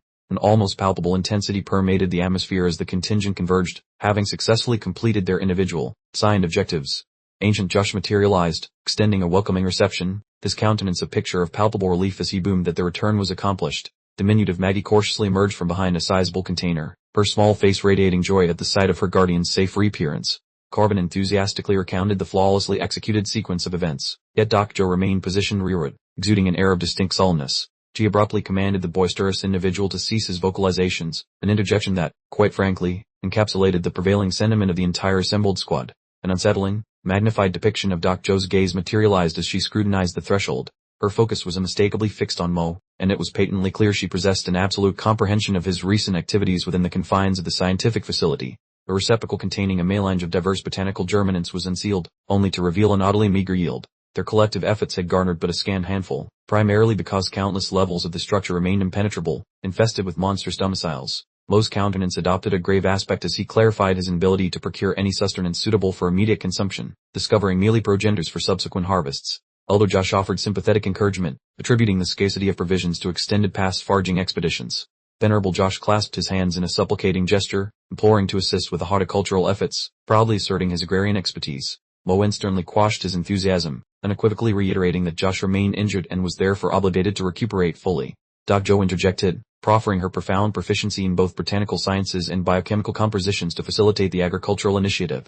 She maintained her customary aura of effortless competence and unflappable composure, yet Mo was now praising her through a distinctly skeptical perceptual filter. Mo subjected her to a protracted, penetrating gaze, then inquired pointedly if that was truly her conviction. He was deliberately probing her, transmitting an unmistakable signal that his awareness was far keener than she had likely presumed. Corbin, loitering conspicuously in the rear, was enthusiastically flashing elaborate heavy metal gestures, asserting his desire to contribute as well. He appeared utterly incongruous amid such an earnest discussion of plant life, but one simply couldn't fault his boundless exuberance. Mo's composure utterly fractured, and he vehemently bellowed for Corbin to relocate to the metaphorical kindergarten corner, unequivocally stating his utter uselessness. Corbin's countenance shifted to one of genuine distress, as he wailed a piteous, impassioned entreaty back to his compatriot. The visual abruptly transitioned to an ancient, corroded air circulation device, rotating sluggishly within the oppressive gloom. Mo's resonant inquiry permeated the stillness, questioning the doc directly about the enigmatic biohazardous container he had discovered moments prior. Doc Joe, indeed, cradled that identical container. Her query a simple, profound "do you refer to this particular item?" She stood enveloped by the encroaching shadows, her features inscrutable, as the long-anticipated, climactic confrontation decisively commenced. Wolf, with a desperate lunge, yelled for her to hold on, his hand grasping at the capsule she held. She was far too quick, however, retracting it with such speed that he resembled a bewildered cartoon character endlessly pursuing a dangling carrot. In the dimly lit chamber, they stood in stark opposition, Mo practically vibrating with frustration as he demanded to know her true identity. He'd reached his limit with cryptic pronouncements and was ready for the unvarnished truth regarding her mysterious past with the Secret Service. Mo edged nearer, his expression illuminated by the eerie gleam of the canister, reiterating his query with a desperate plea. He was clearly fishing for a full confession, yet the doc remained as unbothered as a cat napping in a sunbeam, completely unfazed. Doc Joe took a leisurely drag from her cigarette, offering him a gaze that practically screamed, "I told you so." She coolly inquired if he hadn't already figured it out, thereby tacitly admitting she was fully aware of his unauthorized little tour through her personal records. Mo fixed her with a wide-eyed stare, the dawning horror hitting him that he had bumbled directly into her snare. He let out a choked gasp, demanding if her spug's work was intentional, finally comprehending that the ominous biohazard canister had merely been a prop, a clever lure to observe his reactions. A cool, almost artistic smirk played across Doc Joe's lips, veiled by a wisp of cigarette smoke. The charade of the shady medical practitioner was officially over, replaced by the unmistakable swagger of a truly elite, high-level operative. Mo, practically seething, questioned whether the entire capsule was simply a theatrical prop, designed solely to bait him into her humble abode. His anger simmered as he urgently sought to uncover her grand objective amidst this thoroughly chilling and chaotic world. The cat was officially out of the bag. Doc Joe unveiled her true self, a seasoned operative formerly from the National Security Bureau's Biochemical Safety Department. She exuded an aura of absolute command, standing with impressive stature as she finally confessed her actual moniker, Joshier. She informed Mo that his deductions regarding the bait were only partially correct, the true half-truth. Her hand moved deliberately toward the canister once more, implying that while the entire scenario served as an elaborate trial, its contents were undeniably, terrifyingly genuine. "This, my friend, is no mere lure," she declared, raising the canister aloft as it erupted with an intense, pulsating blue luminescence. The entire room's vibe instantly flipped from a nail-biting questioning to a dramatic unveiling of incredible, raw power. The container proved to be transparent, revealing a mesmerizing swirl of glowing blue energy orbs within its confines. It was the infamous white armor lump of flash, the undisputed wellspring of the monstrous creature's might, now openly displayed before their stunned eyes. Doc Joe then presented Mo with a visual display of his own formidable armored white fury state, highlighting the chilling, undeniable link he shared with the very beast they fought. Her working hypothesis was that his unique abilities tapped into the identical energy reservoirs as those white armors, a notion that was, frankly, utterly petrifying. Mo appeared thoroughly skeptical, his gaze sharpening as he questioned the direct relevance of this information to their immediate survival. Furthermore, he harbored entirely justifiable doubts about why she had abruptly become so remarkably forthcoming regarding her clandestine operative status. The camera zoomed in on the luminous blue spheres nestled within the capsule, which Joe asserted was an energy-storing organ meticulously extracted from the monsters themselves. This, she explained, served as the paramount proof for her unsettling theory. Mo's physiology was literally evolving to mirror the alien invaders. Doc Joe leaned in conspiratorially, a distinctly self-satisfied expression gracing her face, and advised her somewhat nervous test subject to simply relax. She projected an air of absolute mastery, despite the fact her interpretation of safe typically involved enough pointy objects to make a Pinkshin jealous. The perspective transitioned to the colossal white spire looming outside, which increasingly resembled a truly gargantuan biological stronghold. Joe then clarified that they absolutely had to tackle their food supply issue with extreme urgency if they hoped to outlast the monstrous matriarch hiding deep within that imposing nest. Doc Joe's silhouette was eerily illuminated by the blue luminescence as she casually proposed harnessing Mo's formidable red limit state to spectacularly boost their agricultural yields. She was, in essence, advocating for employing his extraordinary abilities as a supersized, organic greenhouse heater for their entire produce patch. Mo's visage was starkly divided in the shut, one eye retaining its human quality, the other ablaze with a demonic red glow and jagged etchings. He grasped that the formidable red limit was indeed the ultimate answer, yet he simply didn't possess sufficient residual power to invoke that state on demand. A detailed medical schematic displayed a human form crisscrossed with vibrant red energy conduits, graphically illustrating the abysmal inefficiency of Mo's present internal anatomy. To access the critical red limit on a whim, it was clear he required nothing less than a truly significant physiological overhaul. Doc Joe, a mischievous glint in her eye and a finger raised aloft, proposed a solution that involved nothing less than physically grafting a brand new organ into his system. She presented this radical idea as if it were a minor car maintenance, but Mo's expression suggested he was seriously re-evaluating his entire existence. Mo, clearly overwhelmed, clasped his head in his hands, declaring that the unfolding complexities were utterly beyond his comprehension. Just beneath him, a distinct mechanical whirring signaled that her needle was poised, ready to introduce the peculiar capsule into his very bloodstream. Doc Joe peered down with a chilling, almost predatory smirk, announcing that the moment had arrived for the insertion. Her enthusiasm for this invasive process was unsettlingly high, leaving Mo as the unfortunate individual who would undoubtedly bear the full brunt of its inevitable repercussions. Mo stared intently at the capsule held in his hand, his face a grim mask of desperate resolve. He questioned whether a rejection reaction was imminent, though in this truly chaotic world, such a concern was probably the absolute least of his burgeoning problems.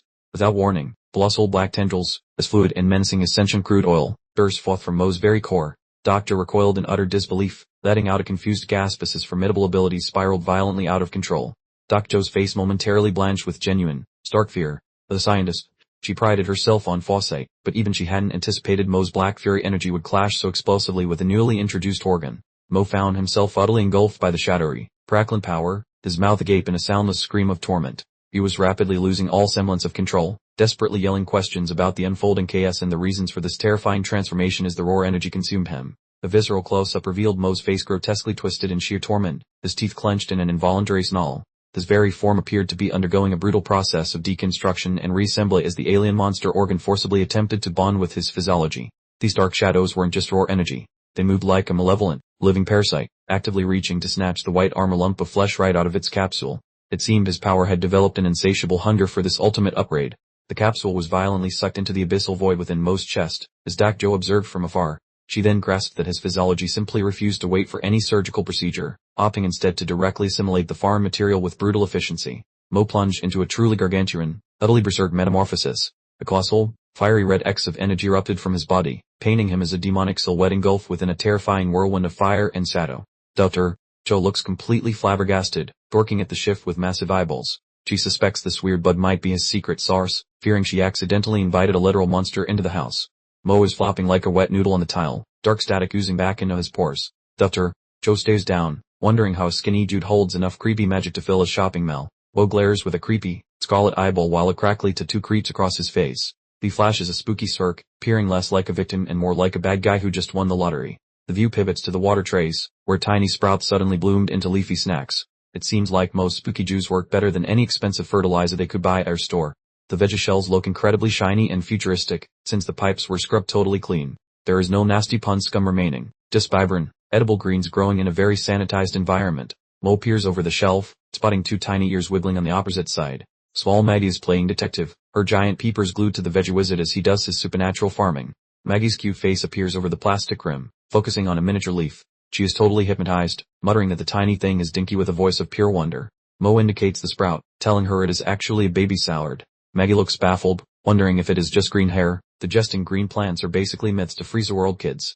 Mo smiles kindly, saying the lettuce is just a tuber, similar to her. Maddie rejects the comparison immediately, giving him a sassy look that implies she is far superior to a crunchy plant. Maggie stretches her neck and claims she is way more massive than her sprout. Mo chuckles at her pride, admitting she is definitely the reigning champion of height in this room. Maggie gazes at her mother, Dorothy, questioning the nature of this salad stuff. Dorothy watches nearby with a faint, weary grin, glad her kid is forgetting the freezing weather for a moment. Dorothy mentions it is the crunchy layer found inside her preferred beef patties. Maggie's face glows at the thought of actual meals, a fancy treat they have not eaten in forever. Maggie begins hopping excitedly, bidding to visit a diner when her father returns home. It is a soul-crushing scene because every adult knows the sad reality, but she remains blissfully unaware. A gloomy close-up of Dorothy reveals her struggling to hide her weeping.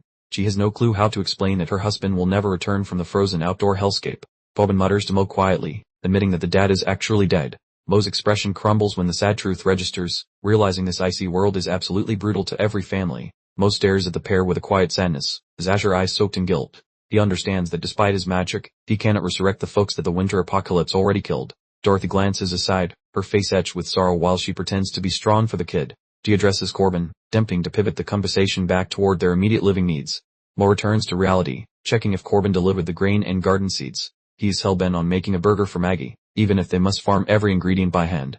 Mo flashes a silly thumb signal at Maggie, questioning if she is craving that sandwich. She screams an enthusiastic affirmative, her excitement providing the only real heat in the chilly apartment. Maddie inspects the sprouts, wondering when they will grow into giants. Mo vows they will be munching on crisp salad leaves much sooner than she could ever imagine. Mo begins posing like a bodybuilder, joking that ancient Greeks would have worshipped him as a farm deity.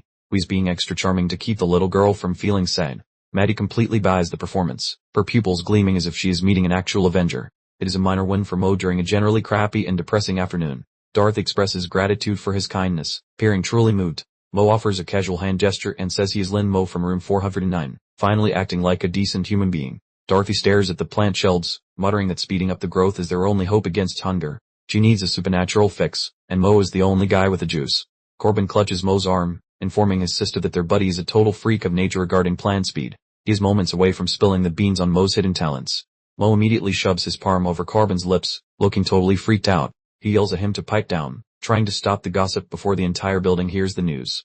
Mo yanks Corbin nearby and orders him to be quiet about the magic tricks. He realizes that in a starving skyscraper, having special abilities makes you a victim, not a celebrity. He offers a stern, intense glare, advising them to keep their questions and answers to themselves. He is trying to shield everyone from the chaos his freakish powers would attract. The focus turns to Dr. Jo, who is puffing on a cigarette while scrolling through her pad. She notes she led a field operation during her spy days, hinting of her mysterious background. She describes the mission as being top secret and way above their pay grade. It involved a sneaky deep cover program intended to hide agents among regular people without anyone ever knowing.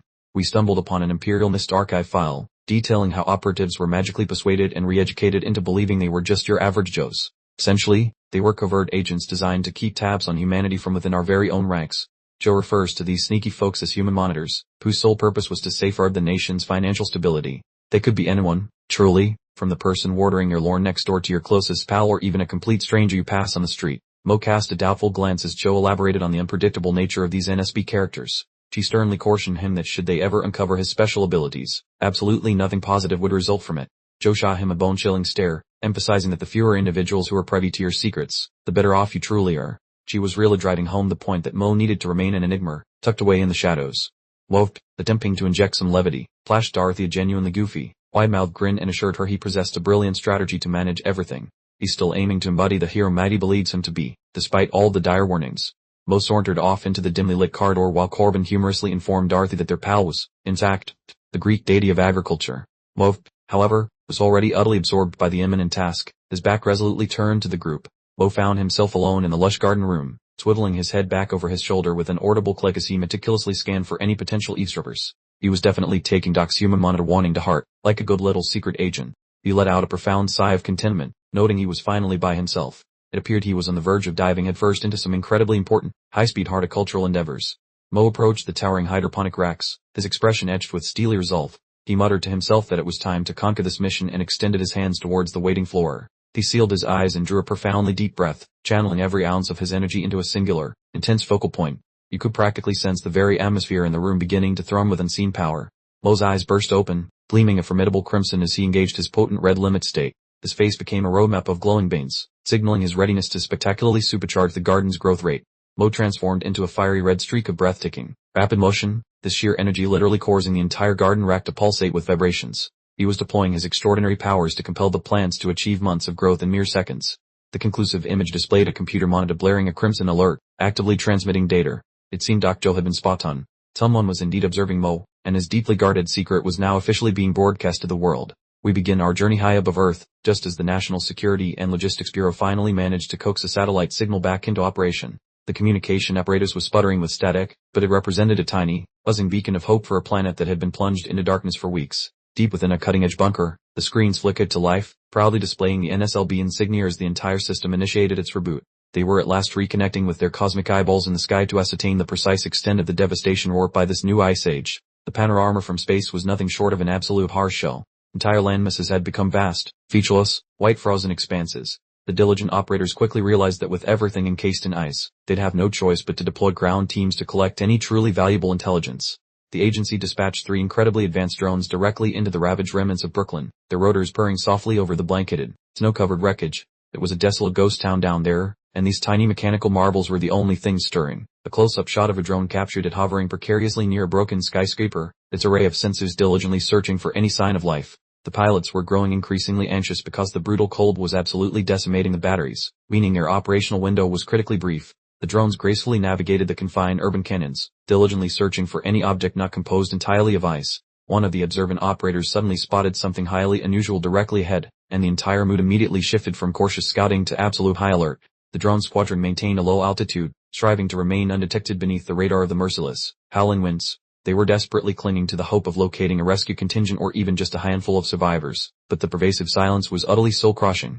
The camera smoothly glided over endless rows of abandoned apartment complexes, yet there was absolutely nothing noteworthy on this particular section of the block. It was merely more slow and more profound quiet, at least until they rounded the next corner. Hold on, is that what my eyes are deceiving me with?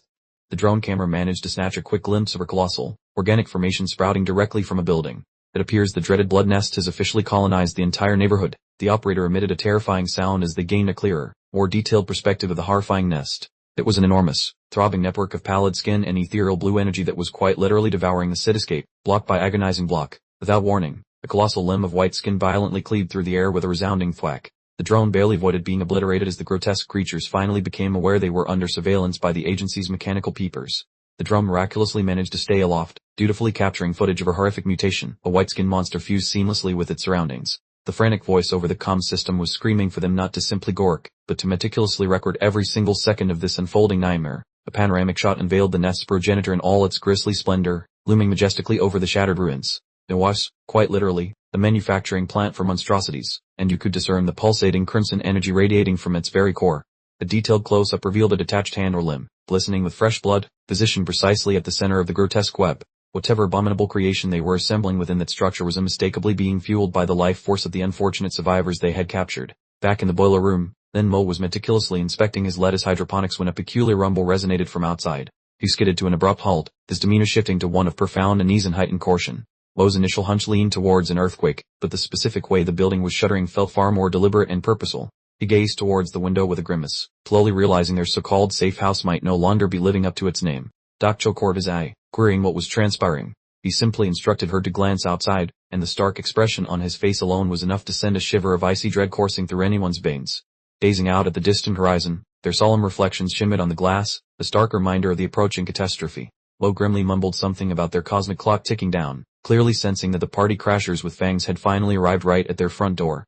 Lin Mo found himself locked in a horrifying staring contest with the colossal, luminescent blue orb belonging to some cosmic beast. He could barely manage a squeak of utter surprise as the truly gigantic nature of this unpleasant visitor registered in his brain.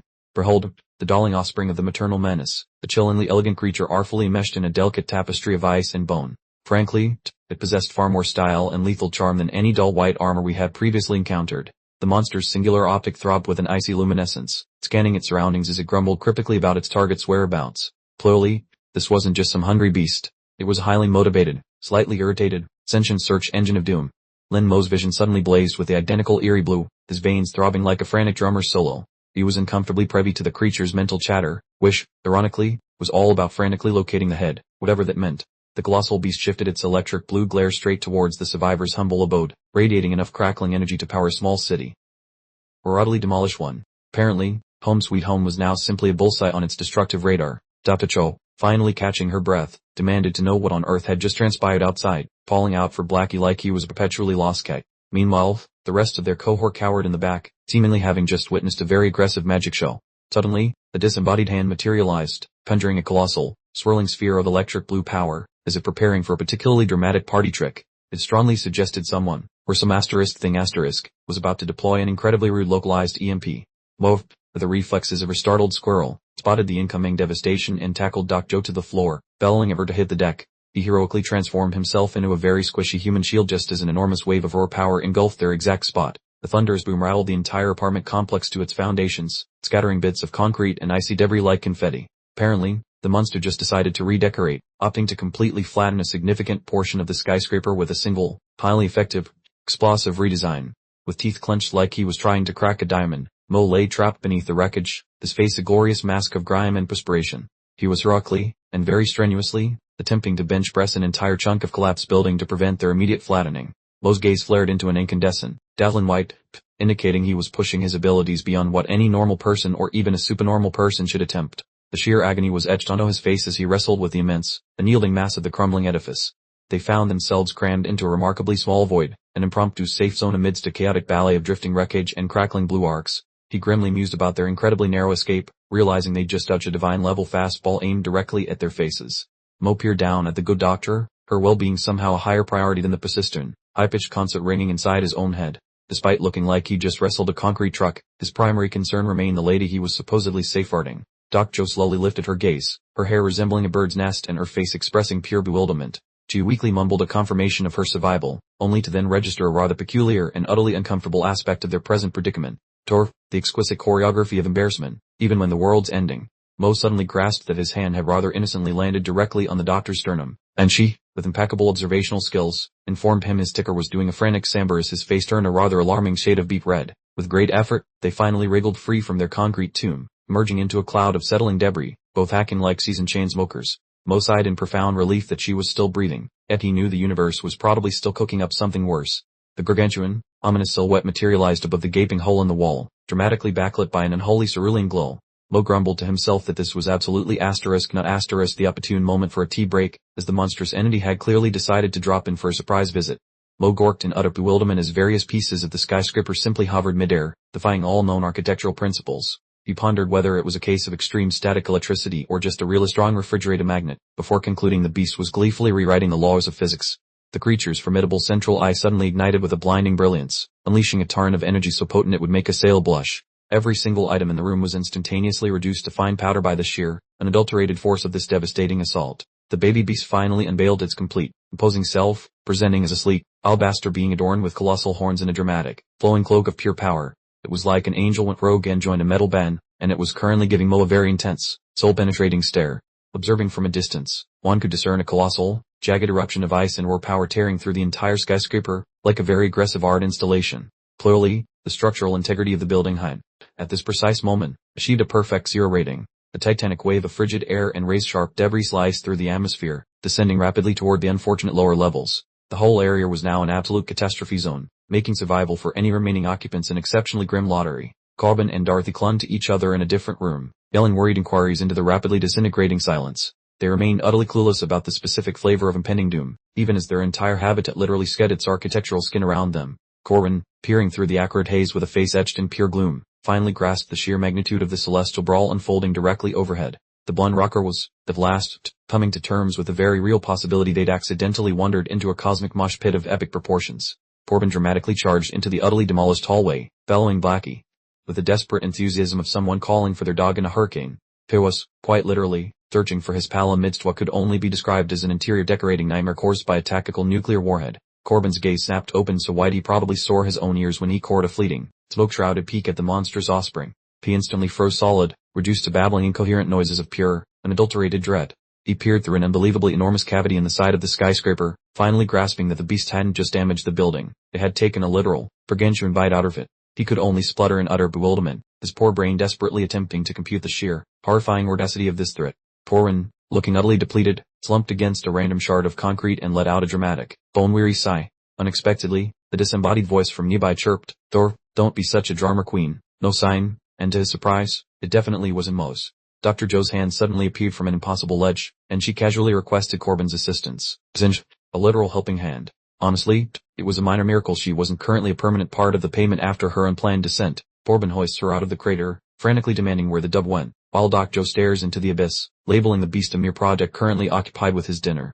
Peering below, the Jiro spots a giant, neon sapphire engine inside the beast, causing Corbin to whisper a naughty word because they are staring directly at the world's battery of doom. Maggie and Dorothy finally arrive, joining the squad to gawk at the cosmic horror, while Corbin screams about the identity of that thing just as the giant prepares to dance. The camera zooms on the creepy kid titan's chest, which is vibrating with a spicy crimson radiance, suggesting it is currently plugging itself into a very dangerous wall outlet. Joe and Corbin cover their peepers from the ruby glare, feeling the spicy energy cooking inside the pit, where the air is now as chunky as grandmother's gravy. The behemoth stumps forward, its heavy cavers making the concrete scream and shatter, which is a really sluggish way to tell everyone their subscription to life is expiring. This oversized popsicle shadow boxes over the urban wreckage, resembling a fancy but murderous frozen mannequin, as it proceeds to treat Brooklyn like a very expensive sandbox. The last image showcases a humongous dark tank cover man with glowing devil horns and a big cross on his chest, marking Lin Mo's ultimate evolution, meaning he's finally ready to turn the ice deity into a slushy. Robotic eye lies crushed in the powder, blinking uselessly at the winter flakes, which pretty much confirms the surveillance trip has officially run out of batteries and hope. Fuzzy screens at headquarters display a grainy photo of the creepy apartment brat, leading the tech guy to wonder aloud if this is the tiny terror the field team mentioned. The video signal is gasping for air, trembling with electric ghosts while the beast poses for the camera, proving that bad reception makes scary monsters look even more hideous. The monitor blinks into total darkness with a giant error message, prompting the pilot to moan because they just lost their final toy and are now navigating by vibe. Inside the command center, a nervous lackey looks at the boss, asking Pops for the next move, while the room feels like a pressure cooker but the elder remains remarkably chill. The veteran pauses to think, mentioning that the phone's just started working again, so he assumes the basement dwellers will take a hot minute to text back something useful. A lady with grape-colored hair remarks that the underground campers have plenty of time, unlike the guys currently getting punched in the face, since the timer is clearly running out for surface survivors.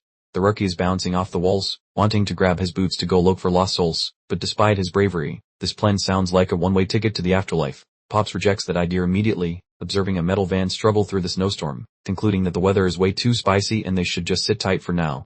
We return to the fistfight, where a gigantic burst of magic tears the sky apart, as Mo finally stops holding back and starts making a noise that will definitely ruin everyone's hearing. Mo looms large in his spicy mode, radiating a very hot glow, as he understands that he has officially jumped over the fence into the land of extreme overpowered nonsense. He stares at his palms, which are snapping with crimson sparks, indicating that his internal pilot light has finally decided to start a massive grease fire in his soul. Covered in scarlet fire, Mo resembles a very angry knight from hell, naming his fashion choice the twice-cooked coals, and it's clear he is about to grill some enemies. The Beast and our hero have a staring contest, looking like a budget version of her giant versus a bug, but Mo actually seems to be the one holding the remote control. Mo exhales a spicy puff of air while his goggles turn bright crimson, showing he is totally focused on shoving all that warmth into his upcoming smackdown. Accelerating like a rocket, Mo ducks down and gets ready to pounce, traveling with such intensity that the pavement is turning into a very hot puddle under his toes. The whole world shakes as Mo lands a heavy-duty punch, sending rocks and sparks flying in every direction, demonstrating that he really did not come here to play nice. Mo is currently flying through the sky among chunks of flying road, dancing with a grace that a man in that much metal shouldn't realistically be able to pull off. Everything nearby is a disaster zone of soaring stones and sapphire lightning, yet Mo stands in the center of the hurricane, looking like he forgot to turn on his hitbox. The baby titan follows Mo with its jumbo middle eyeball, attempting to keep up with his zip, as it slowly learns that this tiny human is definitely using some cheats. Mo's armor shines with a bright red focal point while he gathers his strength, acknowledging that his internal fire isn't a flash in the pan but a permanent camping stove. The creature lifts its limbs, creating a giant tornado of trash to circle its body, attempting to squish Mo with gravity, but our guy isn't even blinking an eye. The colossal creature hoisted a monstrous sphere of pulverized rock above its head, poised as if to drop an entire geological formation directly onto Mo, clearly believing that subtle hints were overrated. The beast then unleashed the vast collection of debris with a thunderous whoosh, transforming it into a literal barrier of stone and ice hurtling relentlessly towards our rather unlucky protagonist. Mo appeared rather diminutive amidst the colossal wave of cascading rubble, yet he stubbornly held his position, understanding that this wasn't the shadowy abyss of hopelessness, merely the dramatic opening act of an utterly bonkers performance. A close-up revealed Mo meticulously funneling that scorching crimson power into his clenched hand, fully prepared to transform this gentle introduction into an all-out, scorched earth spectacular. Mo then conjured a truly immense, phantom-like gauntlet forged from pure scarlet force, launching a strike that appeared capable of cracking a celestial body like a forgotten peanut.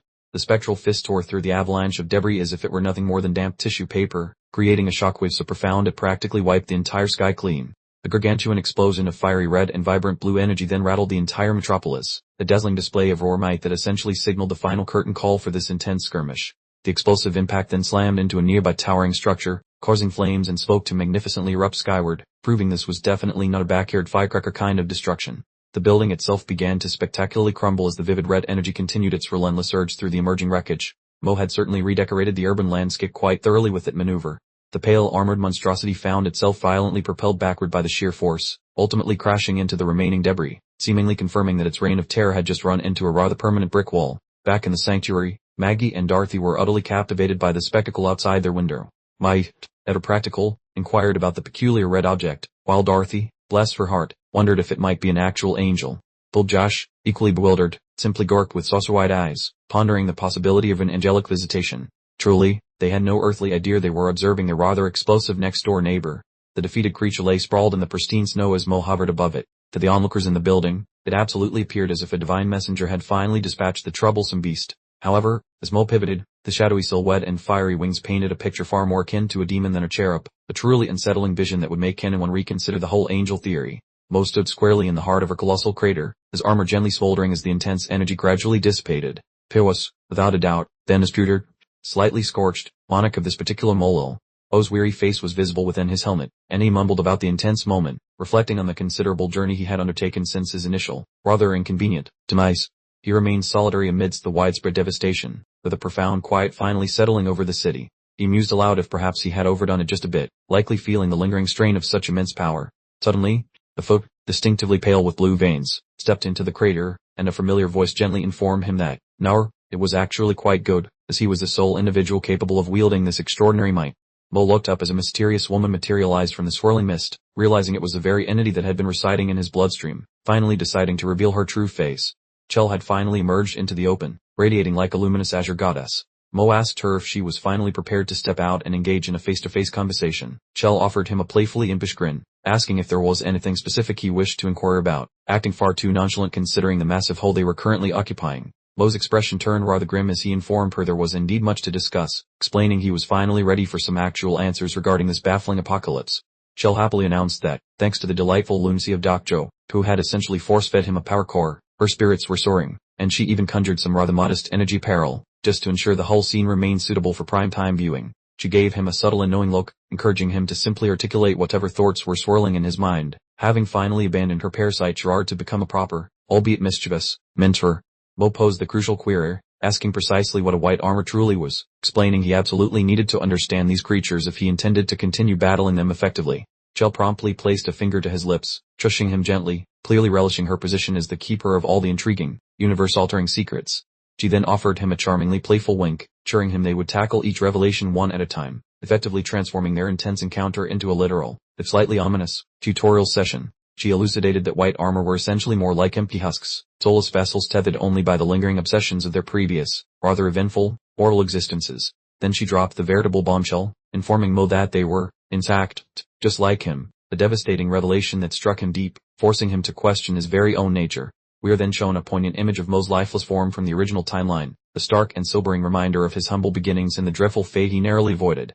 Chell casually revealed that time isn't a linear experience for her. If some poor soul perishes, she effortlessly ditches that reality and jumps into an alternate, much like respawning after a virtual game over. She cheerfully informed him how, during this transition, the spirit evacuates its host, leaving the defunct body as just a vacant husk. She quipped that, for all he knew, his own lifeless form could be currently rampaging through a parallel dimension.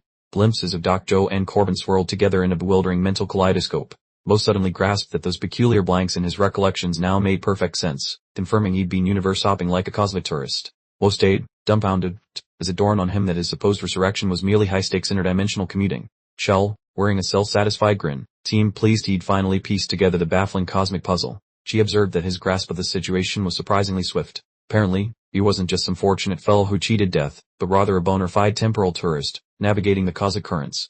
Mo gazed at his own hand, then hesitantly wondered if every single white armored figure had once been an unwitting participant just like him. The unsettling truth of their predicament was, at last, truly hitting home. A truly disturbing visual unfolded, a grotesque creature violently erupted from its former human vessel. This was extreme, stomach-churning body horror, the genuine, unvarnished visage of their terrifying adversary. Within the gloom, the pulsating, cerulean art throbbed, resembling nothing less than a miniature stellar core. This potent energy source was the ultimate prize everyone coveted, a marvel both breathtakingly gorgeous and utterly dreadful.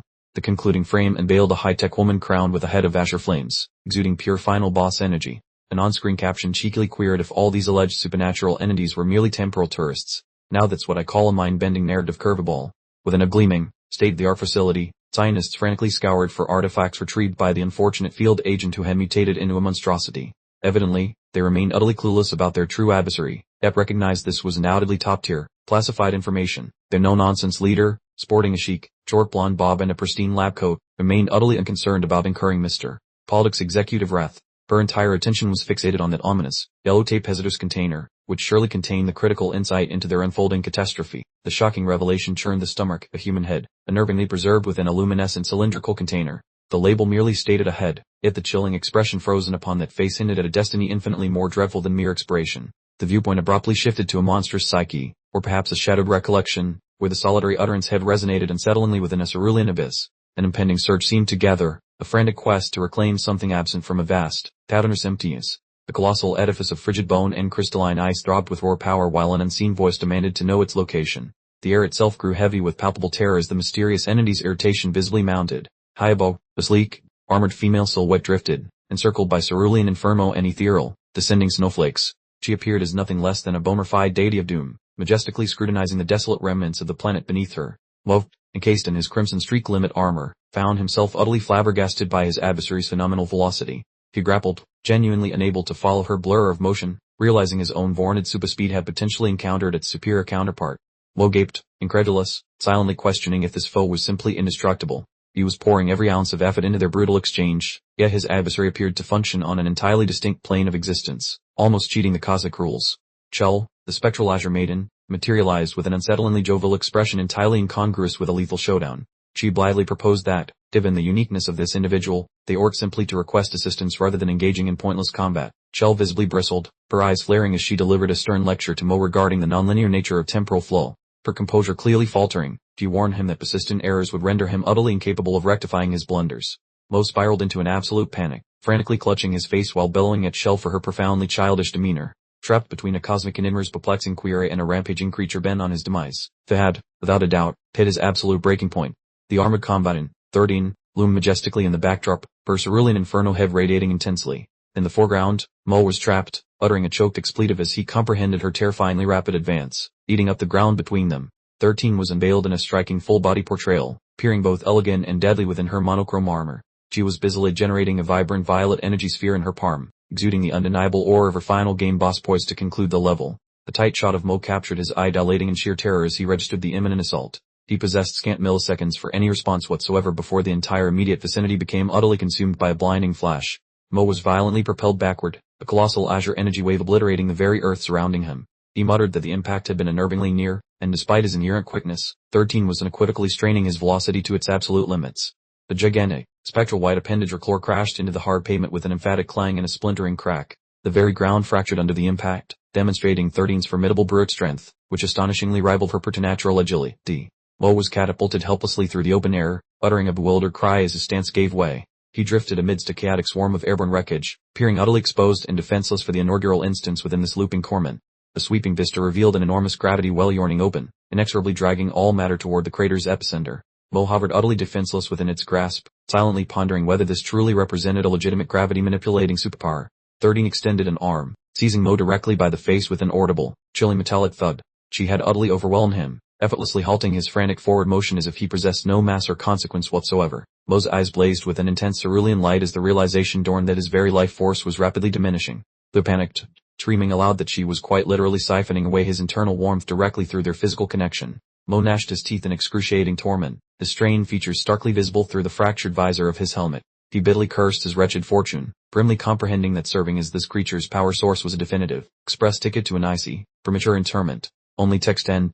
The monster's battle plate offered a close-up tour of its intricate mechanics, making Mo ponder if they shared a family tree, or at least a highly dysfunctional power source, feeling an unnerving link between his abilities and her own. Chell materialized directly behind Mo, whispering a warning that sounded less like a threat and more like a dire inventory update, explaining that if he ended up a human juice box, her own energy reserves would suffer greatly, so he absolutely needed to find a solution. Mo let out an astonished squawk as his armor began to audibly sigh out its precious energy, stuck in a truly delightful predicament where 13 was having him for an all-you-can-eat buffet, and Chell was merely enjoying the show from the cheap seats.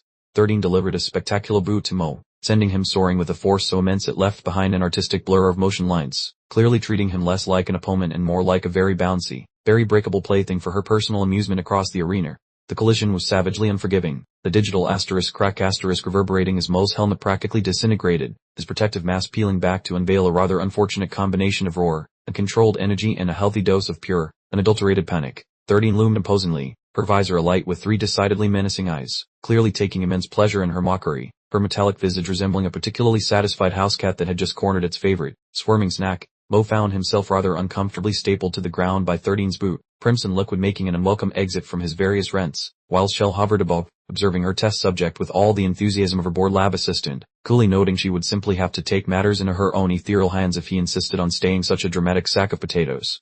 Mo finally gazed upwards, his expression a concentrated cocktail of pure, unadulterated fury, absolutely fed up with his designated victim status, his visor now blazing a ferocious crimson as he braced himself to uncork a counterattack so potent, it might just send both combatants to the scrap heap. Chell, now casually standing beside the armored girl, sported a grin so wide it rivaled the Cheshire Cat's, playfully inquiring if 13 genuinely believed she'd simply stand by while Mo got himself spectacularly dismantled, pending a delightfully complex backstory between the two entities, which Mo, bless his oblivious heart, was clearly not invited to. Chell then casually advised Mo to wipe the shocked expression off his face, elaborating that her nifty second core allowed her to, quite literally, whip up another physical form, a truly show-stopping revelation that proved she'd been holding onto more trump cards than a magician at a poker tournament.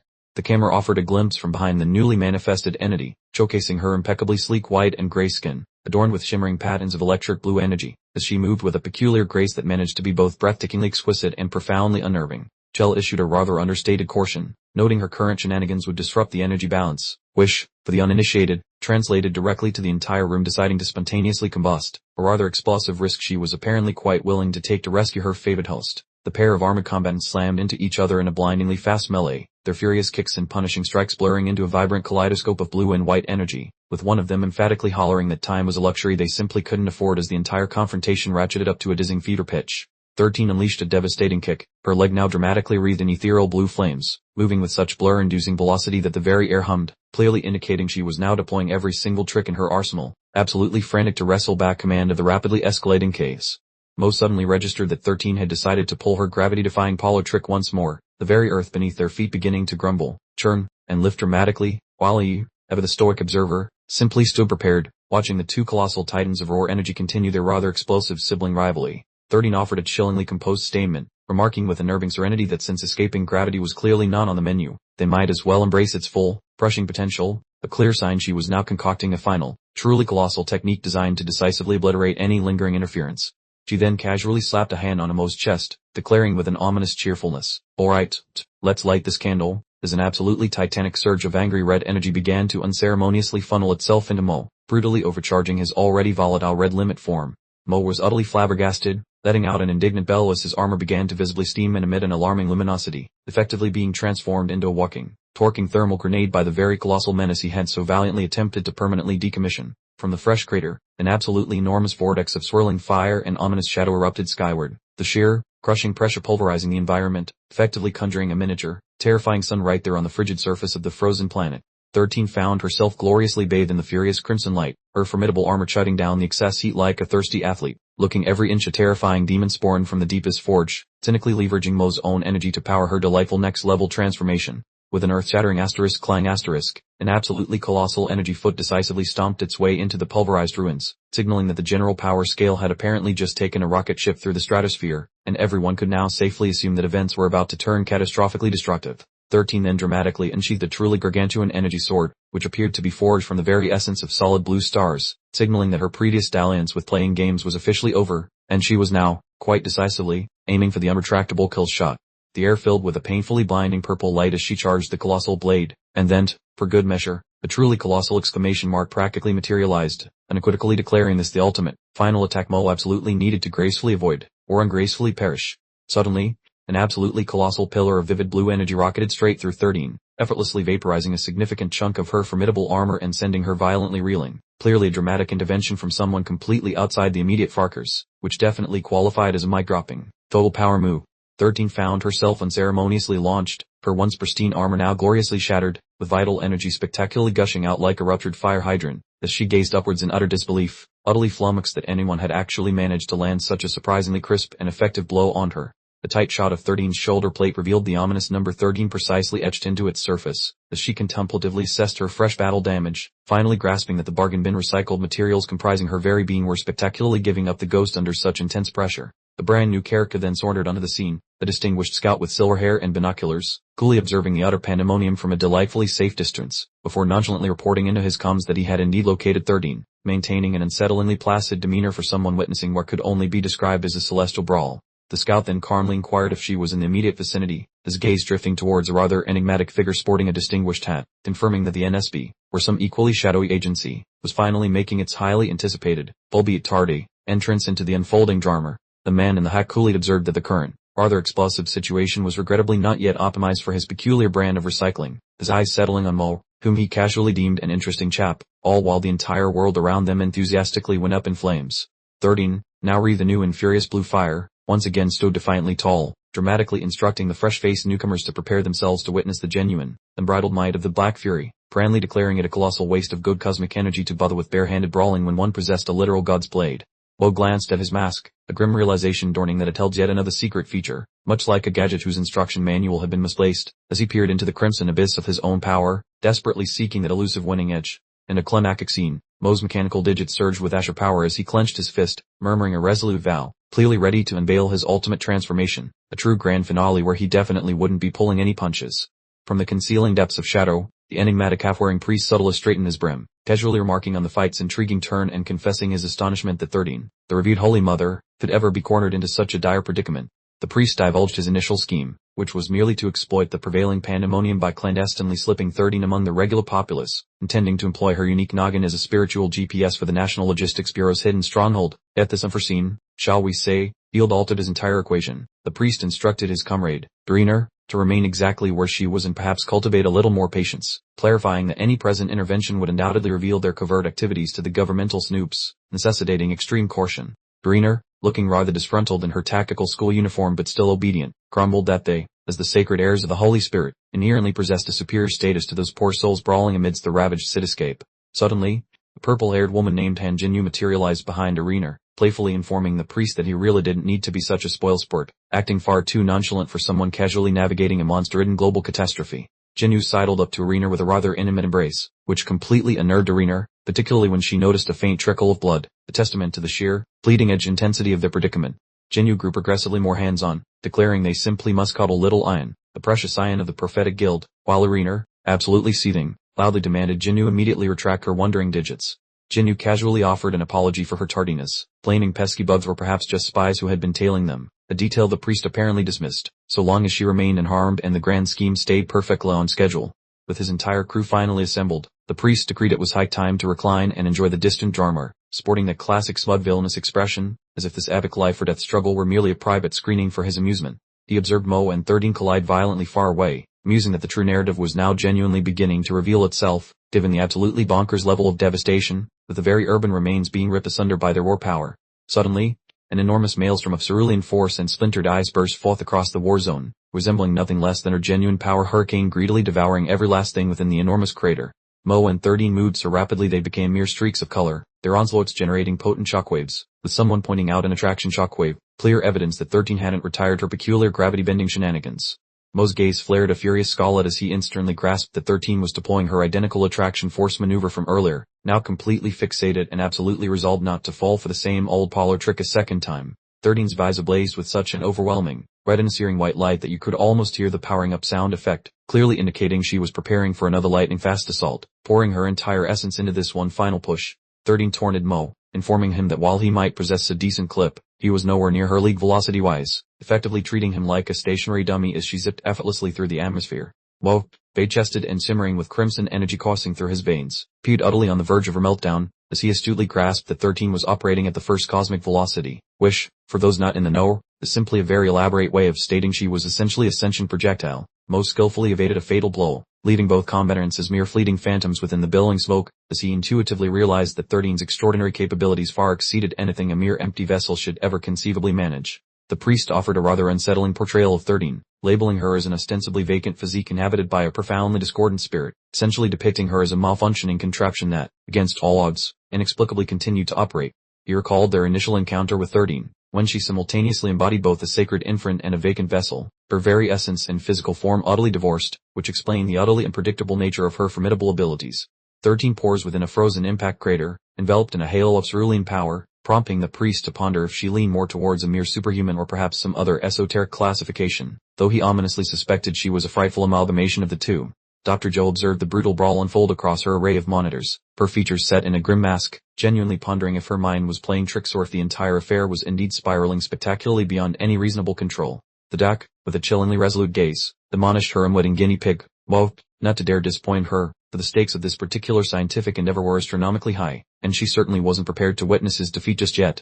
Mo inhaled deeply, his visage now a veritable sculpture of intense concentration, sternly reminding himself to banish all nervousness and simply strategize, as he absolutely had her pinpoint the Achilles heel in 13's seemingly impregnable defenses. Mo suddenly grasped that whenever 13 deployed her potent attraction force, the specific body components she utilized would glow with an eerie, phosphorescent white, finally allowing him to decipher the overt visual indicators of her formidable abilities. Furthermore, he observed that any sections of her body taking on a distinct bronze hue were precisely those engaged in repulsion maneuvers, essentially meaning she was quite literally color-coding her gravimetric assaults for him. Mo offered a rather sinister, self-assured smirk as the proverbial light bulb flashed brightly above his head, convinced he had finally cracked the code and possessed all the crucial intel required to permanently disable his opponent. The cryptic entity named Shell, residing deep within Mo, inquired if he was adequately prepared to utterly vaporize her, to which Mo enthusiastically assented, assuming the formidable appearance of her malevolent deity as he orchestrated his subsequent strategy.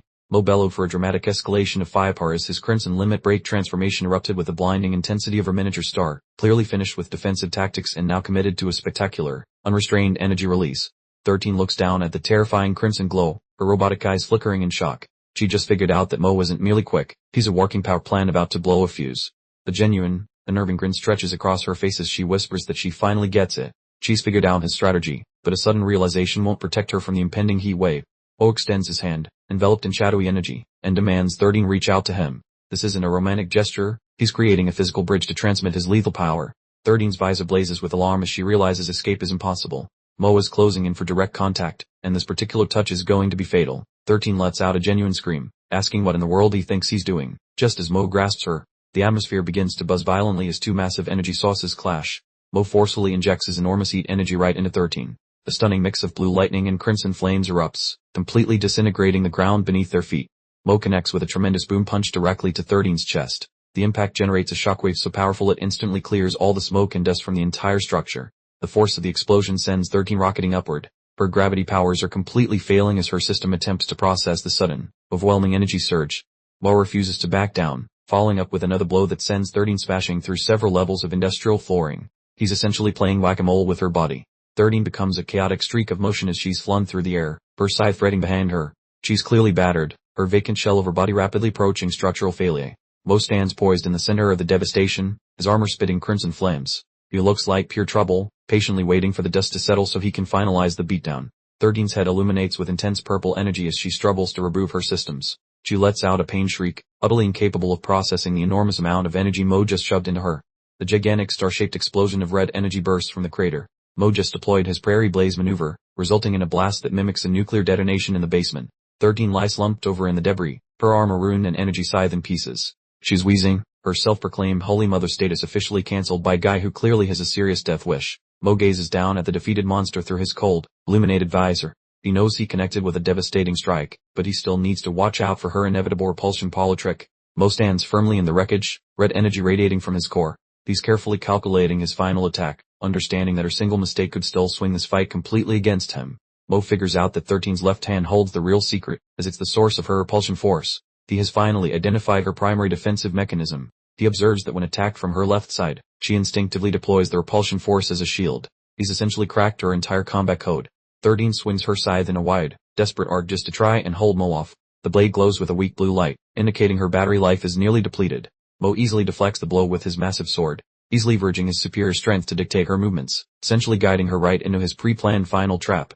Mo detects a glaring vulnerability and decides this is the perfect moment to strike. He's preparing a high-speed lunge designed to conclude this battle once and for all. He charges from the right side, swinging his blade so fast it makes a whistling sound. He aims directly for her blind spot while she's still staggering from his last parry. 13 extends her hand, crackling with blue attraction energy, attempting to pull Mo into a point-blank blast. However, she's unaware that he has already moved 3 steps beyond her reach. The armored Lin Mo analyzes his foe, loading her attraction forces in defensive, but rather designed to manipulate his attack trajectory. He realizes if that's the true function of her ability, he can certainly find a counter. Mo figures out this magnetic property turns her body into a literal magnet, creating magnetic field fluctuations. He's clearly a combat prodigy for deducing this during an explosive battle. A close-up reveals the intense, swirling patterns of the magnetic field. Mo intends to utilize these acceleration zones to boost his own velocity even more, converting her biggest asset into a personal advantage. Combining the kinetic energy from her magnetic pull with his already insane speed results in a truly lethal cocktail. Mo is ready to land a strike fueled by both of their collective energies. Crouching in anticipation, Mo decides this is the precise moment to unleash everything he has. He is completely focused, his red limit armor shining with fierce intensity. The gigantic, swirling vortex of crimson and azure energy explodes across the battlefield. The immense power of the impact completely shreds the surroundings, creating a small, localized hurricane of destruction. Lin Mo pauses to catch his breath after the huge exchange, his helmet clearly showing some significant wear and tear. He's still standing tall, but that final clash seriously depleted his internal energy reserves. Chaos reigns as the camera pans to a battered apartment complex nearby, where the explosion turned every window into glitter across the icy pavement. Both metal-clad warriors are currently engaged in a frantic dance of glowing neon sparks, neither side gaining an inch despite dumping all their juice into the struggle. Moving like caffeinated hummingbirds, they slash glowing sabers with murderous vibes. Almost starts feeling his battery percentage hit the red zone during this marathon. The enigmatic metal maiden named 13 winds up for a fresh smack with her azure sword, looking suspiciously unbothered by her dents, a fact that spells doom from all. Out of nowhere, the holy man goes full magical girl with a shimmering gold light, shouting to his squad that the big guy upstairs is shielding their VIP brat, floating down like a budget angel drenched in lemon-flavored radiance. The clergyman makes a dramatic cameo specifically to ruin everyone else's violent afternoon. The school uniform tactician Arena glows like a radioactive lime and tells Han Jinwoo to zip it, revving up her portable saintly casket to hop into the brawl. 13 lunges at Arena while hoisting her glowing toothpick, making it look like a head-on car crash between two demigods is about 5 seconds away from happening.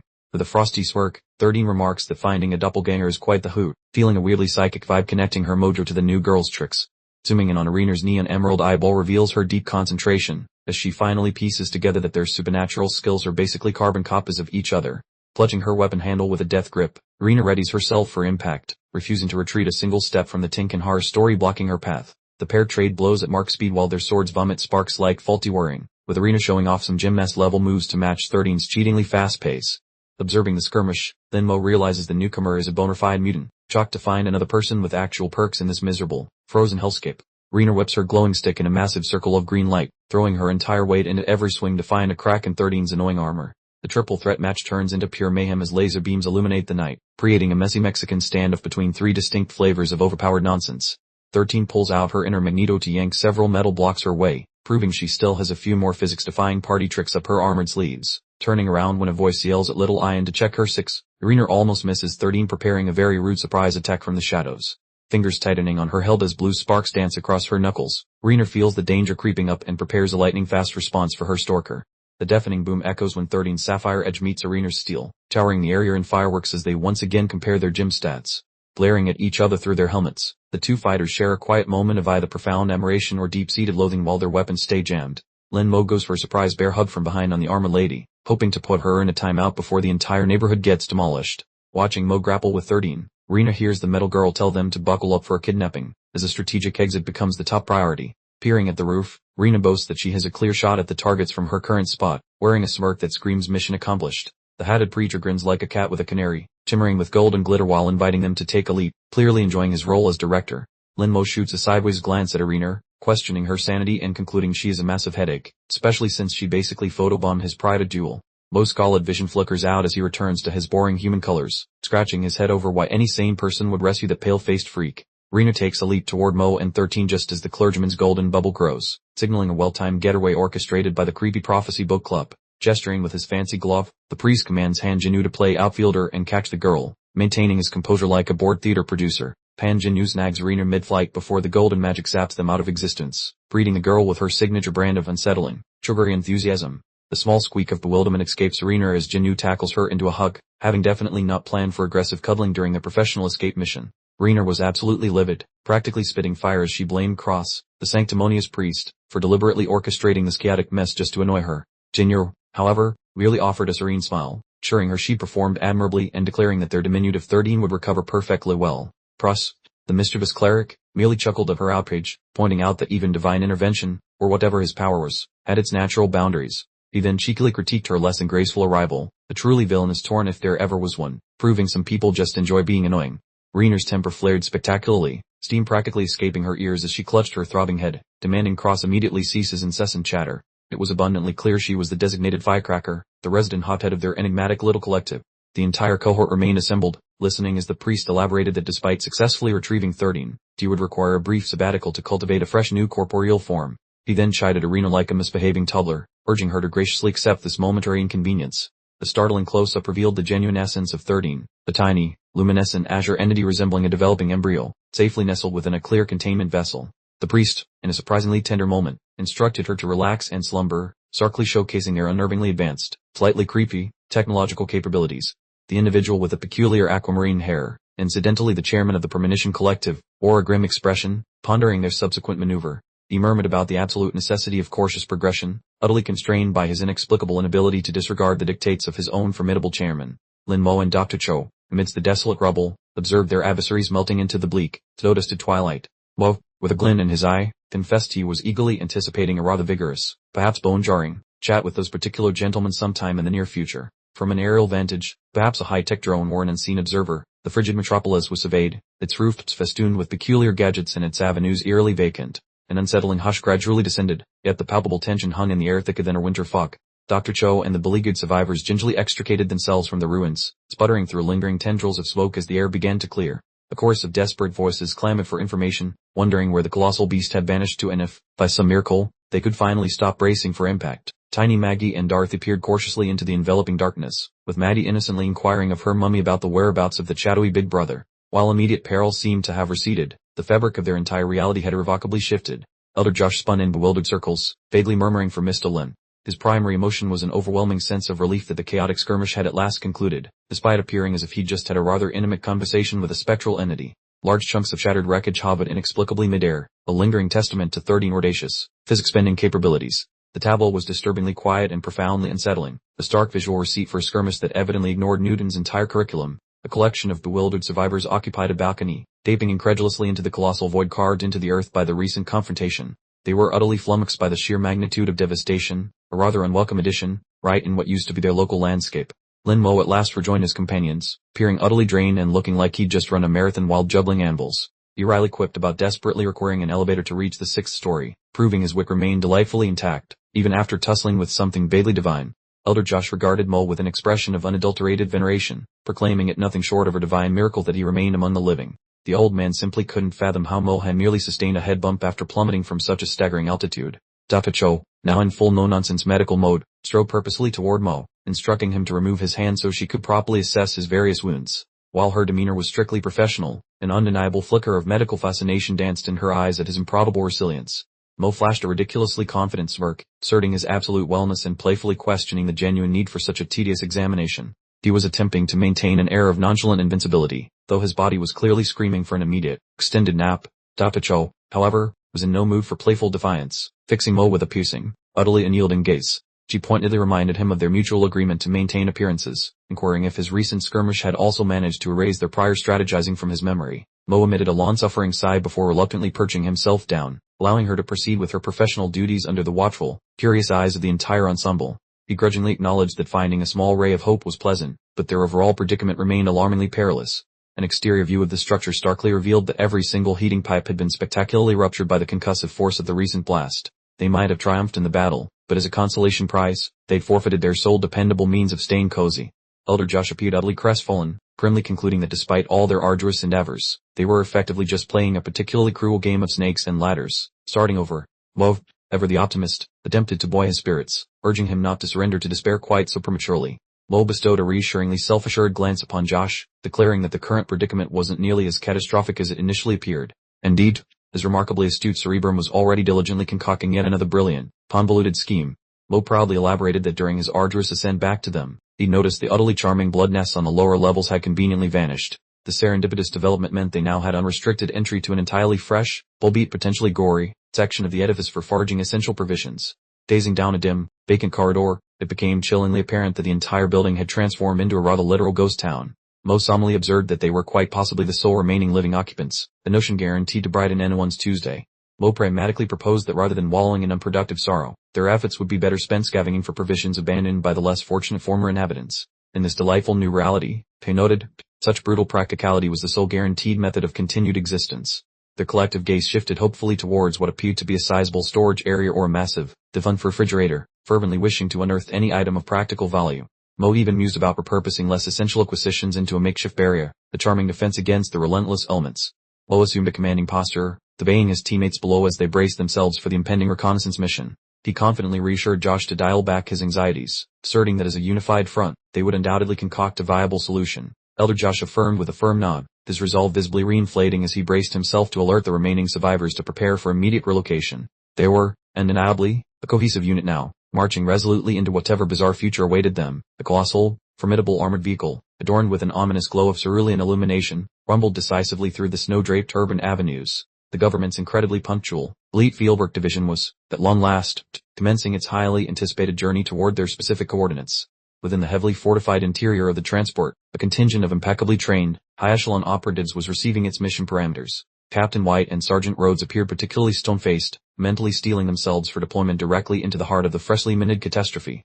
And Zion White, the strikingly dapper agent sporting hair the precise shade of her startled blueberry, materialized holding a tablet proudly showcasing Lin Mo's face. He then declared his direct command from the bunker, to apprehend Zero, who was none other than Lin Mo himself. Torwin, looking utterly spent, inquired of Mo if he was actually witnessing those filthy entities scuttling about beneath them, or if his mind had finally snapped. Though visibly exhausted, His boundless curiosity still relentlessly took charge. Dorothy, her eyes wide as saucers, interjected with a million-dollar question. Did this incredible development mean they were finally out of the woods and truly safe now, considering their arduous journey? Datchop took a leisurely, cynical drag from her cigarette, muttering that she wouldn't exactly classify them as being entirely secure just yet, primarily because the outside tempest continued its beastly rampage. Our view shifts to the building's industrial pipes, dark and foreboding, as the doc delivered the utterly grim news. The heater had officially given up the ghost, meaning their fleeting warmth would soon vanish. Wout, with a decisive wave of his hand, articulated that seizing this precious window of opportunity was absolutely crucial. He proclaimed that relocating their entire base was their smartest move if they intended to remain among the living. Standing tall, he highlighted that since they might be the last remaining souls in the structure, a descent to the lower levels was imperative. Apparently, the central heating still functioned down there, the vital lifeline for their survival. Mo continued his strategic breakdown, reminding the assembly that battling the chill wasn't their sole predicament. He insisted upon establishing robust defensive positions to safeguard their new abode from whatever other horrors lurked outside. He then pivoted to old Josh, asking if the security office might possibly contain some armaments for personal protection. Josh seemed a tad anxious, but clearly recognized Mo's prudent focus on security. Josh unveiled the arsenal, explaining they'd upgraded their gear even before the big cataclysm, purely because Brooklyn's security had become laughably bad. He possessed everything from protective vests to seriously hefty weaponry. We glimpsed a hallway, now a fortress of metal barricades and dense wire netting. Joe mused that deploying it all could cover the entire structure, but he remained deeply skeptical of its efficacy against those monstrous invaders. Corbin suddenly chirped up, sporting a goofy, cartoonish light-bulb moment expression. He'd apparently conceived an idea of his own, and knowing him, it was probably going to be gloriously peculiar.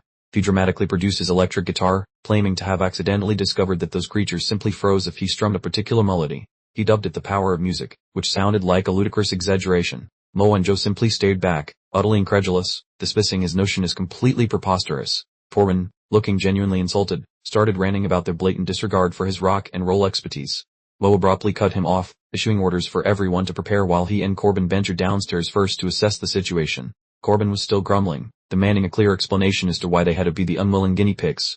The duo proceeded into the shadowy corridor, Mo admonishing his companion to cease his dilly-dallying. They were re-entering the danger zone, he noted, but at least this time, they had a semblance of a plan. Corbin continued to mutter discontentedly, mentioning he still needed to tuck his precious guitar back into its case. He optimistically figured they were just heading down for a swift peek, not a full-scale battle. They entered an apartment that appeared remarkably untouched by the surrounding pandemonium. Corbin, visibly impressed, remarked that Mo seemed to have been living rather comfortably while everyone else was enduring hardship. Corbin grew suspicious, directly asking Mo if he was involved in anything illicit, given that his residence was far too pristine compared to their old life in Seattle. Mo simply dismissed it as a standard condo, trying to downplay his forethought. Mo gazed outward with a solemn expression, firmly realizing that in their present predicament, even a conventionally normal existence was now deemed an extravagant indulgence. The weight of the world once again settled firmly upon his shoulders. A sweeping shot revealed the city, frozen solid under the night sky, as the narrator contemplated the suddenness of the deep freeze and the terrifying monster invasion. The concept of ordinary daily life had officially become an archaic relic. A close-up of a showerhead showed water streaming out. Mo pondered how long this fleeting instance of tranquility and peace would genuinely endure before the next catastrophe inevitably struck. Mo was luxuriating in a steaming hot shower, attempting to rinse away the day's accumulated anxieties. The narration observed that everyone felt utterly drained and desperately required a period of rest and recuperation. We are presented with Doc Jo's NSB identification card, plainly revealing her status as a field agent for the biosafety department. It served as a quiet, chilling reminder that even their trusted allies were harboring significant secrets. The photograph depicted a man and woman smiling broadly while tenderly holding their child. The accompanying text gently reminded us that regardless of how sorrowful circumstances become, an enduring motive to press forward always persists. Old Josh stood before a mirror, clutching a dark, ominous mask in his hands. He solemnly affirmed to himself that survival must be pursued ruthlessly, even if their very minds became scarred beyond recognition. He then held aloft a white hockey mask adorned with a cross pattern, looking precisely like a grizzled survivor ripped straight from a slasher film. He appeared completely ready to undertake any necessary action to safeguard the collective. Back in the chamber, Mo looked incredibly earnest as he informed Corbin that there were several crucial matters he absolutely needed to clarify. He was, at last, prepared to divulge his long-held secret. Mo called out to Corbin, who was casually leaning against a doorway. The air in the room hung heavy, palpably charged with the anticipation of an impending, monumental disclosure. Mo confessed that what he was about to articulate might strike a typical person as somewhat beyond belief. He was carefully bracing his friend for the astonishing truth concerning his own unique rebirth. Corbin's expression was a masterpiece of bewildered concern, wondering aloud why Mo was suddenly channeling a soap opera villain. He clearly hadn't braced himself for the reality bomb about to detonate. Mo remained utterly unfazed, informing Corbin, with an air of unshakable conviction, that this was unvarnished truth, whether it resonated with him or not. His emotional poker face was firmly in place as he laid out every single card. Corbin burst into uproarious laughter, quizzing Mo about whether his cranial processing unit had taken one too many hits during their recent skirmishes. He figured his old pal had finally misplaced his last marble. Mo abruptly chopped through the humor, directly questioning why the Lin Mo he remembered didn't seem to know him, and how he'd abruptly transformed into a superpowered being. Corbin's mirth evaporated instantly, confessing he privately harbored identical misgivings. Mo then dropped the ultimate mic, disclosing that the individual currently before Corbin was technically pushing up daisies. He insisted he was a spectral visitor from an alternate reality, now freeloading in his buddy's corporeal form. Corbin found himself utterly dumbfounded as Mo elaborated that the genuine proprietor of this physical vessel had long since checked out, leaving the blonde rocker grappling with an existential pretzel of epic proportions. Mo admitted he understood the profound difficulty of the situation, never anticipating Corbin would swallow such a wild tale immediately. He was disclosing this because, as the bona fide best friend of the buddy's former occupant, Corbin deserved the full, unadulterated scoop.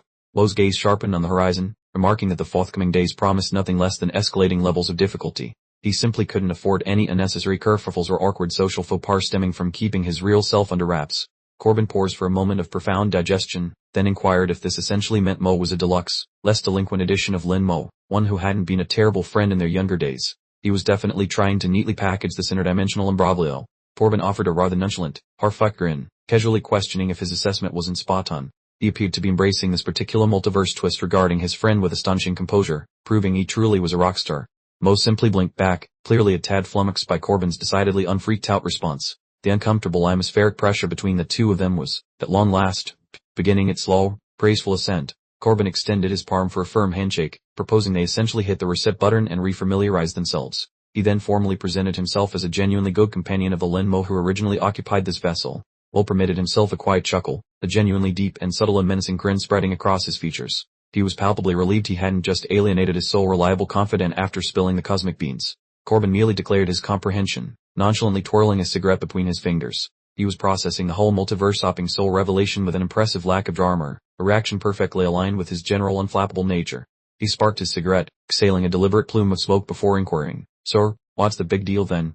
As though the intricate mechanics of interdimensional travel were merely minor footnotes in the saga of their enduring camaraderie. Corbin fixed Mo with a direct gaze, affirming that, ultimately, he remained Lin Mo in his estimation. He was consciously opting to embrace the individual who was currently occupying the space directly before him. Labels be darned. Corbin mused that if the actual, deceased Lin Mo had been the one to cross cosmic boundaries, he'd likely be rocking the exact same tough guy persona Mo currently displayed, uttering all the lines he imagined sounded utterly awesome. Their hands finally clasped in a firm grip, Mo introducing himself anew and declaring it a pleasure to make his acquaintance officially. It was a profoundly awkward yet heartwarming bromance too. Zero moment, solidly sealing the renewed alliance. The poignant atmosphere was instantly shattered when Mo, with the air of a disapproving landlord, instructed Corbin to extinguish his cigarette. The smoking wasn't permitted indoors. Corbin mumbled a swift apology as the visual gracefully pulled back to reveal the sprawling, so-dusted metropolis.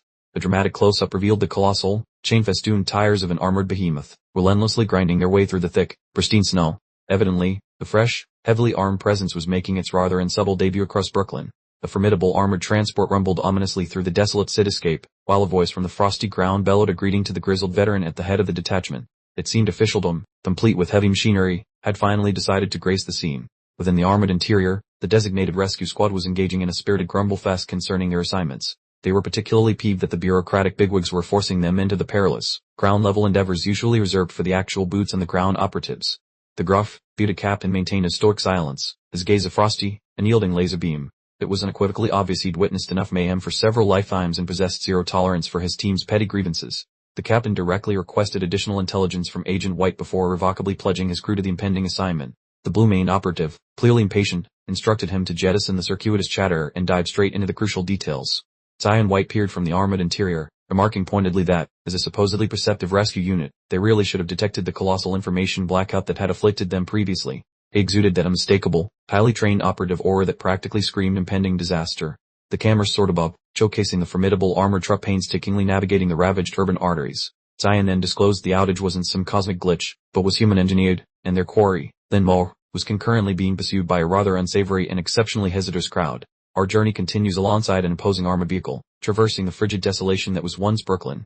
The narration humorously interjects that, while the full saga is extensive, they'll stick to the pivotal moments. This time, in this modern ice age, is undeniably a premium commodity. Introducing Zion White, the razor-sharp elite operative sporting a perpetually serious demeanor and striking blue hair. He's elaborating that the moment our planet transformed into a gigantic frozen treat, the National Security Agency promptly initiated its urgent disaster response protocols.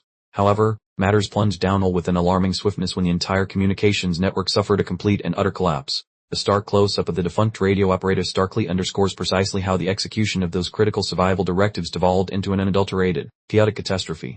Within the vehicle, the captain noted his squad remained in a state of indefinite idleness, entirely due to their inability to pick up any directives from the command bunker. Zion then pointed out that this wasn't merely a minor digital hiccup.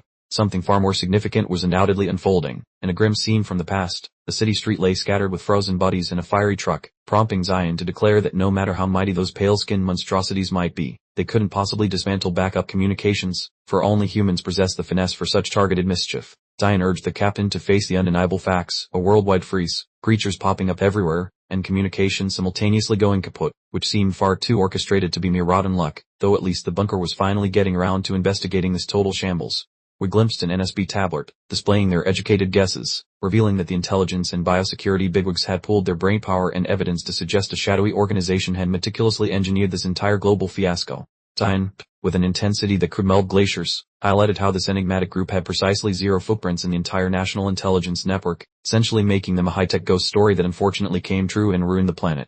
Zion and Sergeant Rhodes found themselves pondering the sheer scale of the screw-up, with Rhodes completely bewildered that an outfit capable of such global chaos could somehow slip past every single intelligence agency on Earth. Zion leaned back, a picture of coolness, observing the raging blizzard outside, noting that as long as they remained undeniably human, they would invariably leave some kind of breadcrumb trail behind, whether they were breathing or pushing up daisies. Rhodes continued to chew on the mystery, scratching her head over what kind of group could be as utterly untraceable as a literal phantom, especially since she herself hailed from the intelligence department, and this whole scenario was breaking every single rule she knew. Zion stared straight ahead, then dropped a bombshell term that flipped the whole chessboard: the psychic, figuring that was probably the true identity of what they'd been referring to as the spectral organization. He confessed that the notion of psychics always struck him as utterly daft, right up until his squad actually bumped into a few after the big freeze, which was quite the rude awakening for a man whose universe revolved around data and cold, hard logic. Zion gave his gear a business-like tug, clearly itching for brawl, mentioning that the outcome of their previous run-in was rather glaringly obvious, and most definitely not a feather in his team's cap. The captain looked gravely downward, offering Zion his solemn sympathies, as it appeared Zion's squad had taken some truly devastating hits during their initial unpleasant interaction with these peculiar psychic entities. The narrator elaborated that this psychic collective was so maddeningly elusive, the NSB knew next to nothing about them, beyond the inconvenient fact that they were unequivocally the enemy, basically the shadowy puppet masters pulling the strings behind all the monsters. Zion pivoted back to the captain, pressing him on why the higher-ups were so absolutely convinced there was a psychic lurking among their current targets, clearly needing a solid reason to put his trust in this whole operation. Corporal Lee, the younger agent, mused aloud if the organization was actively attempting to conscript other psychics to beef up their ranks, a truly chilling thought, an entire army of superpowered individuals in a dying world, a theory Zion gravely considered while observing Lee. He sheepishly admitted that his security clearance unfortunately didn't extend far enough to be privy to all the juicy details. However, he suspected the corporal might just be onto something brilliant, before revealing that Zero, their very own Lin Mo, was the sole psychic they were currently keeping tabs on, representing the NSB's best, albeit singular, shot at unraveling this whole chaotic mess. This, of course, was precisely why the bunker was absolutely desperate to snag him, as a hulking truck continued its relentless churn through the deep snow, its headlights carting bright tunnels through the gathering gloom, unmistakably on a collision course with our main crew, and bringing a rather generous helping of firepower along for the ride. Suddenly, the driver caught sight of something peculiar, shouting out to the captain, who instantly snapped to attention, asking what in the blazes was wrong as they ground to a halt smack dab in the middle of a dilapidated street. Through the swirling, falling snow, two figures in pristine white winter gear materialized, rather quaintly holding hands. They appeared to be just a couple of lost souls meandering through the apocalyptic nightmare, prompting the captain to decide an investigation was in order, despite deeming the situation hardly awkward given their high-priority mission. Yet he simply couldn't ignore people in dire straits, so he hopped out of the truck to personally check on them. Captain White, standing resolute in the snow, introduced himself as a Secret Service agent and politely inquired if they were all right, cutting a truly heroic figure, a knight in shining armor arriving just in the nick of time. But, as we all know from experience in this particular manhwa, things are never quite that straightforward, and Zion watched from the truck as one of the supposed survivors tearfully pleaded for assistance, dramatically claiming Brooklyn had transformed into a literal fiery pit, putting on a desperate performance clearly designed to yank at any remaining heartstrings.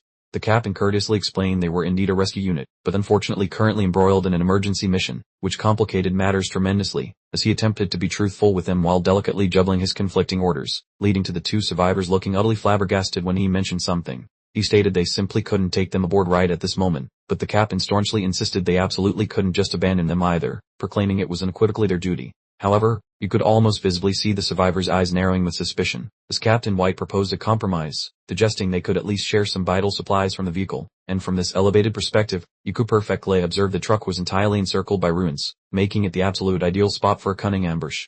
The male survivor then looked up, his expression darkening ominously, muttering something about supplies, clearly not seeking mere charity, but rather eyeing up some prime loot. A truly colossal miscalculation, Captain. The captain tried his best to offer some soothing words, assuring them he understood just how incredibly difficult things were, extending a helping hand, utterly oblivious that he was sauntering directly into a cleverly laid trap. The tight shot on the survivor's waist revealed him deftly drawing a combat knife from his vest with a chillingly sharp whisper, and while the captain was still attempting to gently coax them into calming down, the unpleasant violence had already begun its ugly dance.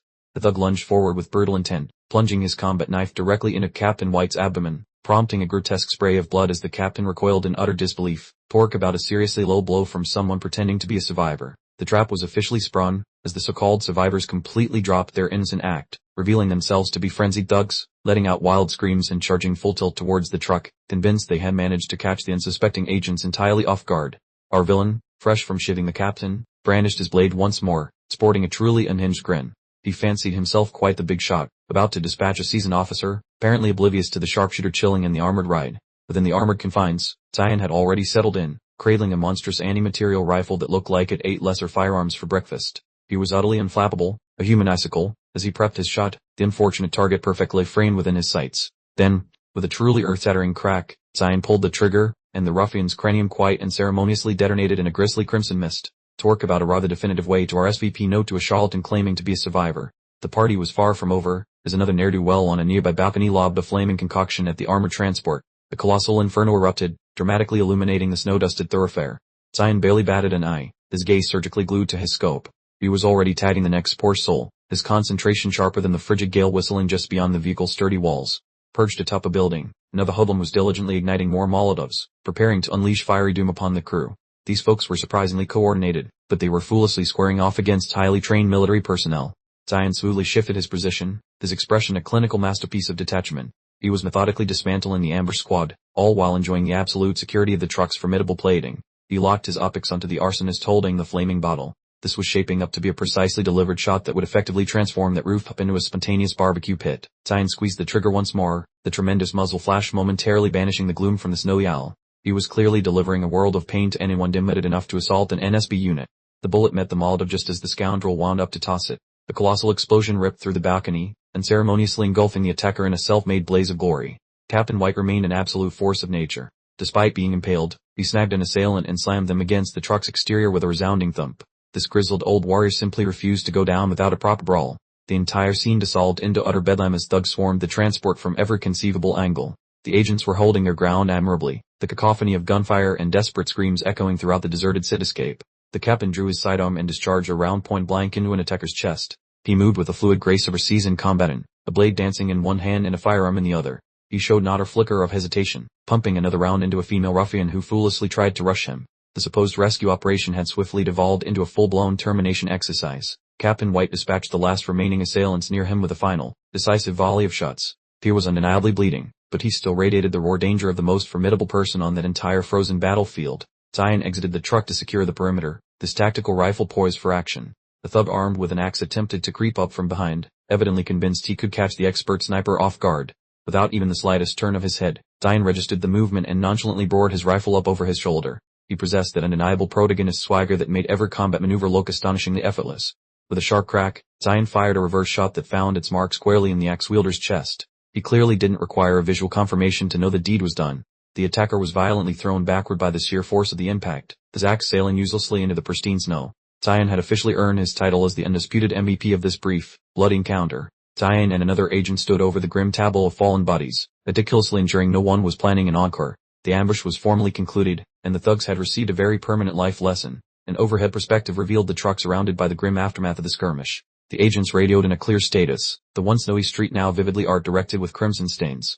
Back inside the vehicle, Sergeant Rhodes was busily, almost frantically, tending to the captain's wounds. She affectionately called him dead, subtly revealing a bond far deeper than mere ranks, as Cyan calmly instructed everyone to proceed.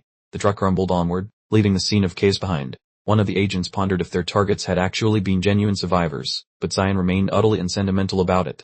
Anyone who attacked them was simply another obstacle to the mission's success. The narrative then shifted back to our intrepid group, now comfortably ensconced in their shiny new headquarters. Corbin was diligently shifting crates around the storage area, striving to organize things for their indefinite residency. Mo approached grizzled old Joe and Corbin, inquiring about the progress of their ongoing renovations. Joe looked quite pleased with himself, pointing out that this expansive chamber would be absolutely perfect for a flourishing indoor greenhouse, ideal for cultivating their own sustenance. Corbin gave an enthusiastic thumbs up, declaring it a splendid concept. He quipped that if he didn't know the world was ending, he'd swear he was just enjoying a fantastic, free shopping spree in this ridiculously well-equipped base. Mo simply stared back, ready to roll up her sleeves. To tie things together, the crew was now meticulously orchestrating their tactical blueprints. We observed a drawing board cluttered with intricate layouts and schematics, with a heavy-duty rifle casually leaning against the frame. It appeared base security was finally moving up the priority list. They collectively decided to transform the eastern flank of the third floor into a veritable indoor greenhouse. In a world where the surface was essentially a frozen mausoleum, the ability to cultivate their own produce was their sole ticket to sustain nourishment for the long haul. The building's western side was, intact, far better suited for living quarters due to its superior insulation. Mo pointed out that floors 4 through 6 sustained catastrophic damage during the prior skirmish, making the third floor the sage's choice for concentrating everyone for optimal warmth and security. The first and second floors were being designated as massive choke points, cunningly packed with traps designed to ensnare any unwelcome guests. Meanwhile, they were converting the antiquated CCTV room into a high-tech command center, allowing them to monitor the entire structure like a literal, impenetrable fortress. Mo's expression is a deep study in anxiety as he stares into empty space. Despite having all the fancy upgrades and defensive systems, he cannot shake the nagging feeling that they are overlooking something absolutely vital to their survival. Old Joe begins flexing his muscles, bragging about how he used to fire a massive rifle with just one hand during his younger years. Corbin is visibly unimpressed, telling the old guy to quit exaggerating, while Mo just watches the two of them argue in the background. Joe breaks into a sly grin, daring Corbin to meet him in the garage for a demonstration if he truly doubts his marksmanship skills. Seriously, even with the end of the world outside, some people just never lose their desire to prove themselves right. Corbin shouts back, "Why not?" immediately accepting the challenge. He's always ready for a distraction, even if it involves watching an old man with one arm try to handle a ridiculously oversized sniper rifle. Mo gives them both a flat stare, muttering something under his breath about their immaturity. He's trying to focus on their grand survival strategy, but his teammates are basically treating the apocalypse like an extended summer vacation. Suddenly, a voice crackles to life through Mo's high-tech collar, calling him a test subject and demanding his presence. It is Doc Joe, and when she uses the particular tone, he knows she has found something that needs his immediate attention. Mo enters the command center and asks what the problem is. He finds the room full of industrial monitors and complex equipment, with the doc already waiting for him at the central console. Doc Joe glances back over her shoulder, her signature pink jacket providing the only pop of color in the dim room. She has already gathered the latest intelligence, telling Mo she has found something he absolutely needs to see about their recent battle. She takes a slow drag from her cigarette, looking Mo directly in the eye with a stern expression. She mentions that he saw other people just like him during the fight, clearly hoping to get more information about the superpowered enemies. Mo confirms her assumption, remembering the intense fight against Thirteen and her ability to manipulate gravity. He brings up how she stole the core from the grotesque white creature, which seems to be a major clue to the entire mystery. Doc Joe leans back against the radio equipment, her face completely unreadable. She tells Mo that he must listen to a particular audio recording, signaling that the puzzle they face is about to become significantly more complex. She flips a switch on the vintage radio, and a distorted voice begins playing through the speakers. It addresses the fortunate survivors, insisting that the frozen wasteland they currently inhabit is in no way their own fault. Mo looks completely confused by the strange transmission, asking what exactly is going on with this weird broadcast cutting in. He is instantly on high alert, sensing that whoever is behind this message isn't looking for a pleasant discussion. As the snowy skyline of the city flashes across the screen, the voice suddenly takes a very philosophical tone. It compares the current snowstorm to the legendary Great Flood, claiming it was sent to purge the world of its sins. The broadcast then displays images of the U.S.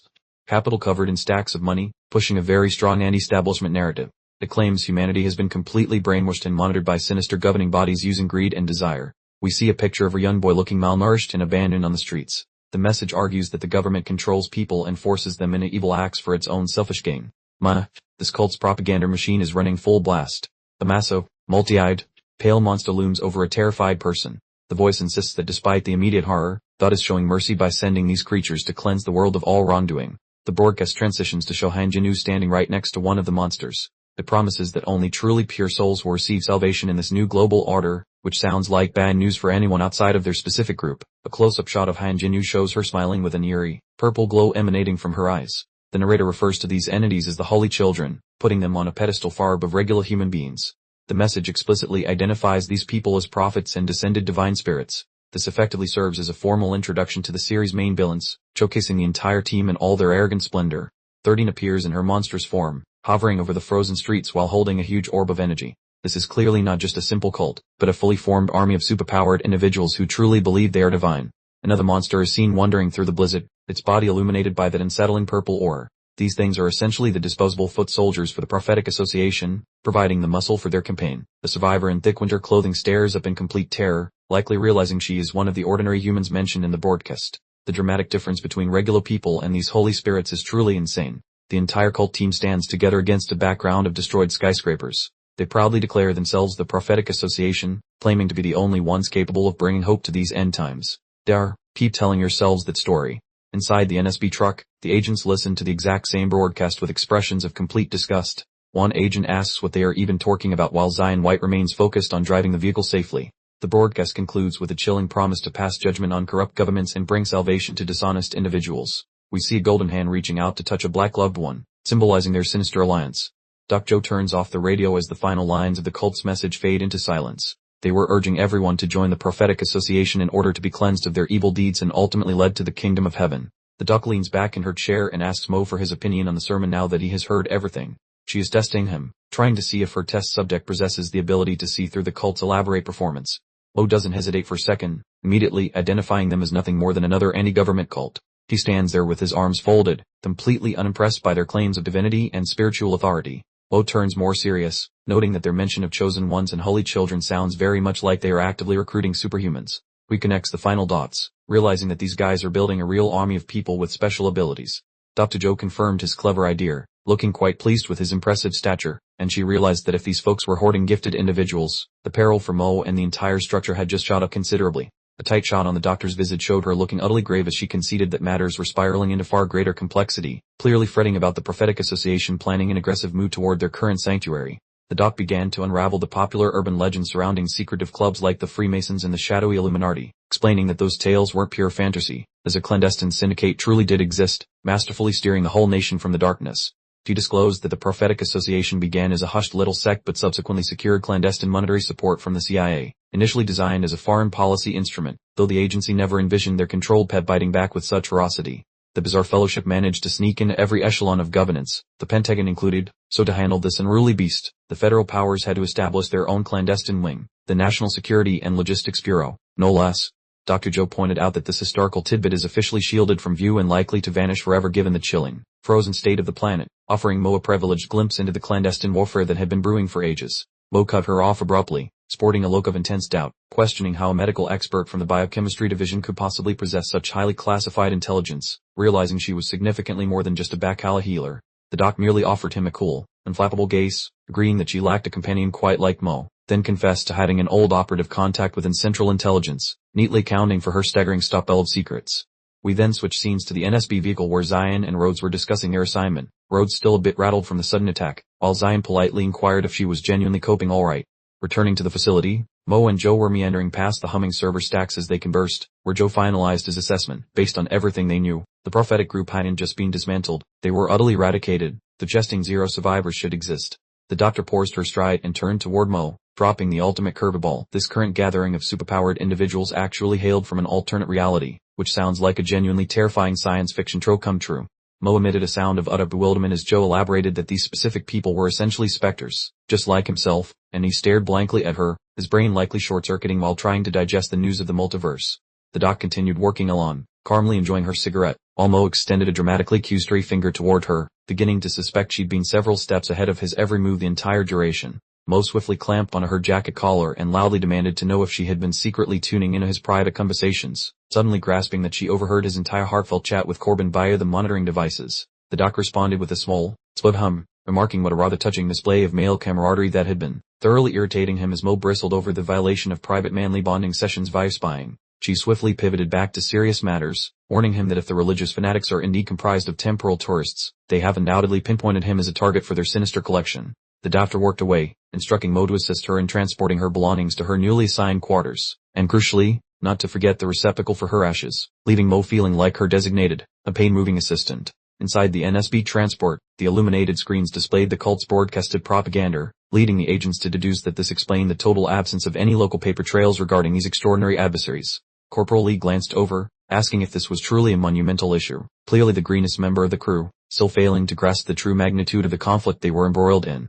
Sergeant Rhodes turned back to him with an intensely serious expression, informing him it was far beyond just a big deal, revealing that the danger presented by the sect is intrinsically linked to the very genesis of the NSLB itself. Rhodes began detailing the High Command's prevailing hypothesis, looking resolute, and was about to divulge further classified government tidbits when an unwelcome interruption occurred. The captain abruptly slapped his hand over Rhodes' mouth, silencing her mid-declaration with an inarticulate noise, determined not to permit sensitive data to escape during an active operation. Captain White shot her a disapproving glare, sharply reminding her precisely why her transfer out of intelligence had been mandated in the first place, firmly establishing boundaries for her current operational role. Diane remained solitary in the rear of the vehicle, performing equipment checks, noting that although radio contact was restored, it remained unreliable, necessitating a concise status update for the underground base. A close-up on a sophisticated electronic pad displayed Zion's official submission, confirming their suspicion that the peculiar group is directly intertwined with the emergence of powered people, maintaining sharp focus on the paramount goal, apprehending Code Zero. Zion stared intently at the glowing interface as the bunker granted him the highest security clearance to aid his pursuit, officially making him the government's ultimate tracker, with Linmo designated as his intended quarry. Abruptly, the scene cuts to old Joe enthusiastically operating a heavy machine gun with a manic gleam in his eye, yelling that any potential obstacles would be forcefully eliminated to safeguard innocent lives, truly embodying his combative persona. A cluster of glass containers resting on a drum were pulverized by a remarkably accurate burst of gunfire, and the narration commented that Zion held the authorization to remove any interfering elements as he saw fit, underscoring his deadly mandates. Joe stood firmly holding his massive firearm, looking quite pleased with his proficiency, while Corbin remained rooted behind him with an expression of pure astonishment, probably pondering if the elderly fellow was genuinely as dangerous as he had boasted.